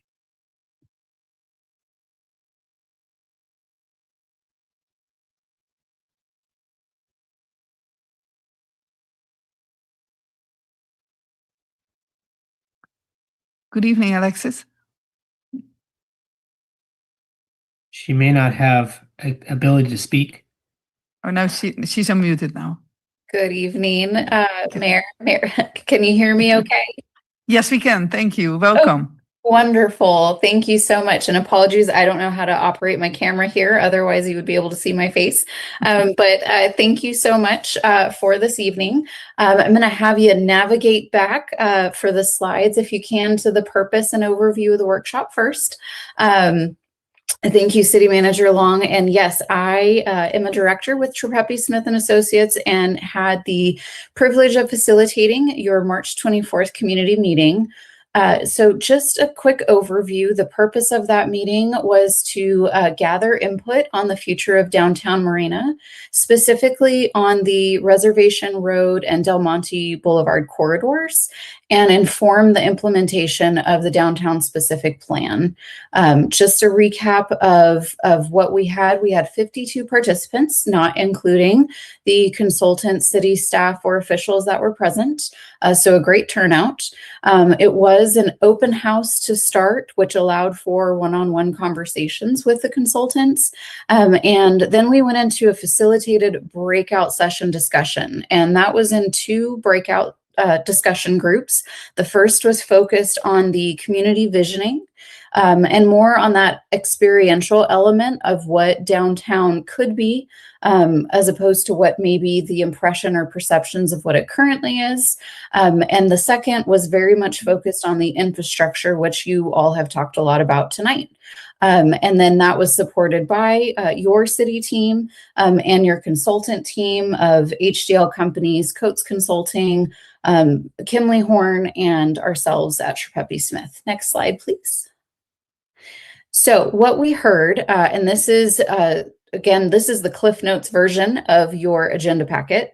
The community vision for downtown is a more walkable, welcoming, and active downtown was the desire and consensus from the community that was in person and participated. In that, there was a strong support for local dining and retail, community event spaces, but with that, a desire to maintain Marina's character. And what that, Marina, for Marina, by Marina was very much the sentiment expressed. As part of HDL's peer review and economic analysis, there was discussion around vertical density, which is currently within the downtown specific plan. What that looks like for mixed use, for anyone not familiar, more so for the public, is when you have that ground floor retail and then you add in housing above apartments, if you will, above that. And actually what downtown Marina presents itself at is more for the horizontal. So we did pose that question to the groups. They were more in favor of that horizontal mixed use development. However, if there was any vertical, an opportunity for vertical, they wanted that limited and confined more so cautiously to 1 story potentially. So just wanted to express that that was the feedback we heard for the visioning part of downtown. Next slide. A key decision point was the intersection approach specific on the roundabout versus signalized intersection at Reservation Road and Del Monte. There was limited support for roundabouts specifically there, and a preference towards that signalized intersection approach. Concerns that were raised around this, and I think that this is some focused education, but the traffic flow, driver confusion, and this was the experiences that the participants in attendance had with Marina and roundabouts and that relationship currently. And the community also emphasized their support for phased corridor specific solutions. There was a large, and I'll let staff kind of get into that, but a corridor plan of multiple roundabouts and some lane reductions and what that could look like that was presented to the group, and just an emphasis on that be phased and attainable as it rolled out. So that was that feedback on specific on that intersection. Next slide. Overall, core priority and consensus was safety first. So that key takeaway there at the bottom, just want to overemphasize that, that regardless of what design were to move forward, so whether signalized, whether roundabout, whatever that complete street features, that pedestrian and bicyclist safety was top of mind for any infrastructure improvements to move forward. And what that looks like was, safer crossings, wider sidewalks, bike infrastructure, and slower traffic. Next slide. And so just to conclude, moving forward, what we heard on that implementation side is the strong desire to see something happen in the near term. That was voiced throughout, I would say, the workshop, but wanting to see something take place sooner rather than later, and that there was a support for lower cost visible improvements first. So if that looked like landscaping or complete street features that could be added in the short term, that still contributed to long-term goals. That was the request and desire from the participants. Larger projects can follow as funding becomes available. There was the opportunities for grant funding that was discussed towards the end of the workshop. And so that was understood by the participants. So wanting to see what could be prioritized as we pursue those larger grants for larger infrastructure projects. And I think just overarchingly, and this was summarized in the conclusion as part of your agenda packet report, is that the workshop reinforced a clear direction from your community that future improvements to Reservation Road and Del Monte Boulevard corridors, again, would prioritize the safety, walkability, and overall quality of experience, but while remaining with Marina's character. So next steps, we would recommend, and we're working with your city team to validate this input and the sentiments and overall feedback expressed through a community feedback forum that we will be launching in the next couple of days. It expands on what we heard from the community, but wanting to make sure that, it was 52 in-person participants. We want to give the broader Marina community a chance to participate and get their voices heard, refining those options and priorities, and bringing that back to you as the city council with recommendations and that feedback in a report for you to be able to digest and talk through with your staff. And I want to give it back to the city manager to add some additional comments here with the next steps. Thank you very much, Alexis. Oh, thank you very much, Alexis. Thank you. And just a brief couple comments I wanted to make. And this really is, we got a lot of feedback. And as Alexis said, this community feedback form really is important. And once we have all that information, we want to bring it back and schedule a future meeting with the council where we can go through that information in detail. There's a couple key points. One is the intersection of Del Monte and Reservation. And when we bring this back, we really are going to be requesting some direction for council for that intersection, just because we have a grant fund for that and we need to be making some decisions right away on that. We know that the reservation corridor, we're going to have a lot more discussions with the council and the community on that reservation corridor. Again, we've got a lot of good feedback. Definitely got some pushback on the roundabouts. Our presentation was scheduled, so we didn't have a lot of time to go into detail about the pedestrian and bicycling safety aspects of the roundabouts and these other designs. And so when we come back to council, we're going to spend a lot more time. We'll have those actual simulations, all the reports, and a much more in-depth presentation on that. And so that is our plan. Is have this and hopefully bring it back to council in one of our May council meetings, so we can at least make a decision on that Del Monte reservation, because that is really driving what council's already approved on Del Monte Boulevard. And we are, Edry and Ishmael and Frederick, they're already putting in for transportation grant for Del Monte Boulevard for putting in the roundabouts there. And we think we have a good shot at getting those grant funds for that. And so that's another reason why we want to get that intersection Del Monte decided very quickly, probably at the next time we bring it to the council. Thank you very much, Mr. Long. We'll open it up to the public. Anybody in the room who would like to speak about this item? Anybody on Zoom? Please raise your Zoom hand if you would like to speak. Denise Turley. Welcome back, Denise. Hello. So I have a little bit of confusion. If we're talking about the Del Monte corridor, what's the connection between that and the Tag Trail and preserving San Gilia? Is that all going to fit in that area?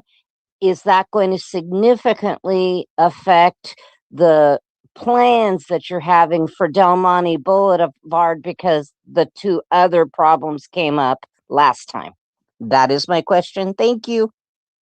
Thank you for your question. Is there anybody else who would like to speak on this item? Seeing nobody anymore, we'll close public comments. The question from Denise Turley, I think our city manager can answer that. Yeah. Totally different issue. Yes. Okay, council, any questions, remarks? Councilmember McCarthy. I've gotten to go first many times, and I'm excited about that. Thank you, Mayor Pro Tem. Quick comment, the facilitator at the meeting, I just want to call out, there was a point when a member in attendance kind of spoke passionately, was obviously very upset about some things, and the struggle of, I think it was a struggle of navigating roundabouts at her age, but I might have that wrong. But either way, the facilitator really touchingly kind of made some comments that said, I understand that was a hard comment to make in a room full of people that may not agree with you, and appreciate you making them. And I know your elected representatives appreciate you making them as well. So I just kind of wanted to call that out and thank Alexis for being there and for participating in that way. And then my only other comment is that this is tough. I mean, we're kind of getting comments all over the place. You know, we've got some hard decisions to make. But one thing that resonated with me was the desire to do some things that had a visual impact almost immediately. And so I would hope that that's an area where the council can really focus on and kind of move the needle in one direction either way. So thank you, Mayor Pro Tem. Thank you. Councilmember Biala. Ms. Mayor. Okay.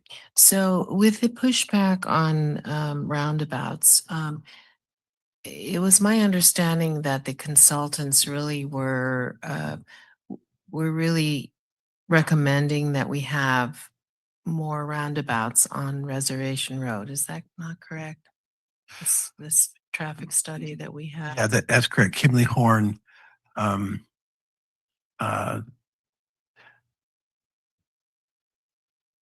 was their recommendation. Partly is based on with roundabouts, we're able to narrow some of those lanes and put in those dedicated bike lanes that are extremely safe, that we don't have, and put in the wider sidewalks and the gathering areas and all those things that gives us the capability to do that.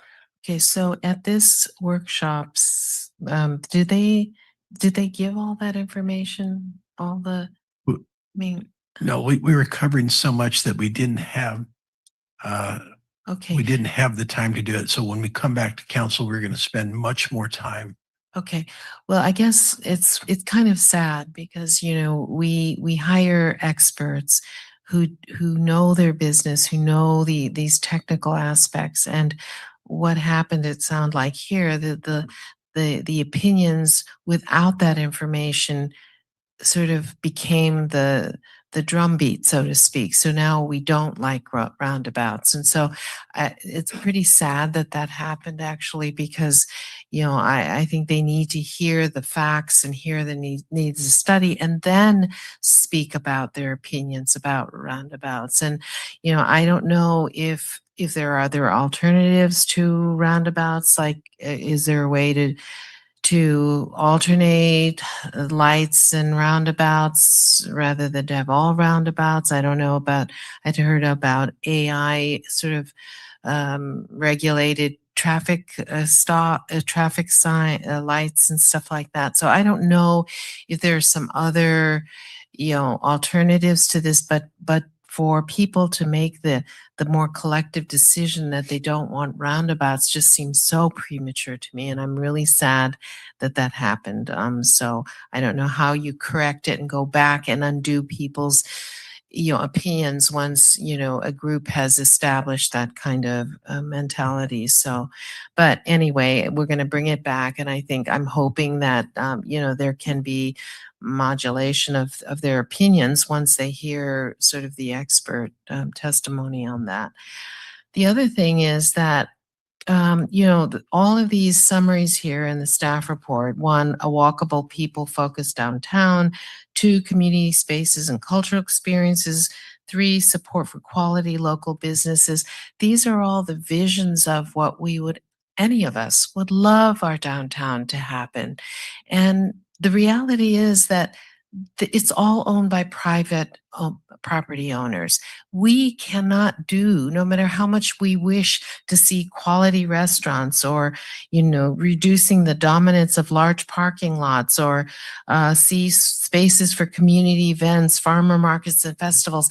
It is all owned by private property owners. So this is also kind of, I feel like it's our wish list, but we don't have any control over it. We have control over the medians and the public right of way, and traffic flow, et cetera. But we can't wish for these things. It may take 50 to 100 years before we even get rid of our strip malls, because the property owners don't have to change that. So this idea of walkability and bicycle friendly kinds of things, it's wonderful, but we have no control over that. And as long as people know when they express these visions that we're not falling short for them because we can't make it happen, because we don't own it, unless the city has huge amounts of money to buy those properties, we can't do it. So I hate to be in a pessimistic mood. Maybe it's because it's 11 o'clock, but I just want. Well, almost. So I need to interrupt you. Okay, yeah, That's fine. We're nearing our 11 o'clock. I make a motion that we will finish this item no later than 10 minutes after 11. Hard stop. I'd like to add a friendly amendment that we do the 13A also. Is that 13? No, I'm sorry. The Lock Pad and Park one. C? It's 13C.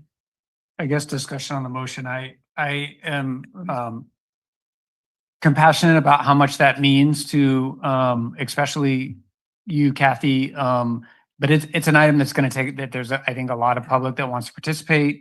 It's late. People are more likely to be unfriendly when it's late. I really think that it deserves to move to another time. If that means we meet, I mean, I'd like to think we can have it at the next meeting. But if we need to discuss a special meeting, I'm open to that too. Like, We can easily fit it into the next meeting.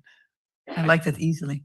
Like, well, I just want to say that if you confine it to the agenda item, it should not be such a thing. It's not a public hearing about the Asian American Garden. It is focused on a request by the Regional Park District to get a detailed plan.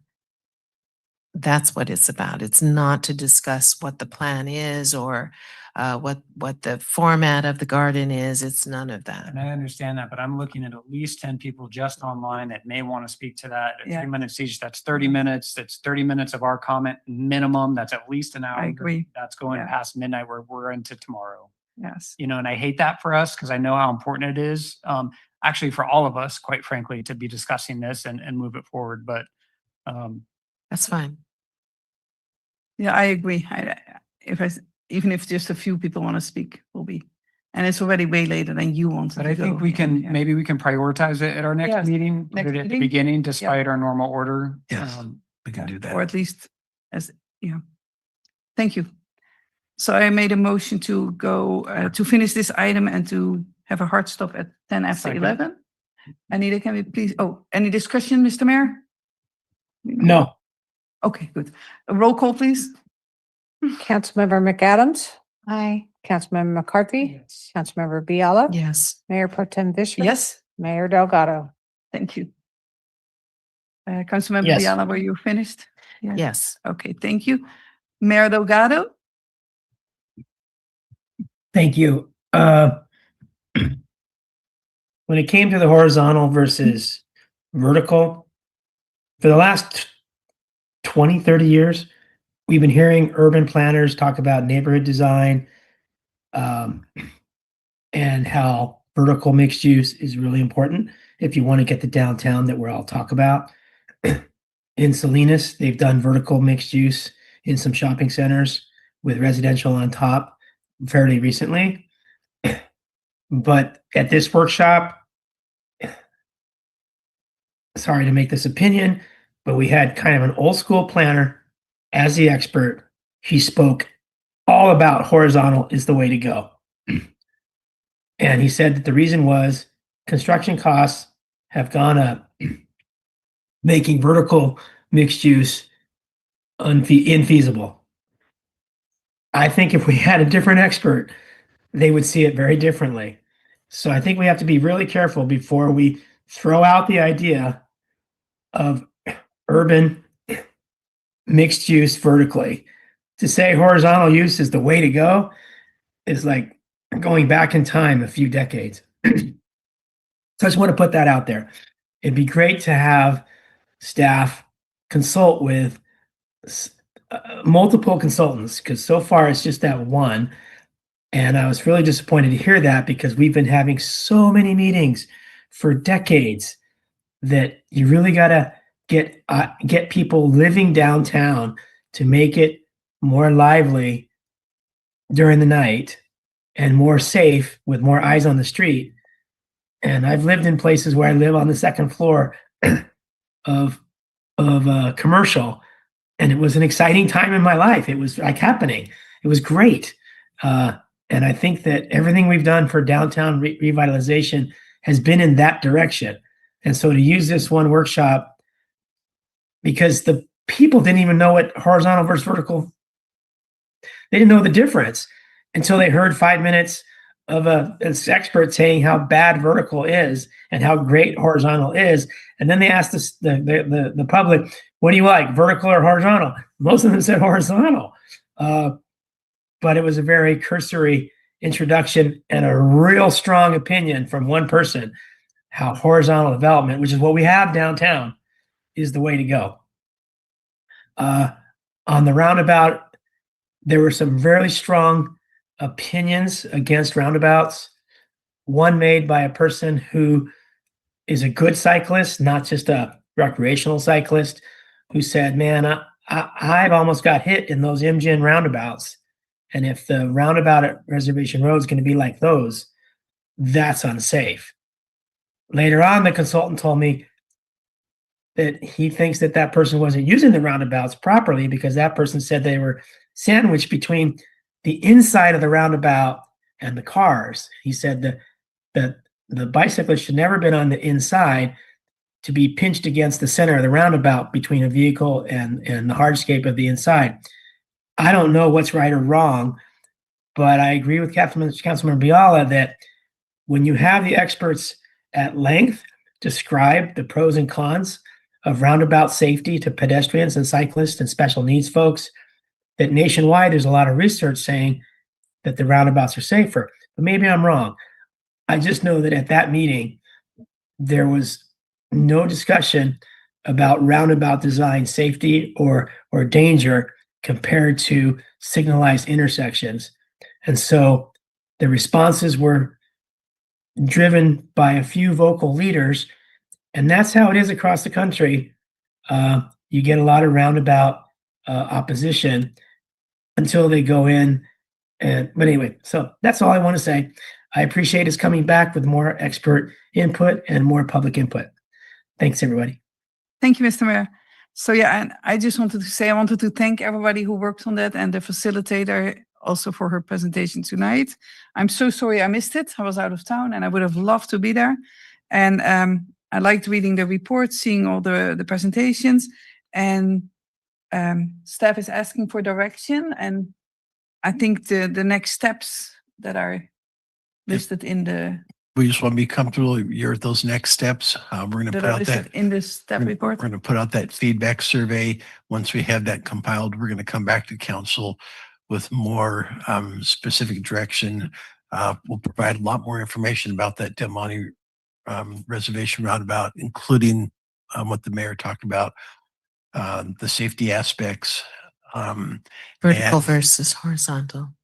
And yeah, we'll bring, when they talked about horizontal, it was not just only commercial horizontal. It was horizontal 1 to 2 vertical stories up. It was referring to the vertical is the 4, 5, 6, 7 stories that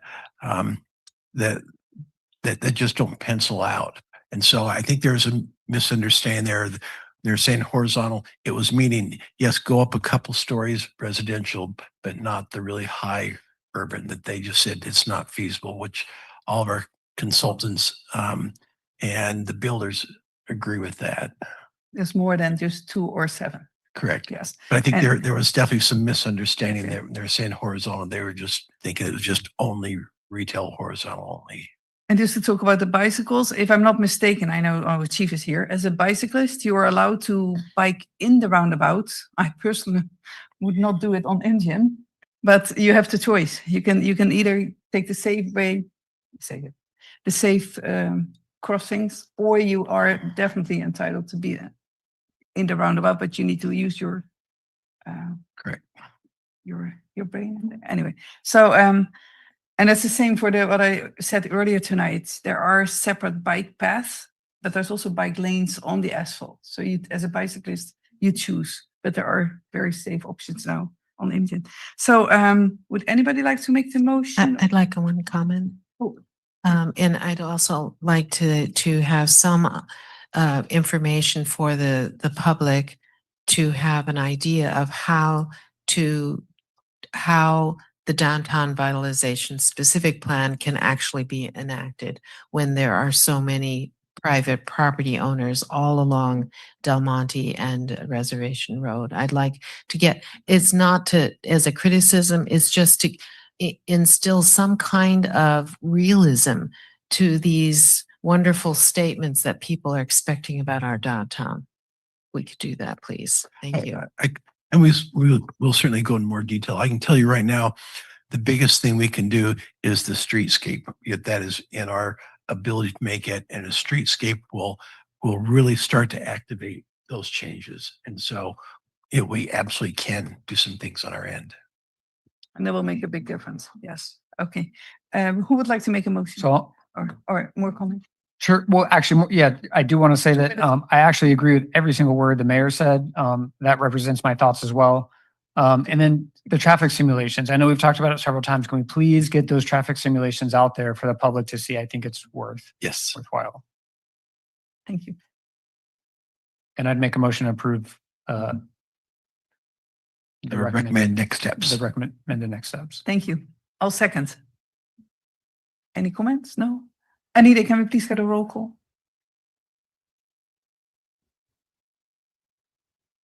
Councilmember McAdams. Aye. Councilmember McCarthy. Councilmember Biella. Yes. Mayor Pro Tem Fisher. Yes. Mayor Delgado. Yes. Thank you. That motion passes, and that takes us to the adjournment of this meeting with apologies for the very late ending. Not very I late. still have a minute to spare. I'm like Denise Turley. I'm giving you a minute. Denise, were you still there to hear that? Okay, I don't know. Thank you all for being here. Yeah, I'll give you a minute back. Thank you.